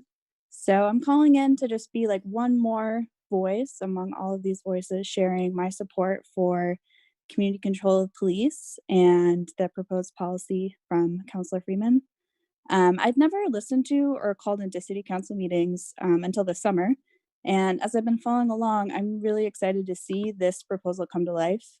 I want to lift up all the time and energy and expertise and emotional labor that's been put in by BIPOC community members. And I think it's critical that the proposal grants the board the investigatory and disciplinary power, and also the resources to be effective in its pursuits. I'm also really excited to see that it's intentionally structured for diverse and representative board membership. So I really urge you to please make sure that this is on the ballot in March, not just because this deserves our urgent attention, but also because it's really thoughtfully constructed and it's received rigorous feedback from many people across our community. So that's all I have to say. Thank you. Thank you. I have Emma Galvin next, to be followed by Alexandra Zane. Emma Galvin, I've enabled your microphone. Great. Can you hear me okay, Max? Yep, go ahead. Thank you so much. Hi, everyone. My name is Emma Galvin. I use she, her pronouns. I live in Ward 5, and I'm here, like many others, to voice my support for Councillor Freeman's charter change regarding community control of the policing, as well as the just cause eviction charter change. I grew up in Burlington. I moved away for several years, and I came back because this town is important to me. I have a lot of people I love here, and I have a lot of people I want to be able to take care of here. But it's been really disheartening in this last year. They're not particularly surprising to see organizers' energy and labor and brilliance be met with such typical bureaucratic evasion and half measures. We're really speaking clearly right now. We're saying that we want a city we feel safe in, and we want transparency, and we want community control of the policing. This is a necessary first step for taking care of one another and taking care of the most vulnerable among us, BIPOC folks in particular. So I just hope that everyone is listening to our voices. And I appreciate all of the organizers who have come before and who've spoken so beautifully this evening and have put in just hours and hours and hours of labor into this. So I yield the rest of my time. Thank you.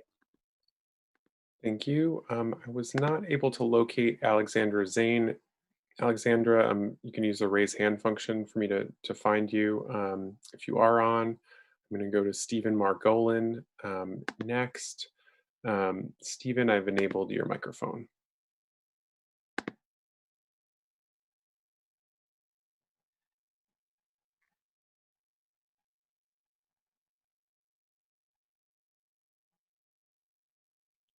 Stephen, I can't hear you if you're speaking.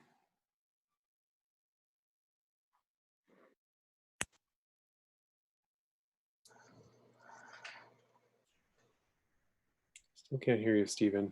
Hello? There we go. Perfect. Okay. Hi.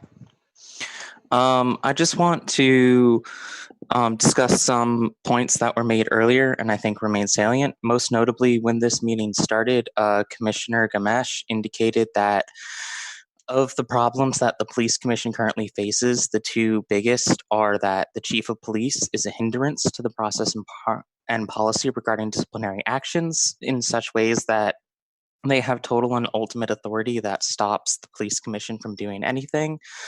Similarly, the limit of only holding police disciplines records for 1 year grossly diminishes the ability to track and identify patterns of errant behavior. It's these two elements that really indicate and show us that police cannot police themselves. At every possible opportunity, police union will defend itself and its right to abuse citizens above actually protecting them. So we need to move beyond the police commission and its ineffectiveness into a community control of police and support a system that is independently run, community-minded, with diverse voices that enables independent investigation and disciplinary action. Which also leads me to my second point, the fact that the mayor thinks he has a better plan, or the fact that Councillor Shannon was on these policy change commissions, but has openly said that she does not support it, is kind of really misleading and ultimately disruptive. It's these kinds of actions that are intended to slow down the process so that we get pushed up against the wall and miss the date to have this on the March election that shows just how vain and inept it are. Joan, listen up. If you don't support this resolution, vote for it in March and say no, because that's your personal opinion. Otherwise, you are failing to do your job as a city councilor. Put this up to the vote and let us all choose what we want. Thank you. Black Lives Matter. Okay, thank you again. Please direct comments through the chair.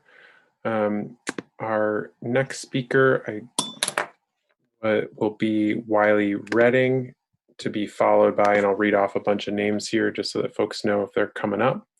We have Allie Martell, Lillian Triviato, Dan Kirk, Sophia Hodson, Jesse Gustafson, Charlie Messing, Jill Brooks, Tia Hunt, Alex Furden, Leanne Schulman, Andrew Gigler, Abigail Hodson, Elena Feinberg, Andy Crawford, Lillian Vinson, Rachel Smith, Sarah Ciortino, Thea Zalewski, Christy Delphia, Joe McGee, Zoe Kenninger, and Maggie McCoy. So I'm going to go to Wiley now, and again, Wiley is going to be followed by Allie Martell.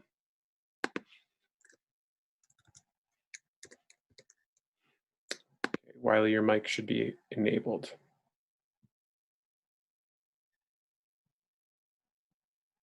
Hi, everyone. My name is Wiley Redding. I live in Ward 2, 32 years old, and I do care work, and I work with kids in an after-school program. I want to express my support for Councilor Perry's proposal. This police can't police themselves. I mean, it's been said over and over tonight, and I don't have anything particularly interesting to add, but it's just so obvious that this is what we want. We keep calling, we keep writing to you, we keep protesting. This is what we want. And if you're not listening to us, then why do we have a city council? So I urge you to consider, even if you don't think it's a good idea, even if you personally don't think it's a good idea, I urge you to consider the fact that a lot of people are telling you that it's a good idea and that it's what they want. And your job is to listen to the people. That's all I got. I yield my time. Thank you, Wiley. I'm having trouble finding some folks now. I wasn't able to locate Allie Martell, Lillian Traviato, or Dan Kirk, so I'm going to keep going. I'm going to try and find Sophia Hodson, who will be followed by Jesse Gustafson. Okay, Sophia, I'm enabling your microphone. You should be able to go now. Can you hear me? Yes, I can. Go ahead. Great, thanks. Hi, my name is Sophia Hodson, and I am a white resident of Ward 6. I believe that it is each community member's very basic right to feel safe in their city. As it stands now, that is not the case in Burlington, and the Burlington Police Department has more than justified their own need for accountability. I fully support the charter change related to community control of the police, specifically creating a system of accountability with investigatory power that is completely independent from Burlington Police Department. I'm a trained data scientist and believe that action should be driven by looking at raw data with an unbiased perspective. Records and data tell their own story, and it is not ethical to have that story be told by someone who stands to gain from selective reporting. I believe this charter change is a necessary and long overdue step to preventing violence and building compassion in our community. Thank you for taking the time to listen to me and everyone else who has spoken tonight. I yield my time. Thank you. Our next speaker will be Jesse Gustafson, to be followed by Charlie Messing. So Jesse, I'm going to enable your microphone. Hi, can you hear me? Yes, go ahead. Okay. Hi, my name is Jesse and I live in Ward 7. I've lived in Burlington for most of my life. I've worked in the mental health and education field with youth in the Burlington area in various settings, including the Howard Center and Burlington High School. I fully support community control of the police and the proposed policy introduced by Councilor Freeman. Granting investigatory and disciplinary power to a board comprised of those in our community most historically marginalized and impacted by police violence is critical. I also support this board being completely independent of the police department. Allowing the police to police themselves is a threat to our community. It took a movement and a buyout for Bella Vance to be removed from the force, and abusive officers Coro and Campbell are still on the force today despite public outcry. It's clear that the current system is unable, unwilling, and uninterested in actually holding police officers accountable. We live in a city that has declared racism a public health emergency but claims it's unable to fire violent police officers. If you all truly believe racism is a public health emergency, act like it and listen to and honor the Black organizers who have put in hours of work on this charter change and support community control of the police. Thank you for your time. Thank you. Our next speaker will be, I was not able to locate Charlie Messing or Jill Brooks, but I did find Tia Hunt, who will be followed by Alex Furden. So Tia, I'm going to come on to you, and I've enabled your microphone. Can you hear me? Yes, I can. Go ahead. Hello, my name is Tia Hunt. I'm a white woman. I use she, her pronouns, and I've been a resident of Ward 2 for 4 years now. I'm a nurse in the UVMMC Emergency Department, and I'm calling in today to express my full support for the charter change related to community control of police proposed by Councilor Freeman. I started my career as an emergency department nurse in September of 2019, and within 6 months, I was working on the front lines of a pandemic, seeing firsthand how the COVID-19 virus was affecting our community, and specifically disproportionately affecting our BIPOC community. In July of this year, around 5 or so months into the pandemic, you, Mayor Weinberg, and this city council announced racism as a public health emergency, in accordance with the demands and work of the Vermont Racial Justice Alliance. With this declaration of an emergency, there should come an element of urgency, the need to take action quickly in order to protect our BIPOC community members from continued harm. This independent community control board is one of those sustainable actions that is absolutely necessary, not only to create proper oversight of the police department, but also to protect the health and safety of BIPOC and historically marginalized community members. Our community, and specifically the BIPOC leadership in our city, have made it abundantly and repetitively clear to this council that the way our police department is currently being run is absolutely unacceptable and unsafe. I hope that the city council takes action to support your own repeated statement that racism is a public health emergency and puts this charter change on the ballot for the immediate safety of our community. This charter change has the ability to save lives. Thank you, and I yield my time. Thank you. I was not able to locate Alex Furden, so I'm going to go to Leanne Schulman to be followed by Andrew Gigler. Leanne, I've enabled your microphone.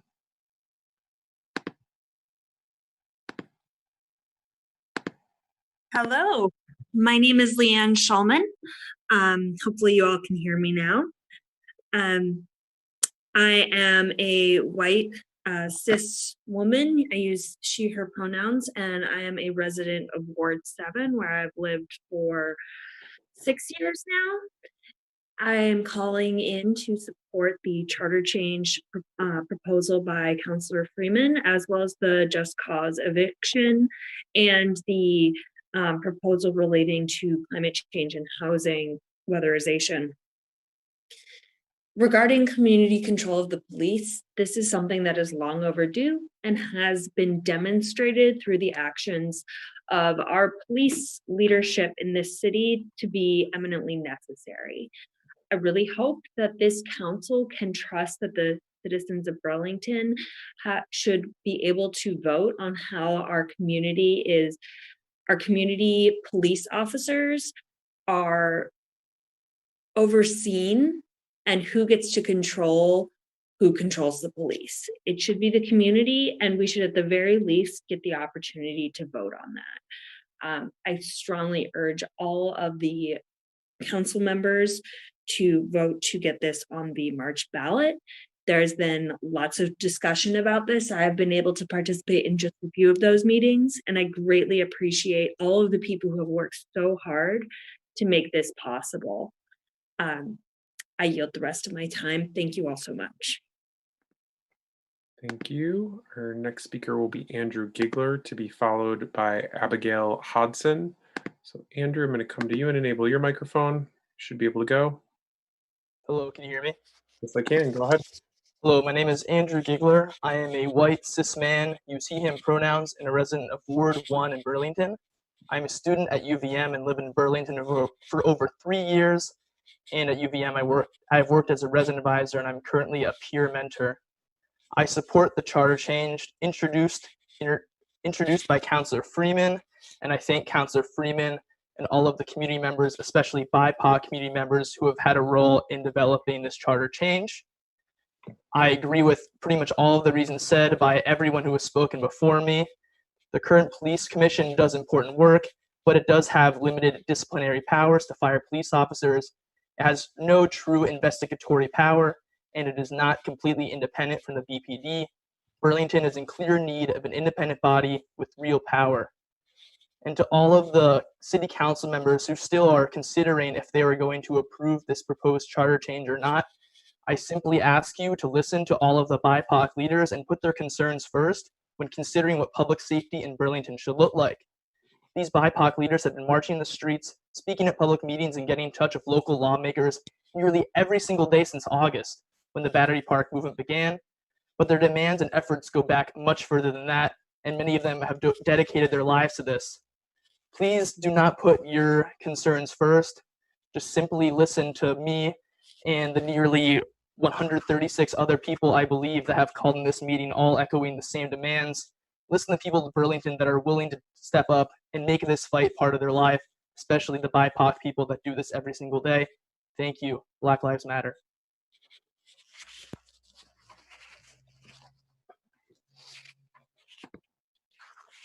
Okay.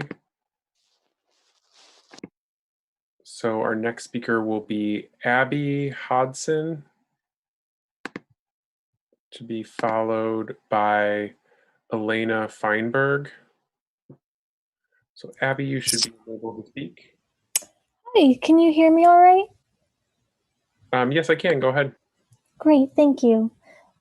So my name's Abby Hodson. I'm a white resident of Ward 6, and like so many before me, I'm calling in to support the formation of an independent community control board to oversee police in Burlington. A lot of this is just going to be echoing what other people have said, but I'd like to reinforce that a lot of research and energy and time went into this proposal, and I strongly encourage everyone here to put this on the ballot in the spring so that your community can vote on it. This is exciting, but also it's not that radical. We've seen it in a lot of different cities like Chicago, Madison, many more. And I think it's about time that Burlington follows suit. A couple things. It's really important that this board has disciplinary and investigative power, complete independence from BPD, diverse representation, and enough resources to uphold the principles of the ACLU for community control of the police. Like I mentioned before, I'm a white person who loves her community and is trying to be a better ally and to unlearn racism. And I'd just like to ask that all the other white council people tonight consider why, for you just to consider why you say the things you say and why you do the things you do. Because in my experience as a white person, I found that sometimes I'm saying the things I say because I care more about being perceived as anti-racist than actually being anti-racist. So I think it's really important that everyone kind of, questions why they're saying the things they're saying and doing the things that they're doing to make sure that we do the things we do because we actually care about keeping other people safe. Because you talked a big talk this summer about caring about dismantling systemic racism. And if you want to prove to your community that you actually care about this and you don't just care about being perceived as anti-racist, then you'll put this on the ballot. Thank you so much for your time and attention tonight, and I cede the rest of my time. Okay, I think I found Alexandra Zane. I'm going to enable them to speak? Alex?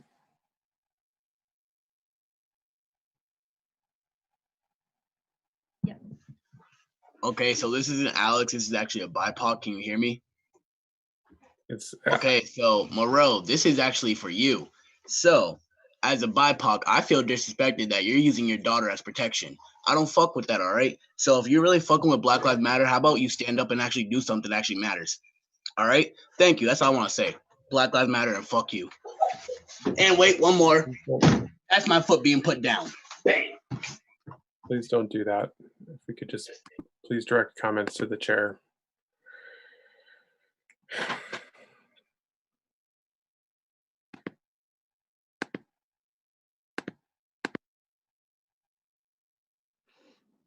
Okay, our next speaker will be Elena Feinberg, to be followed by Andy Crawford. So Elena, I'm going to come to you.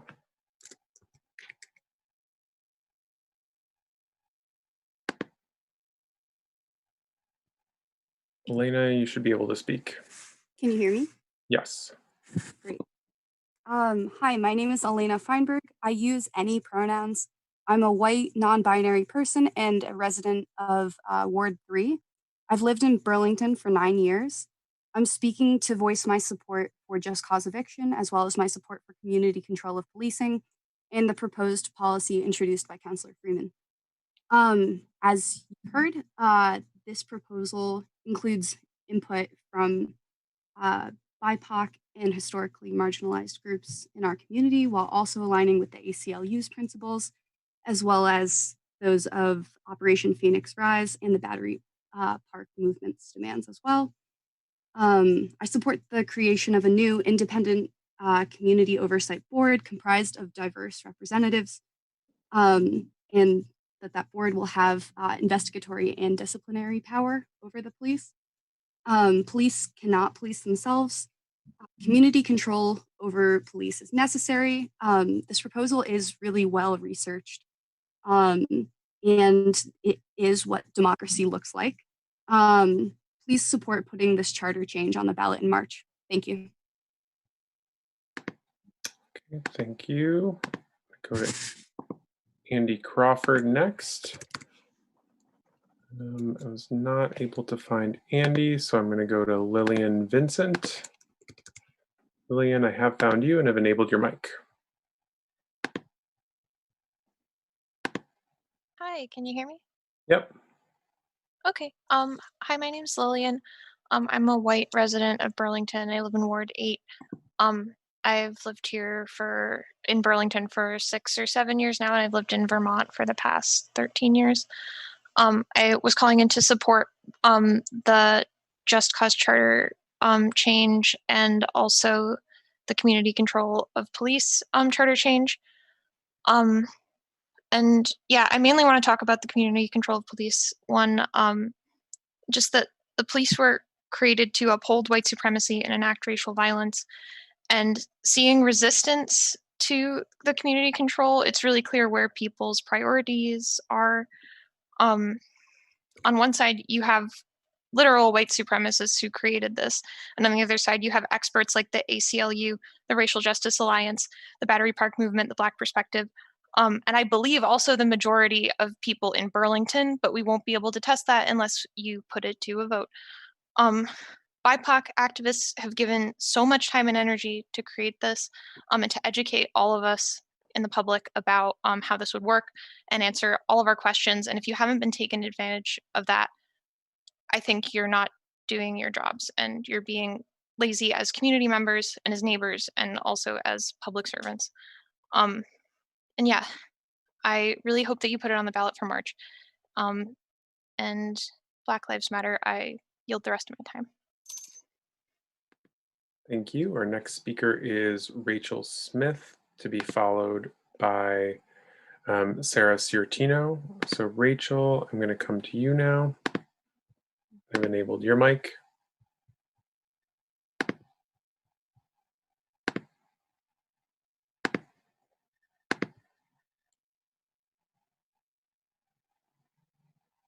Thank you very much. My name is Rachel Smith, and I live in Ward 1. I wholeheartedly support the proposed charter change. This past year has underscored just how important it is to have community control over policing, given the power that police have over the lives of those in our community. The community should have the power to vote on this. Thank you so much to Vermont Racial Justice Alliance, Operation Phoenix Rise, Councillor Freeman, and everyone else who has worked on this. And I ask all of you to support placing this on the ballot. And while I have a moment, I would also like to express my wholehearted support for just cause eviction. Thank you so much. I yield my time. Thank you. Our next speaker will be Sarah Ciortino, to be followed by Thea Zalewski. Sarah, your mic is now enabled. Hi there. My name's Sarah. I'm a white Ward 1 resident, and I use she, her pronouns. I'm a student activist at UVM, and I'm calling in to support the charter change to be placed on the March ballot that would allow the city of Burlington to regulate heating systems, to reduce greenhouse gas emissions. And I'm also calling in to support changing the police charter and in support of community control of police and Councillor Freeman's proposed policy. Allowing Burlington to regulate heating systems would be a step in the right direction towards getting Burlington off of fossil fuels. Myself and my peers worry about climate change every day, and as a city that prides itself on being green, it's pretty absurd that we rely on biomass, which is a much more carbon-intensive renewable energy source than some fossil fuels. Massive steps need to be made for Burlington's reality in terms of energy use to align with our outwardly projected values, and this is a good first step. Given the time constraints associated with addressing climate change as a whole, failing to pass this charter change or to do anything less than this as a first step is unacceptable. In the name of my future and the future of everyone facing the brunt of the climate crisis near and far, in particular BIPOC and LGBTQ folks and women, I urge the City Council to adopt the charter change. And I also, I'm sorry, I had a comment prepared for the community policing, but it seemingly disappeared. But I will just say that I think that as people who, as a city that claims to be accepting and inclusive and one of the most diverse cities in the state, we really do have to do whatever we can to make BIPOC feel accepted and just to, make sure that this is the safe community and city for everyone. And having, met so many people who have been affected by the way that policing is done in Burlington, it's really just really ridiculous that there are people who still think that there isn't a massive problem that needs to be changed drastically in the ways that we police this city. So yeah, I yield my time. Thanks. Oh. Okay, so our next speaker is Thea Zalewski, to be followed by Christy Delphia. Thea, I've enabled your mic.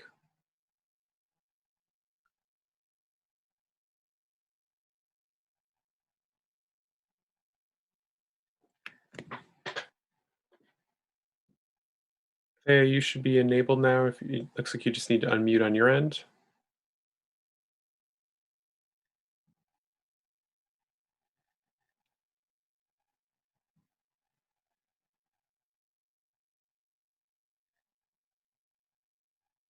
Okay. Go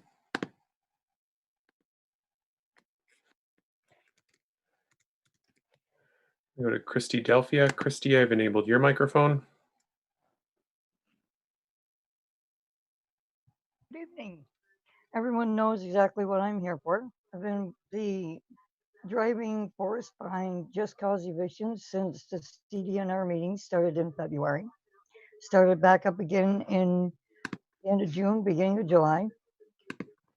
As I sit here this evening, I watch our city crumble under the weight of systemic racism in housing reforms. that are not being performed as we have repeatedly asked.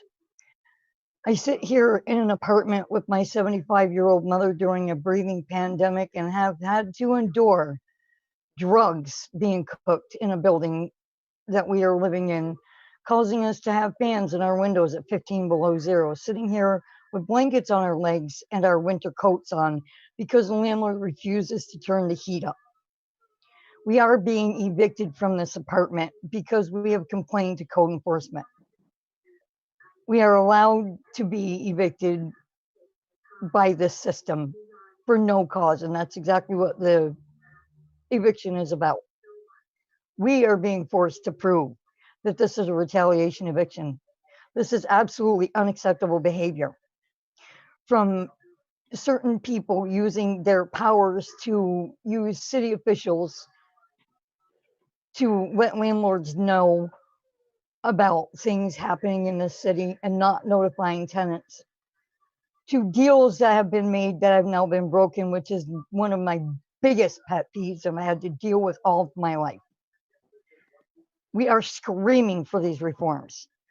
Countless hours, countless protests, and countless voices are telling you, you are the government of the people, by the people, and for the people. We are the people. You need to listen to what we are telling you. I am seriously scared that my 3 grandchildren are going to grow up in a world where systemic racism and political power takes over the voices of those who are marginalized, beaten, unhoused, and disrespected. Now is the time for you to stand up and do your jobs and listen to the people that are telling you what they want. This is our world. This is about our protections. Please do your jobs, hold up to your agreements, stop using your personal political powers and personal political views to control our lives. Please stop arguing over the may or shall and pass this resolution for just cause evictions that will stop people from being kicked out of their homes for no reasons. Better our community and stop making tenants live in fear. I strongly urge you to pass these resolutions as they are written and give the people the choice to vote on their own protections. Thank you. Thank you. So it is now 11 o'clock per our motion. That will be our final speaker for the evening. We had a motion on the consent agenda as well. Councillor Stromberg, are you able to make a motion on the consent agenda? Yeah, so I move to adopt the consent agenda as amended and take the actions indicated. Okay, is there a second to the consent agenda? Seconded by Councillor Paul. Any discussion of the consent agenda? Councillor Hanson? Is there an opportunity after we vote on the consent agenda to complete the public forum if we choose to as a body? I mean, I guess the councillor could make a motion. So, yeah, so any other discussion on the consent agenda? Hearing none, we'll go to a vote. All those in favor, please say aye. Aye. Aye. Aye. Any opposed? Hearing none, that passes unanimously. Councillor Hanson. Yeah, I would like to move that we finish the public forum, especially since we've already cleared the deck of other items. I think we should hear from folks who've been waiting for hours to speak and let everyone speak. So I would like to make that motion.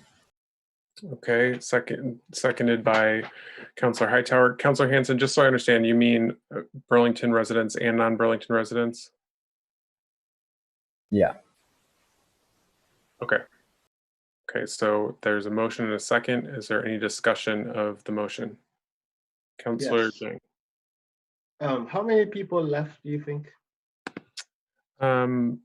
We're at 104, and I have a total of 147 signed up, and then there's other Burlington residents, non-Burlington residents who have gone over in part of the prioritization, and there's probably maybe a dozen or so of those as well. So we're talking maybe 50 more people or more. But again, I don't know how many folks are still on the line, so that's another aspect of it. So it can sometimes, like, as it gets later, it can go more quickly. So because not that many people are on, we see 80 folks on. So I don't know of those folks who still has yet to speak. Okay, thank you. And this is, I believe, requires a 2/3 because it's an amendment to our agenda. So Point of order. Yeah, Councilor Shannon. Aren't we voting on the same thing twice? Because we already voted on how we're doing this. And we already voted on ending the public forum at 11, taking up our consent agenda. And now we had 40 minutes of debate about our agenda. And so now we're going to do that again. I don't think that that's, I don't think that we can actually vote on the same thing twice. Attorney Blackwood, are you able to please weigh in? Yeah, I was weighing that myself. The motion that I wrote down that you voted on before said that you were going to hear public forum until 11 p.m., then take up the consent agenda, then recess and continue to next Monday. So I think you've already voted to recess once you've done the consent agenda. You can't amend your agenda now. You can't change your agenda, and I think you've already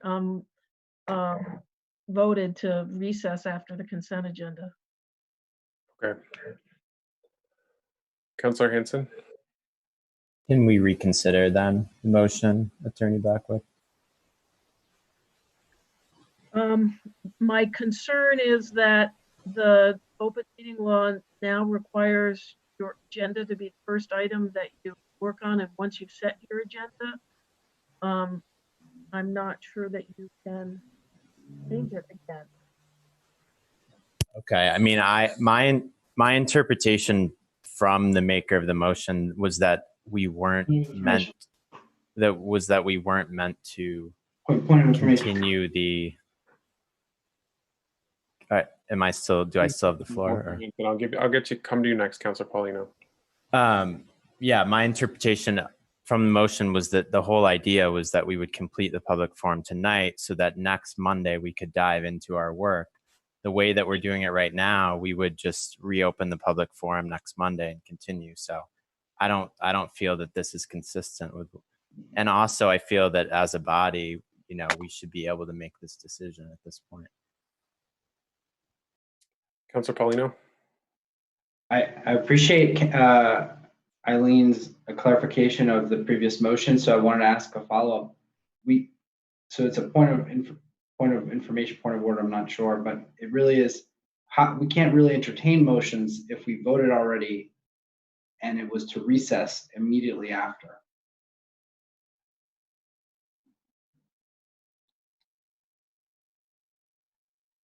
Can we? I guess my question. Yeah, I mean, I think you did vote that. Okay. Thank you. One more point of information, and I apologize. Yeah. Sorry, this is for me because I don't think I totally did, in terms of reconsider, I thought that Councilor Hanson had voted no. And please, sorry, just correct me, but so why wouldn't he be allowed to reconsider if he voted no on the original proposal?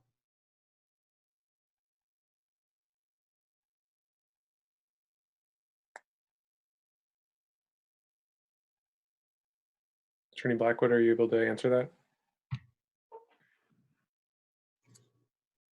I'm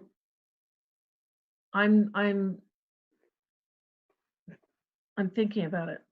How's that? It's late at night and I'm thinking about it. Councilor Mason. Just a further point of information, I want to make sure, because I think Councilor Hanson said something incorrect. The motion that passed was to have public forum till 11, recess the meeting. There is no public forum starting on May 14th. That is not consistent with what Councilor Hanson said. Okay.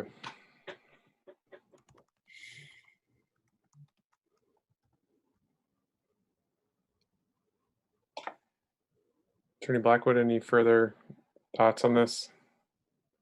I just want to look, I'm looking quickly at the open meeting law and what it says about setting your agenda. So if you could give me just a moment to do that.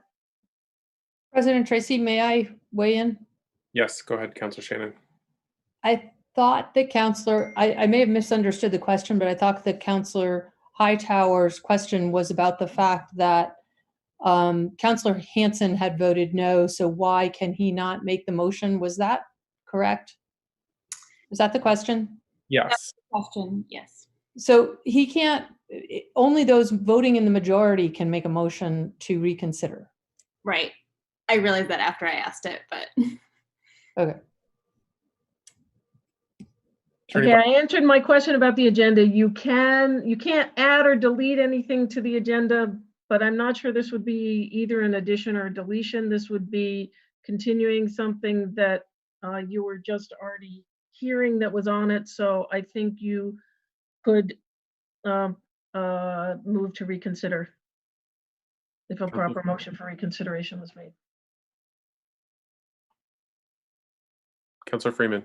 I'll move to reconsider. Okay, is there a second to that motion? Seconded by Councilor Stromberg. Any discussion? Hearing none, we'll go to a vote. All those in favor of the motion to reconsider the question, please say aye. Actually, no, will the city clerk please call the roll? Councilor Carpenter. Aye. Councilor Jang. No. Councilor Freeman. Yes. Councilor Hanson. Yes. Councilor Hightower. Councilor Hightower? Yes. Councilor Mason. No. Councilor Paul. Yes. Councilor Paulino. No. Councilor Pine. Yes. Councilor Shannon. No. Councilor Strongberg. Yes. City Council President Tracy. Yes.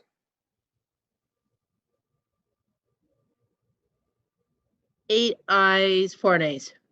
Okay, so the motion to reconsider carries, and we are now back to the original motion, correct, Attorney Blackwood? Yes. Point of order. Yep. Go ahead, Councilor How is Shannon. it possible to reconsider an agenda that we just went through? We're already like doing the thing that we've reconsidered. So how is it possible to reconsider the agenda? The motion that I think that you were reconsidering is hearing public forum until 11 p.m. and then taking up the consent agenda and then recessing and continuing until Monday. It's that portion of that you approve the agenda with that part in it. So now you have to decide, even though you started your agenda, can you reconsider? What I'm looking at in the open meeting laws, it says an addition to or deletion from the agenda has to be made as the first act of business, but any other adjustment to the agenda can be made at any time.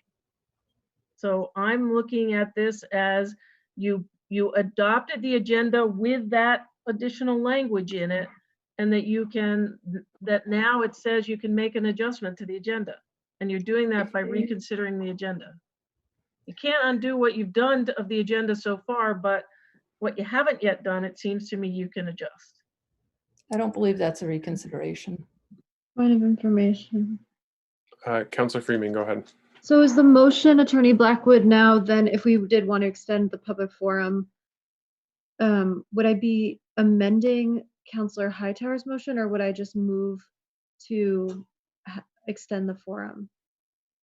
Well, what you just voted to reconsider is your motion to adopt the agenda and it as written on board docs plus as amended with the public forum ending at 11 and recessing after you did the consent agenda. Point of information on that. Go ahead, Councilor Paulino.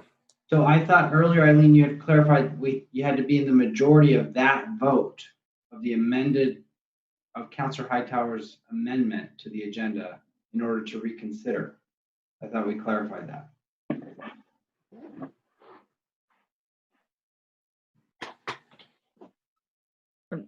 I don't know what you're asking. It was Councilor Hansen's motion and he voted against it.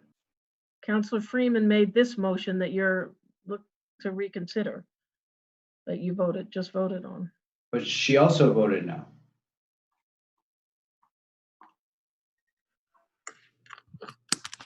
That's not the case, Councilor Paulino. So I have Councilor Paul, then Councilor Hansen. Go ahead, Councilor Paul. Thank you, President Tracy. I just have a quick question for Attorney Blackwood. So I've always been under the impression that we cannot vote on the consent agenda until the public forum is finished.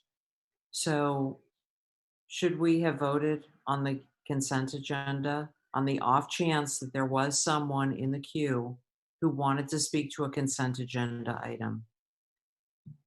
You have to allow public comment before you can vote on the consent agenda. You announced that you were limiting public forum until 11 p.m. and then you were going to vote on the consent agenda. You have done that. Okay. You're now talking, it seems to me, about reconsidering what you had put in the agenda as your next action, which is to recess until the next meeting. Okay. All right. That's all. In the interest of time, thank you. You've answered my question. Okay, Councilor Pine. I'd like to move to call the question. Okay, so we're calling the question on the original motion, which was to the original question, which was to end at 11 and recess till our next meeting. And Attorney Blackwood, this would just require a simple majority, right? Point of order. I don't know that there's a item on the floor. We passed the motion to reconsider. That passed. Right, but then you have to actually vote on the question itself. You have to decide whether you want to reopen the question, and then the question itself is on the floor. And now Councilor Pine has called the question. No motion has been made though. No, but the motion was on the floor already. It had been made. We're reconsidering it. So now Councilor Pine has called the question on this, and motions to call the question are non-debatable. Is there a second to the motion to call the question? Seconded by Councilor Hightower. These motions require the motion to call the question requires 2/3. Will the city clerk please call the roll? Councilor Carpenter. Please remind me what I am voting on here. Calling the question. Oh, yes. Councilor Jang. Yes. Councilor Freeman. No. Councilor Hansen. No.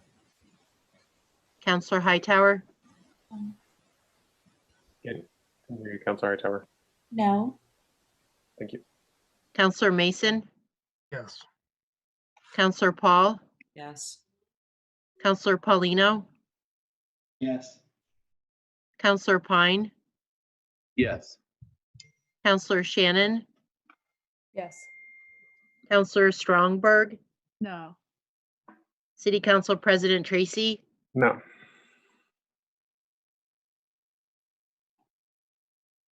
Seven ayes, 5 nays.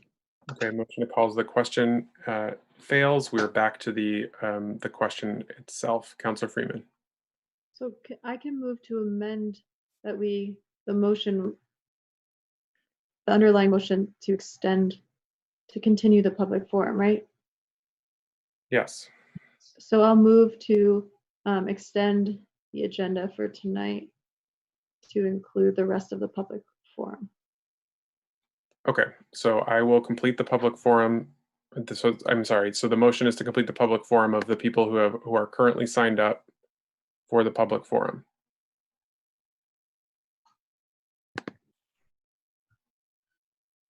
Okay, is there a second to that motion?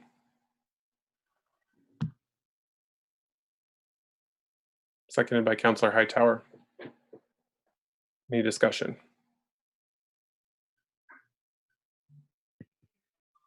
Okay, hearing none, will the city clerk please call the roll? Counselor Carpenter, Yes. Counselor Jang, Yes. Counselor Freeman, Yes. Counselor Hanson, Yes. Counselor Hightower, Yes. Counselor Mason, Yes.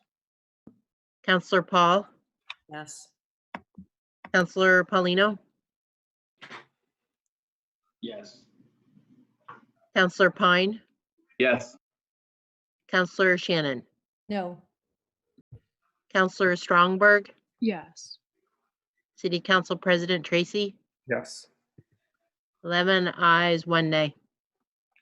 So that amendment passes. We're back to that original motion that we were reconsidering.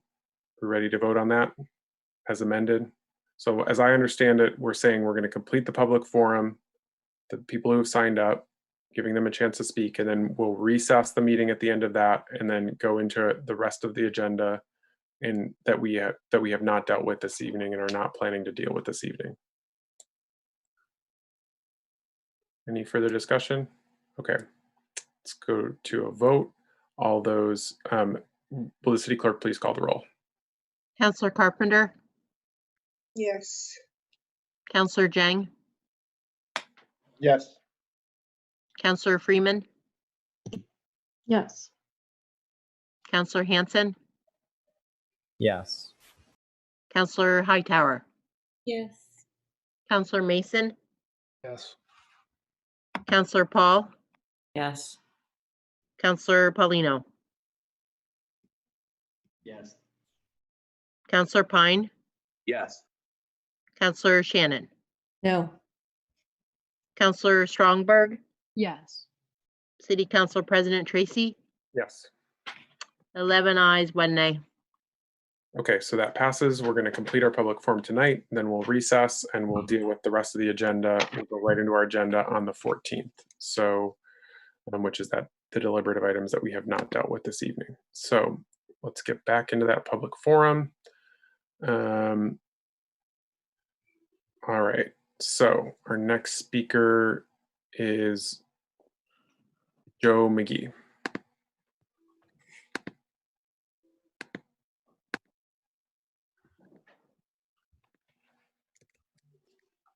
I don't see Joe.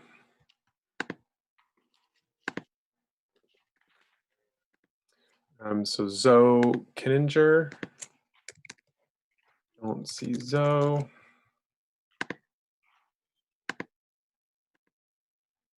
Okay, I'm sorry, this is going to take a little bit of finagling. Maggie McCoy.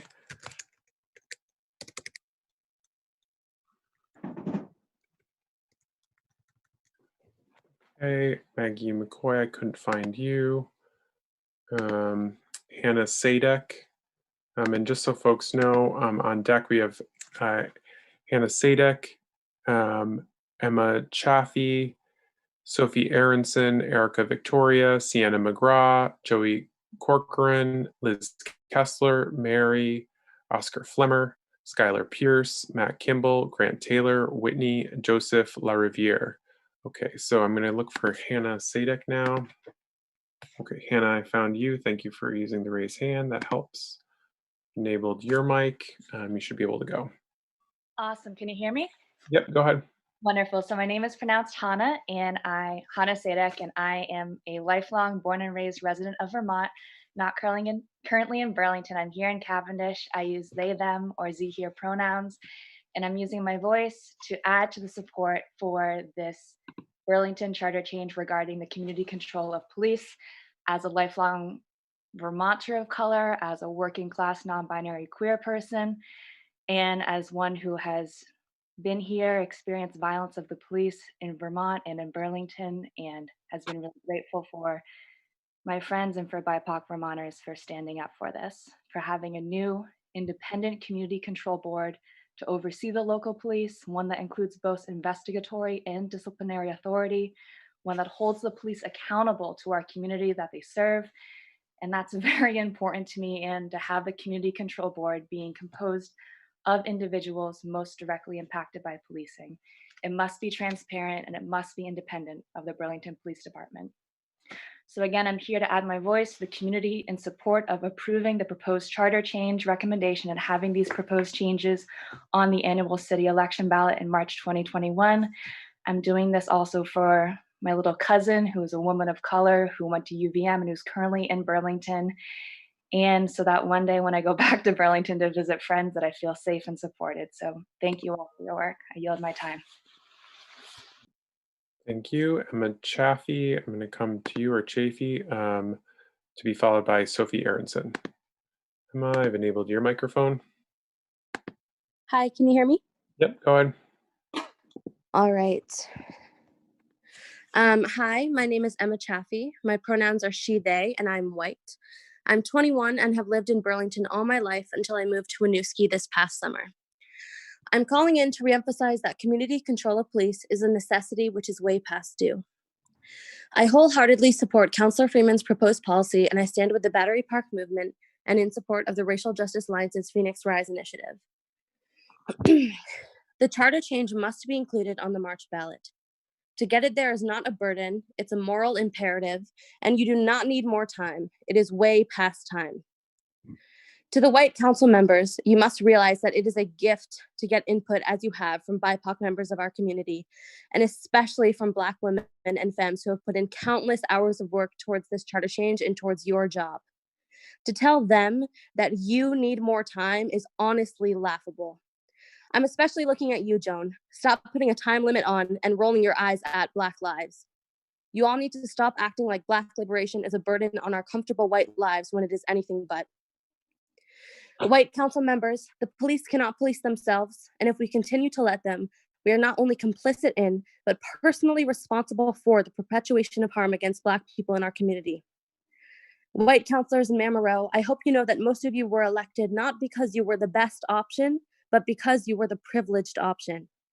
Now that you are here, to not do everything in your power to fight for Black lives is disgusting. Black liberation should be the foundation of every choice that you make on this council and for this city. You have to decide whether you really believe Black lives matter, or if you'd rather just paint it on Main Street and then get to bed on time.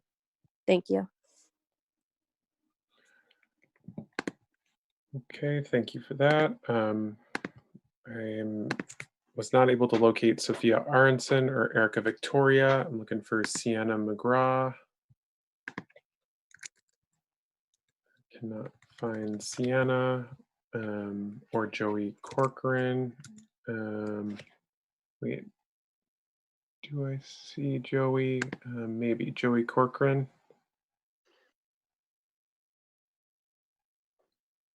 Wasn't going to speak, but here we are. Good evening. My name is Joey Corcoran. I'm a white cis woman, use she, her pronouns. I've been a resident of Ward 6 for the past 14 years. I recently retired as a licensed mental health counselor. And I wasn't going to speak because many people before me have said very eloquently what I had already written down, and I very much appreciate all their comments and the work that I now understand has gone into this proposal. I'll only say that as a counselor who could harm people emotionally in the dynamic of power between counselor and client, I was overseen by the Office of Professional Regulation, and I could lose my license if a client claimed I did harm. I see this community control board really as very similar to the Office of Professional Regulation for the police. And I urge you, as so many people have, to put it on the ballot and allow Burlington's residents to vote. I think that it is what we need right now to reinstill a trust in law enforcement and to ensure the necessary level of safety for all our residents. So thank you for your time. I know it's late, so I'll see the rest of my time. Thank you. Zoe Kenninger, I was able to locate them, so go ahead. Enabled your mic. Hi. My name is Zoe Kenninger, and I live in Ward 4. I'm white, and I use they, them pronouns. I've lived in Burlington since summer of 2015, and I graduated from Burlington High School in 2019. I'm on a gap year from Smith College due to the pandemic, and I'm currently working as a barista in South Burlington. So firstly, I want to second basically everything that everyone said so far. I've heard so many great and inspiring comments, and I agree with everyone.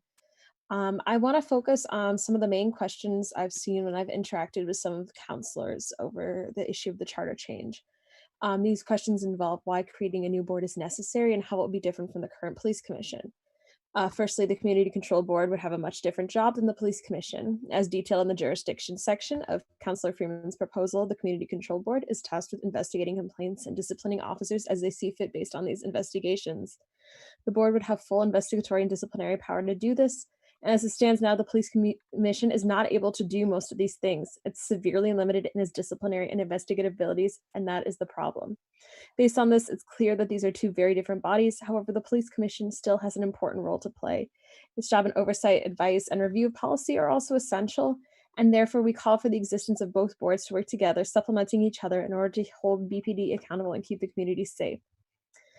It's not enough to just give more power to the Police Commission, though. As it currently exists, the Police Commission is too closely entwined with the Police Department and the Chief of Police to be able to investigate and discipline officers in unbiased, uninfluenced ways.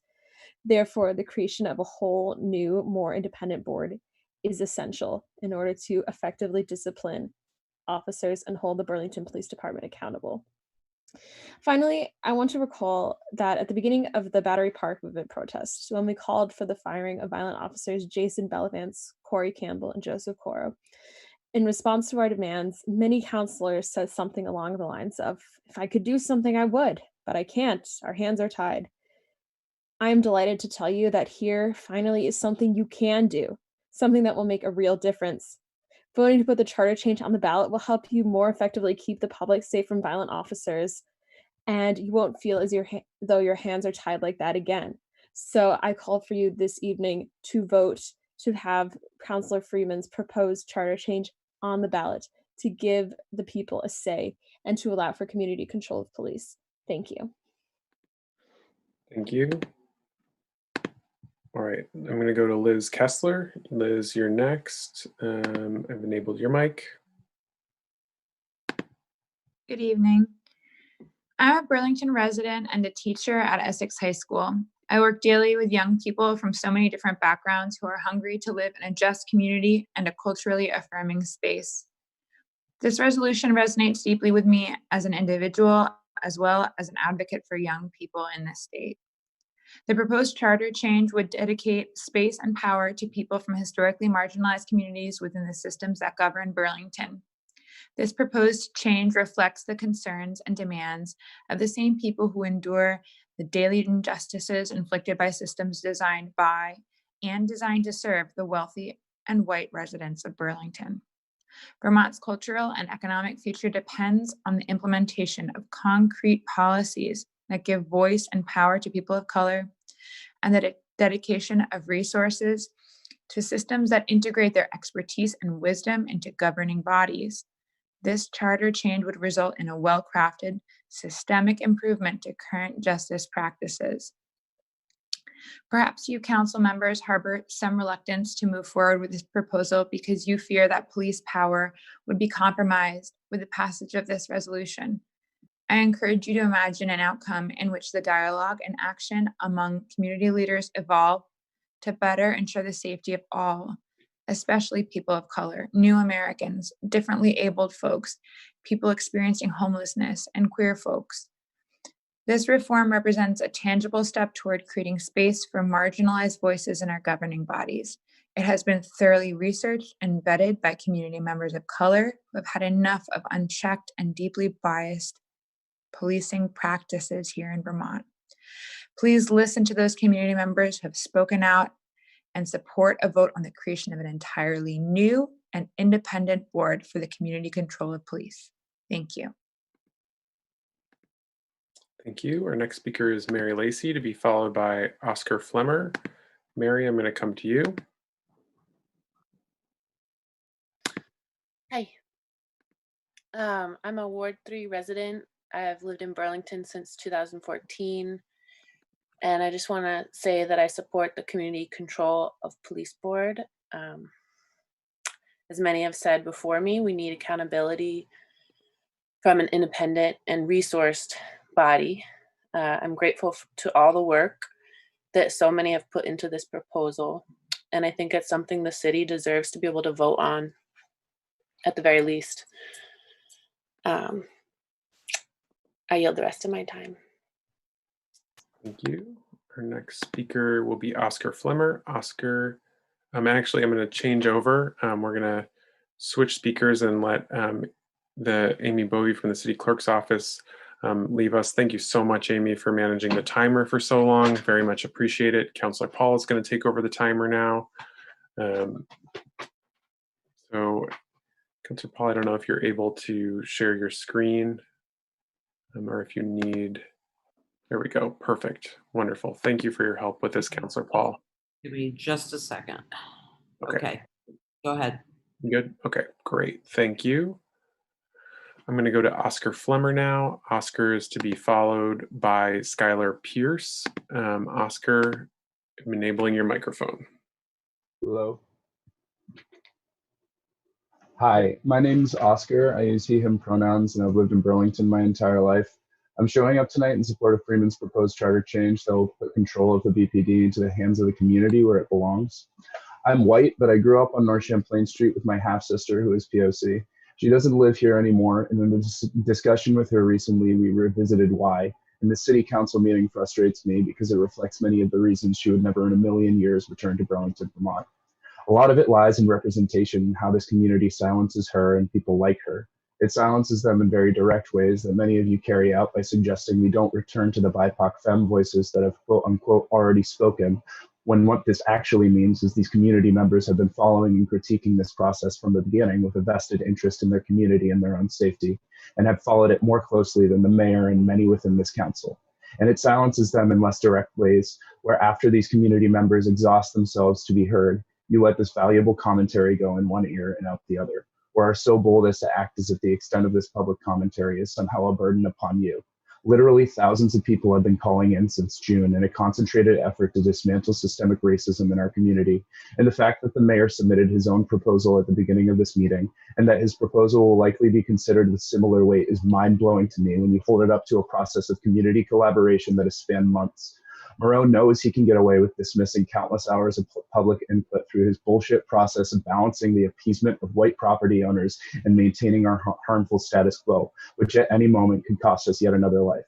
And this is such a problem. And I wish someone on this council would stand up to that and say it's not okay what he is doing, because political slickness is nothing new and has actively roadblocked change every step of the way. It's as simple as this. The charter change proposed by Councillor Freeman is what we need in this moment, and this moment is fleeting.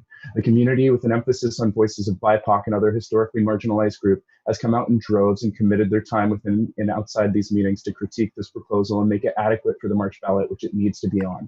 For so long, we've needed a truly independent civilian control board for police misconduct with investigatory and disciplinary powers that ensures in historically marginalized identities a seat at the table, and here it is. Please do not let the mayor, who knows his days of political sidestepping public opinion are numbered at this point, manipulate your deliberation process to compromise the timeline of this essential work. BIPOC in this community have once again done the hard work, and the community has spoken, and the pseudo-progressive Burlington political apparatus is once again trying to disempower that. If this proposal doesn't get on the ballot in March, the redundant time added to this process will literally cost life and quality of life.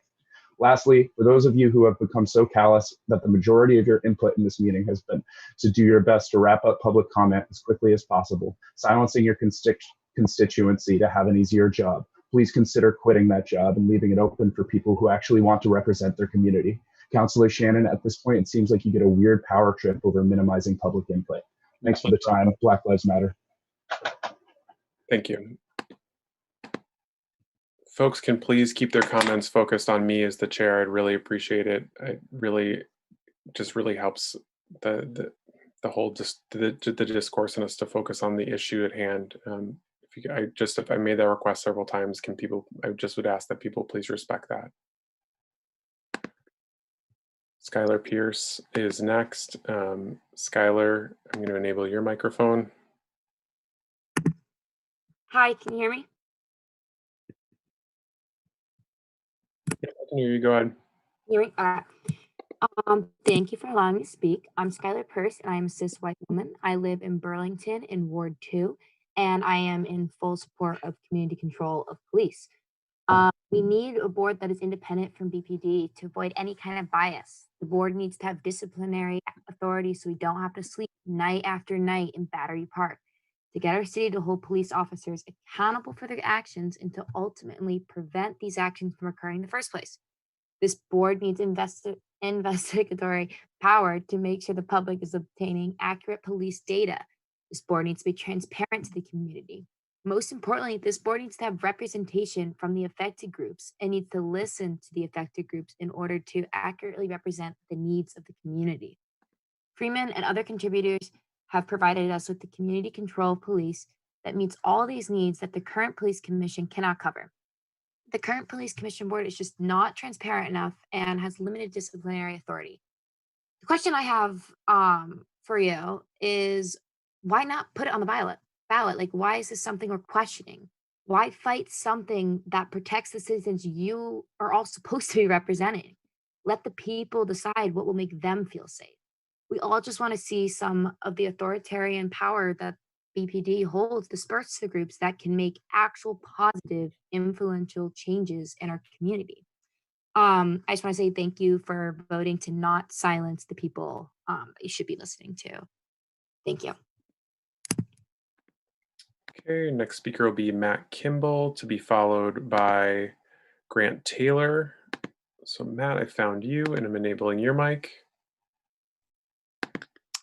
Hi, my name is Matt. I live in Ward 7. I've been a resident of Burlington for 12 years. I want to voice my support for the charter change proposed by Councilor Freeman to create an independent community control board to oversee the police. It's pretty evident that the current city charter granting the police chief sole power in firing officers is a conflict of interest, anti-community, and allows impunity for abusive officers. Approve the charter change so that it can be voted on by the public in March. If you truly believe that you work for the people, you will make this happen. If not, you will be voted out. It's perplexing to me that this even needs to be a conversation, honestly. And it feels pretty offensive to hear that the mayor put forth his own proposal at the start of this meeting in direct opposition of the goals of the Racial Justice Alliance. It's apparent that this is political fodder with the goal of thwarting progress.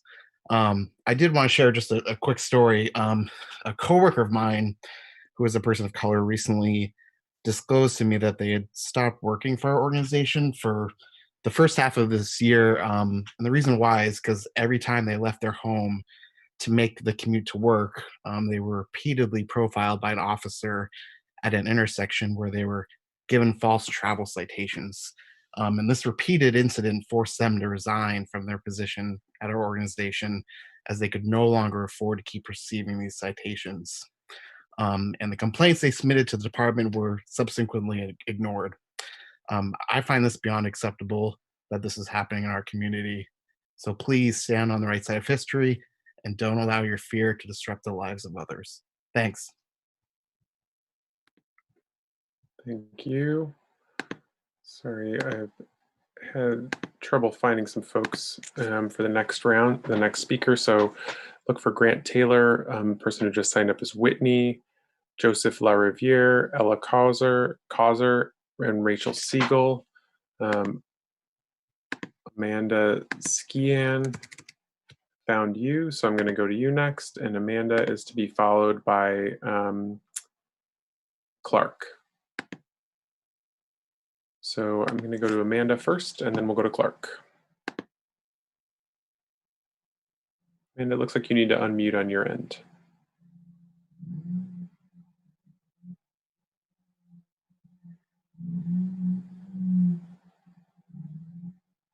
Amanda? Okay.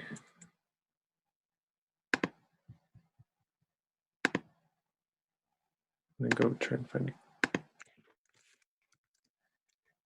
Clark. I am not locating Clark. Oh, Amanda. Okay, I'm seeing you again. Amanda,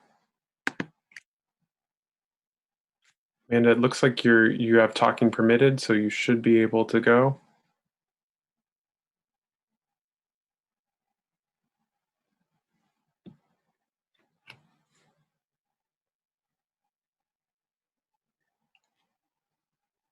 Okay, I'm not able to hear you, Amanda.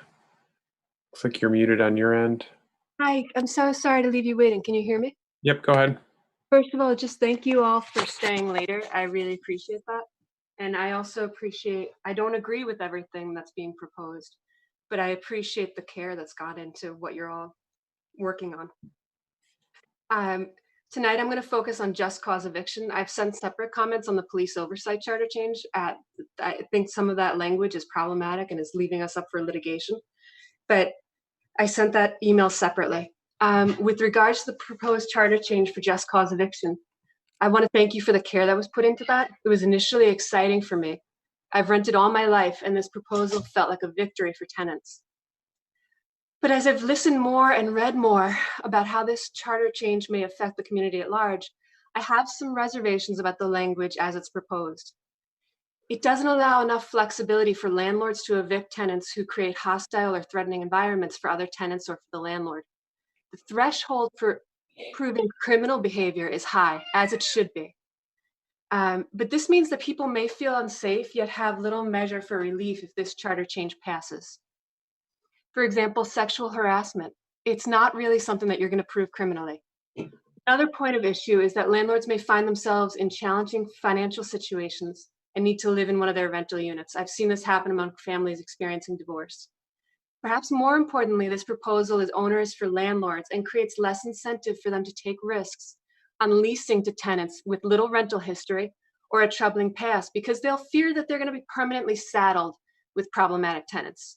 As a younger woman with poor credit and no rental history or co-signers, I face challenges in finding people to take a chance on me.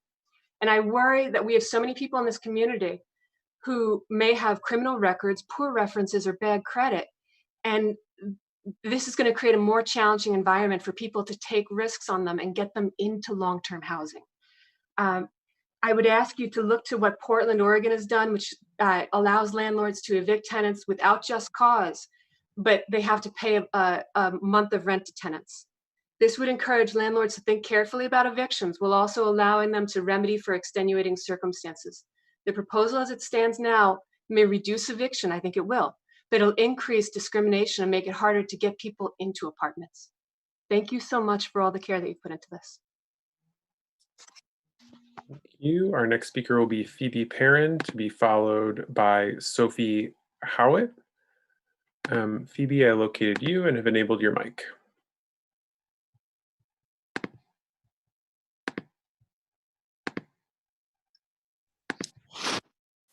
Hi, I already spoke earlier tonight, so I'll yield my time. Okay. Thank you for that. I apologize. Sometimes folks, the form will sign up twice. Yeah. Okay, so Sophie Howitt is next.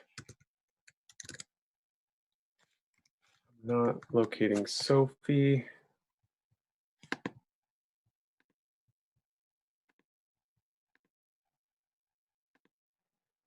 James Martucci. Not finding James.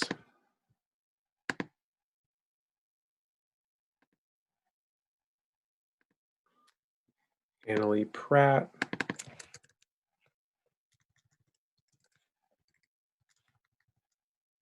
Not seeing Annalie.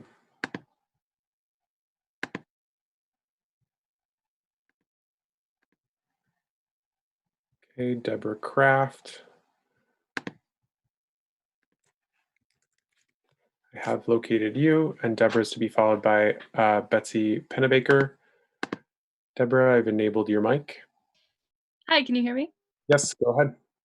Hi, my name is Deborah Kraft. I'm a resident of Ward 1 in Burlington.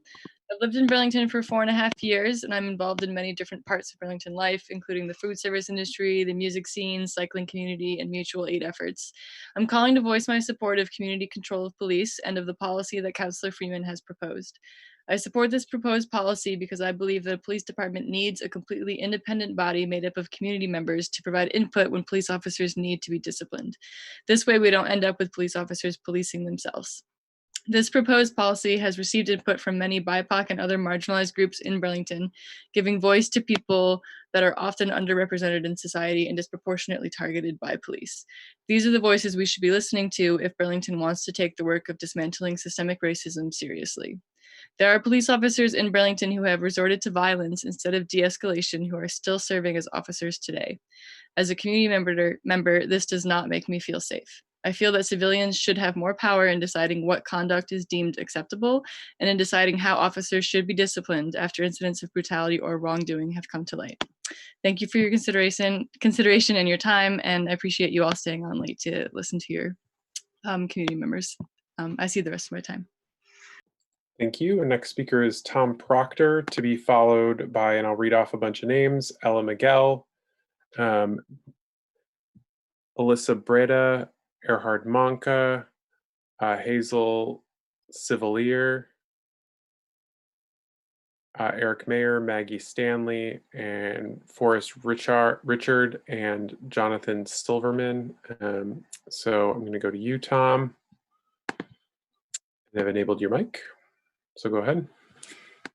Good evening. My name is Tom Proctor. I'm a white resident of Ward 1. I use he, him pronouns, and I'm the regional organizer for Rights and Democracy in Chittenden County. I'm calling you today in full support of just cause eviction, but, and this does come with a but, I am not in favor of tying the city's hands by creating legal loopholes that big landlords will use to continue using no cause evictions. It is imperative that we pass language on the ballot that tells Burlingtonians that we will consider and create reasonable exemptions to just cause in certain circumstances. We must not bind ourselves to language that shall allow landlords to continue to turf out good tenants by using our own language against us. Landlords, big and small, have a huge amount of power over their tenants, and tenants made up 62% of our city residents. This creates a massive power imbalance, and with a handful of folks holding power over well over 20,000 Burlingtonians. They have also far more resources, money, influence, and time than the tenants they house.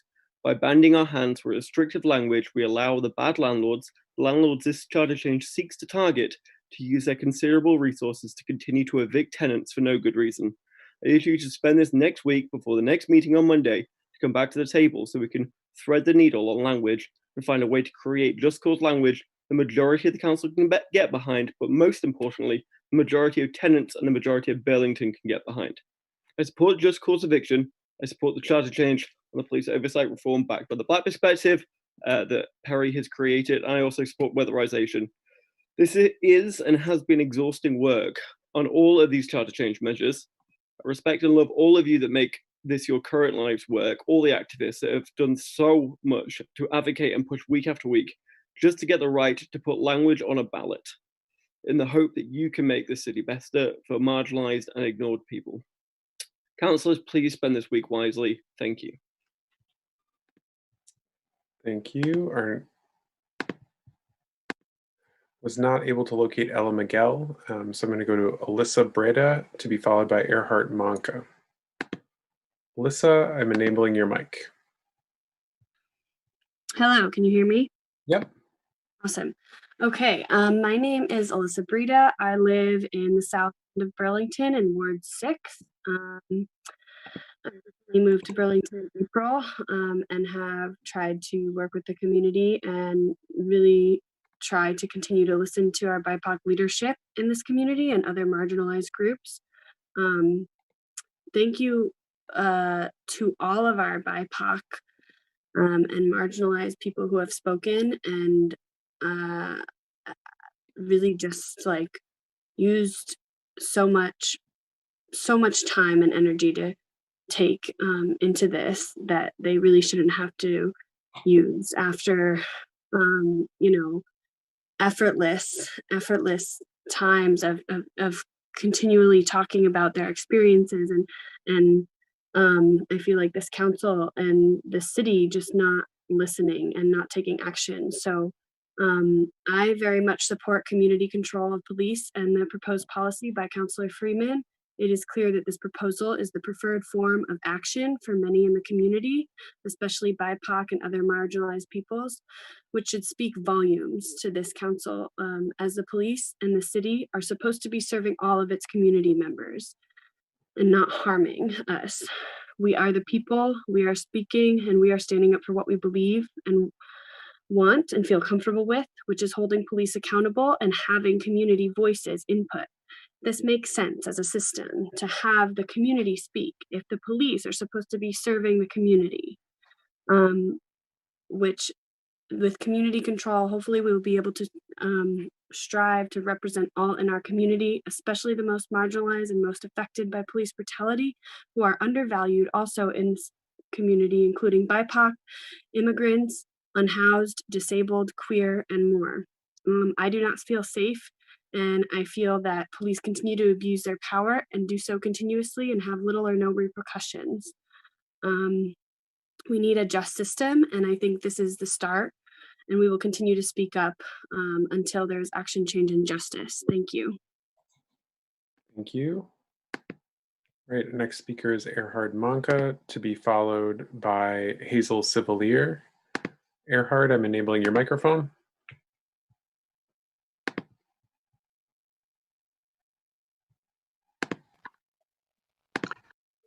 Can you hear me, Chair Tracy? Yes, go ahead.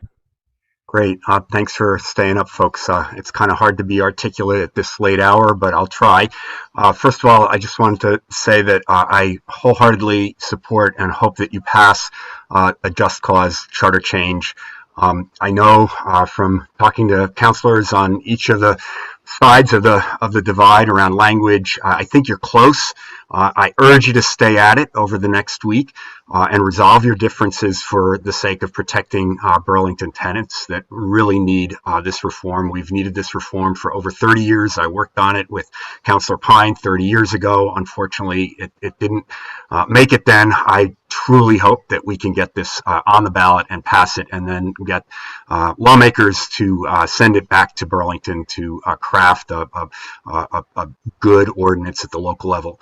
I also wanted to talk about the police charter change. Having listened tonight, I have long felt that independent oversight of the police is needed. I used to think that we could reform the police commission, but I've been convinced by the work that's been done by so many on Councillor Freeman's resolution that an independent, separate body is really what's needed. And I speak as the proud father of a young African-American man, social worker, lives in Baltimore, is never coming back to the state for many of the reasons, never coming back to live in Burlington for many of the reasons that others have cited. I've seen him get in trouble. I've seen him, harassed by the police, not just in Burlington, but South Burlington, Colchester, really all over the region. I've lived with the fear of him being harmed or killed by police for most of my adult life. He's now 30 years old. He grew up with the Melly brothers, and I just was horrified by that particular police action. One of his best friends was tased by Burlington police in front of his own mother. I hope that you all can put this on the ballot. I would like my son and all of the other African-American folks in town and in Vermont who come to Burlington and people of color to feel safe in our town. Thank you. Thank you. Our next speaker will be Hazel Civilier, to be followed by Eric Mayer. Hazel, I'm enabling your mic.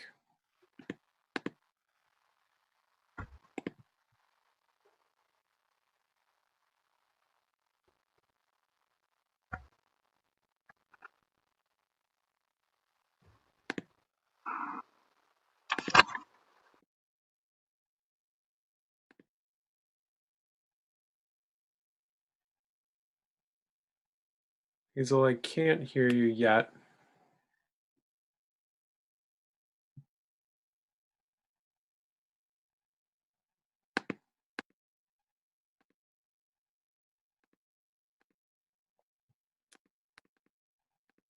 Hey, Hazel, I'm not seeing you. I had to do that panelist thing because of software. Not seeing you on here, so I'm gonna go to Eric. Eric Mayer, I've enabled your mic. Hey, can you hear me? Yep, go ahead. Thank you, Councilor Tracy, President Tracy. I'm sorry, our next mayor. I had written something so nice to say, which is unusual for me, specifically thinking about Councilors Paul, Carpenter, and Polino, who I really do appreciate in these conversations, not because they're necessarily leading the way, but just because I wasn't expecting them to have an open mind, and they've shown that. So I wrote such a nice thing asking them to continue. But I just can't get to that right now. I'm feeling the same feeling that I've felt, I don't know, hundreds of times before, of coming up against just the cynicism and patronizing behavior of certain elected officials who are really supposed to be listening and are not supposed to be off the cuff, just out of their own minds, last minute, coming up with random suggestions that subjectively might be more palatable to imagined future humans. Put this in front of the people. Like, this is what democracy is about. So, and just in terms of speaking to my fellow citizens, this can feel so discouraging, and I understand why some people stick to direct action and don't even worry about the electoral. But Councilor Freeman, who spent so much time on this, is someone I met a few years back at a city council meeting, and just watching them come to their position now, and being part of that process, it's just shown me that we can affect change on this level. The mayor's race is coming up. There's 4 council races coming up in March. Grace Ahmed is running in the South. Councilor Freeman and Hanson are running again, etc. So I just want to say that, there is something we can do, and it's probably not trying to convince people that have already proven to us over and over again that they're not listening. Thanks. Thank you. So I wasn't able to locate Maggie Stanley, so I'm going to go to Forrest Richard. Forrest, I've found you and have enabled your mic. Hi, can you hear me? Yep, go ahead. Hi, my name is Forrest. I use they, them pronouns. I'm a white, queer resident of Ward 5. So I'm especially speaking to my representative, Chip Mason, tonight, as well as the entire council, and most importantly, Mayor Miro. I have lived in Vermont for most of the last decade and have lived in Burlington for a little more than a year. I work in developmental services in the city of Burlington and have worked multiple agencies in Vermont for over 4 years, including the Howard Center. Because of that, I deal with mental health and developmental services on a daily basis, and I'm very passionate about ensuring the city and its systems work 100% of the time for 100% of the people. In Vermont, we claim to be very proud of a history of institutionalizing mental health. In my opinion, we haven't come close to that ideal. Take, for instance, the case of disgraced Chief of Police Brandon Del Pozo, serving on the board of the Howard Center. I have called in tonight to voice my support for community control of police and for the proposed policy introduced by Councilor Freeman. This proposal has received significant input from many across our community, including BIPOC and others from historically marginalized groups, and is informed by models in other cities and the ACLU principles for civilian oversight, and aligns with the demands of the Battery Park Movement and Vermont Racial Justice Alliance's Operation Phoenix Rise initiative. This is your city speaking to you and begging to be heard. Me and my community support the creation of a new board because we're advocating for a completely independent body from the Burlington Police Department.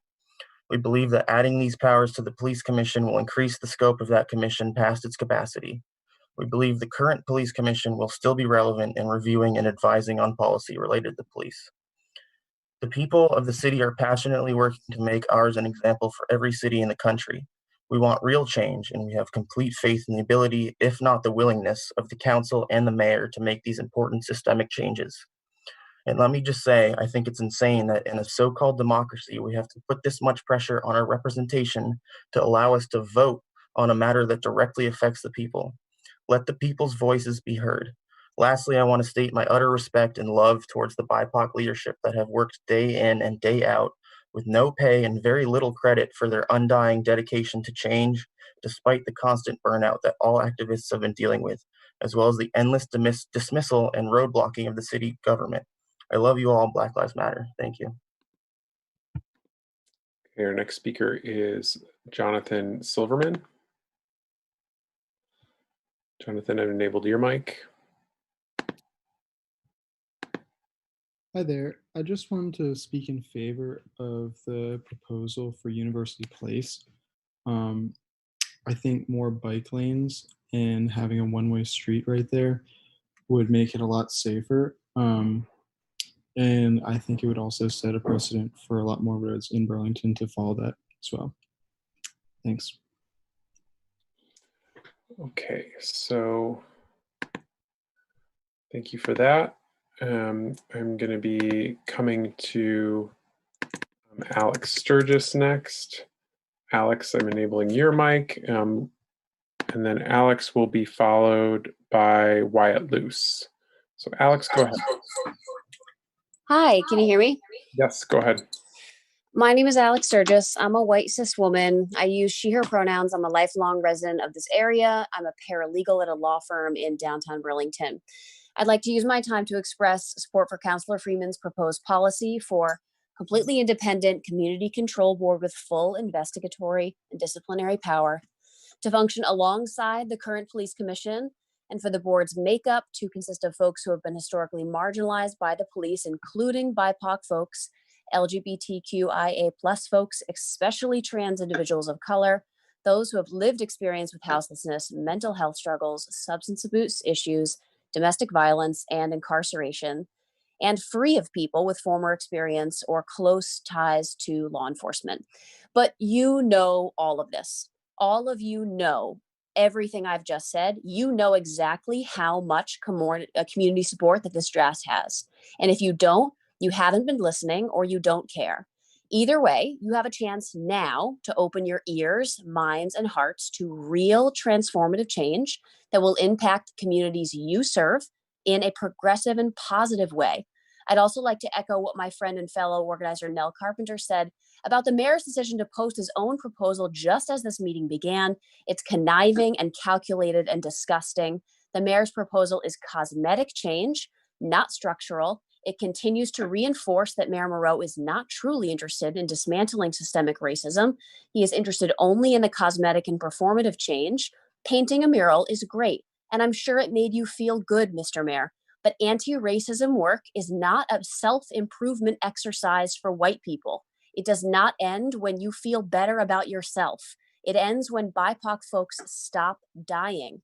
This month marks the end of a very difficult year in the midst of a pandemic that is killing Black Americans at a rate 2.4 times higher than white Americans.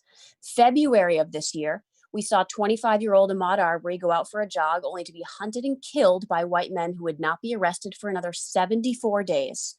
On March 13th, 26-year-old Breonna Taylor went to bed in her home after a long shift as an EMT, probably longer than you've had to listen to public comment tonight, and was killed in her own bed by police serving a no-knock warrant on the wrong house. On May 25th, 46-year-old George Floyd went out to buy a pack of cigarettes and died slowly and painfully while a white police officer ignored his repeated cries for help. The events of this year has caused many white Americans to open their eyes for the very first time to the reality that BIPOC and other historically marginalized folks have known and had to live with for the entirety of this country's history. The knee of white supremacy and systemic racism has been dug into the neck of BIPOC Americans for hundreds of years while they gasp for air and beg for help. You have a unique chance, Councilors Tracy, Paulino, Hightower, and Pine, right now, Councilors Carpenter, Mason, Hanson, and Paul, in this moment, Councilors Dang, Stromberg, Freeman, and Shannon, to relieve some of the pressure of that knee on their neck. Those of you who have chosen to stall, hinder, and delay, we will not forget. Black Lives Matter. Okay, our next speaker will be, I was not able to locate Wyatt Luce or Shane Caruth, so I'm going to go to Emily Tardy. Emily, I'm enabling your mic. Hi, can y'all hear me? Yep, go ahead. Okay, thank you. My name is Emily Tardy. I'm 19 years old. I use they, them, or she, her pronouns. I'm a student at UVM. I'm currently living in New Haven, Vermont due to COVID, but I've lived in Vermont my whole life, and I hope to continue to live and work in Burlington for a very long time. I'm calling in this evening with current, I'm so sorry, I can't read. Calling in this evening with urgent and insurmountable support of the proposed changes to the city charter involving a Burlington-specific model for community control of the police. Seeing the evolution of this legislation from its infancy has been wonderful in that I've seen how public input should be used and applied in city decision-making. I mean, there's no reason that this adamant public support cannot be translated into action, and I urge you to do so. This process is how the city should operate. Please just listen to the public. I mean, this is democracy, right? This policy, drafted by Councilor Freeman with the help of tens, if not hundreds, of community members, includes and must continue to include full disciplinary and investigatory power, complete transparency, and zero ties to the Burlington Police Department. I mean, Bell Vance's initial discipline was poor, and it cost the city $300,000 and then some to ensure the safety of community members after the police department's initial failure. This independent body will ensure that discipline comes in a timely and adequate manner without bias. I highly recommend and ask that this change be passed as soon as humanly possible to ensure that this can be on the ballot in March, to be voted on, and then to be put in action in the state legislature as early as April or May. The Racial Justice Alliance's Operation Phoenix Rise initiative outlined that there needs to be restructuring of public safety. I mean, this is an actual and lasting first step that needs to happen, and it needs to happen now. It's essential for the safety of our marginalized friends and neighbors. I mean, this is how you start to actually dismantle systemic racism. Please remember this is only the start. Treat this with urgency that the community members have also treated it with. Thank you. Okay, our next speaker will be Sonia Buglion-Gluck, to be followed by Linnea Wiley, Ian Pfeiffer, Carol Pfeiffer, and Heather Bedell. Sonia, I'm going to come to you. Hello, can you hear me? Yes, go ahead. I thank you, President Tracy, and thank you, counselors. I really appreciate you staying up late. You've heard the calls many times, so I won't repeat. But I wanted to say I am a resident of Essex Junction, and I've been involved in the hearings around our own police department, and we're trying to put together some kind of a community control board in Essex as well. And so I know that our select board looks to Burlington and to the policies that you create. I've heard them say this in their town meetings around, the declaration of racism as a public health emergency, wanting to do something similar to what you're doing. And so, what you do really does have a ripple effect around the state. And so just wanted to bring that perspective to remind you that, as the Queen City of Vermont, you really, your decisions on this really have effects that go beyond the city limits.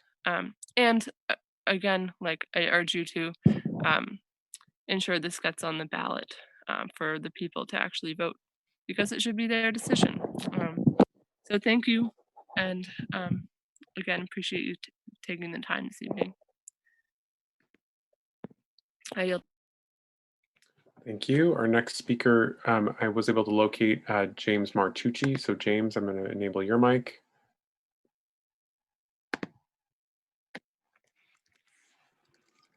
Hi, Max. Thank you. Can you hear me?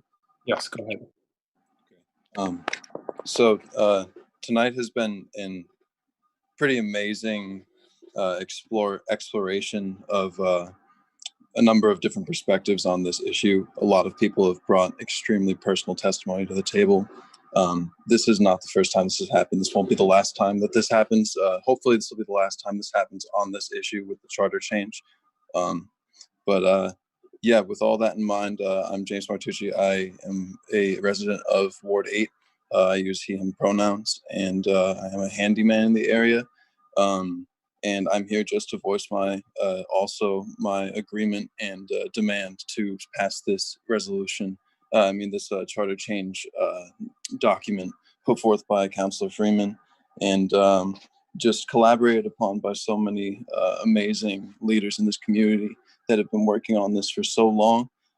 And really just, there's a requisite for this to pass for there to be any real effort towards combating police brutality in Burlington. And this is just so long coming, and I'm gonna yield the rest of my time. Thank you.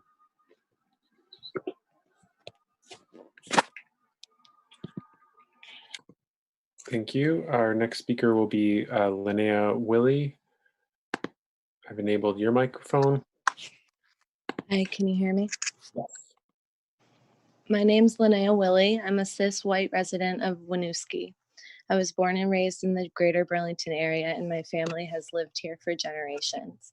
I've contributed to this community as a massage therapist, caregiver, high school coach, musician, homeowner, and taxpayer. First, Moreau, shame on you for your strategically last-minute proposal and for showing exactly where you stand on this. That was so shady. Because this system is bent crooked to benefit me and not in those holding identities with privilege like mine and yours. I want to first make clear that the only voices that truly matter when discussing issues of policing in the prison industrial complex are the voices of the Black community, the most affected and historically marginalized. Considering the vile context surrounding the origins of policing, it has always been necessary to check the fuck out of the powers and intent of this militarized and dangerously protected body in our society. And today you have in front of you an opportunity to do so in a state with the worst criminal justice system racial disparities in the country and therefore world. Don't blow it. And don't you dare let our BIPOC leaders' countless hours and immeasurable labor on this policy be in vain. I fully support this charter change, which Burlington could help pioneer an absolutely necessary restructure of public safety by opening up channels of actual accountability. Our city officials have handled past investigations of violent officers disgracefully, exactly the way the system is meant to function. All you have to say is your hands are tied. It is absolutely unacceptable that the police chief is the only person in the city with the legal authority to fire an officer accused of misconduct when they hold the most obviously biased position. The impunity enjoyed by the officers here is disgusting. It is essential that the city creates a completely independent and transparent body with that power and direct oversight over our police made up of our most affected neighbors.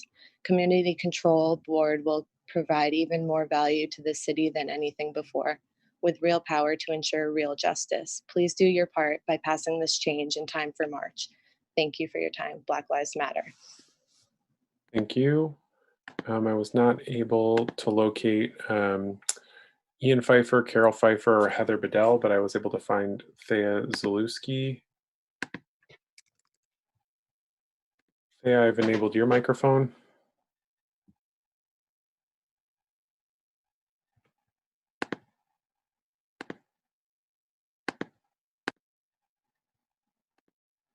Yeah, it looks like you're muted on your end.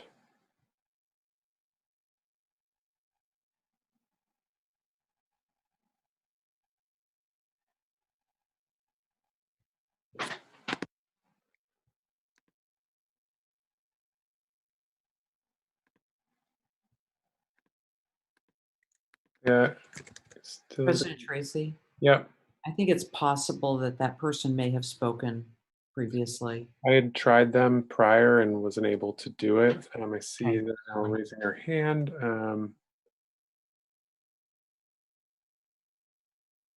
Still see you being as muted on your end.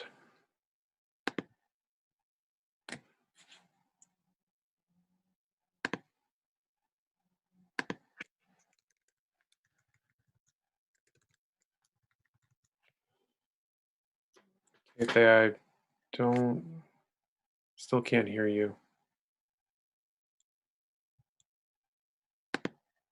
Okay, I've gotten through all of the Burlington and non-Burlington residents who had signed up. So I think we are concluded for tonight.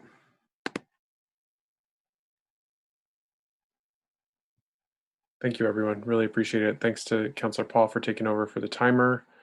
Thank you to everyone for bearing with us with this, and certainly bearing with me with all the tech and everything. Always appreciate that, and all your understanding from the members of the public with this. So for folks, what we'll do is we're going to pick up where we left off in this meeting, meaning we'll pick up with our agenda. So not the public forum, but the agenda, the deliberative agenda. We do also have actually a meeting with the mayor presiding. Haven't forgotten about that, which has some appointments about for board. So we'll deal with all that stuff next Monday. We're going to start at 5:30, just so we're crisp and ready to go with that. So we'll have that going. And we'll get that agenda and meeting warned and all that stuff up. So if folks are interested, which I'm sure lots of people who spend all the time staying up until 12:20 are wanting to follow along with this, please join us next Monday starting at 5:30. And we'll be debating a number of charter changes, and we'll go right into that agenda. So thanks, folks. Really appreciate it. Have a great night.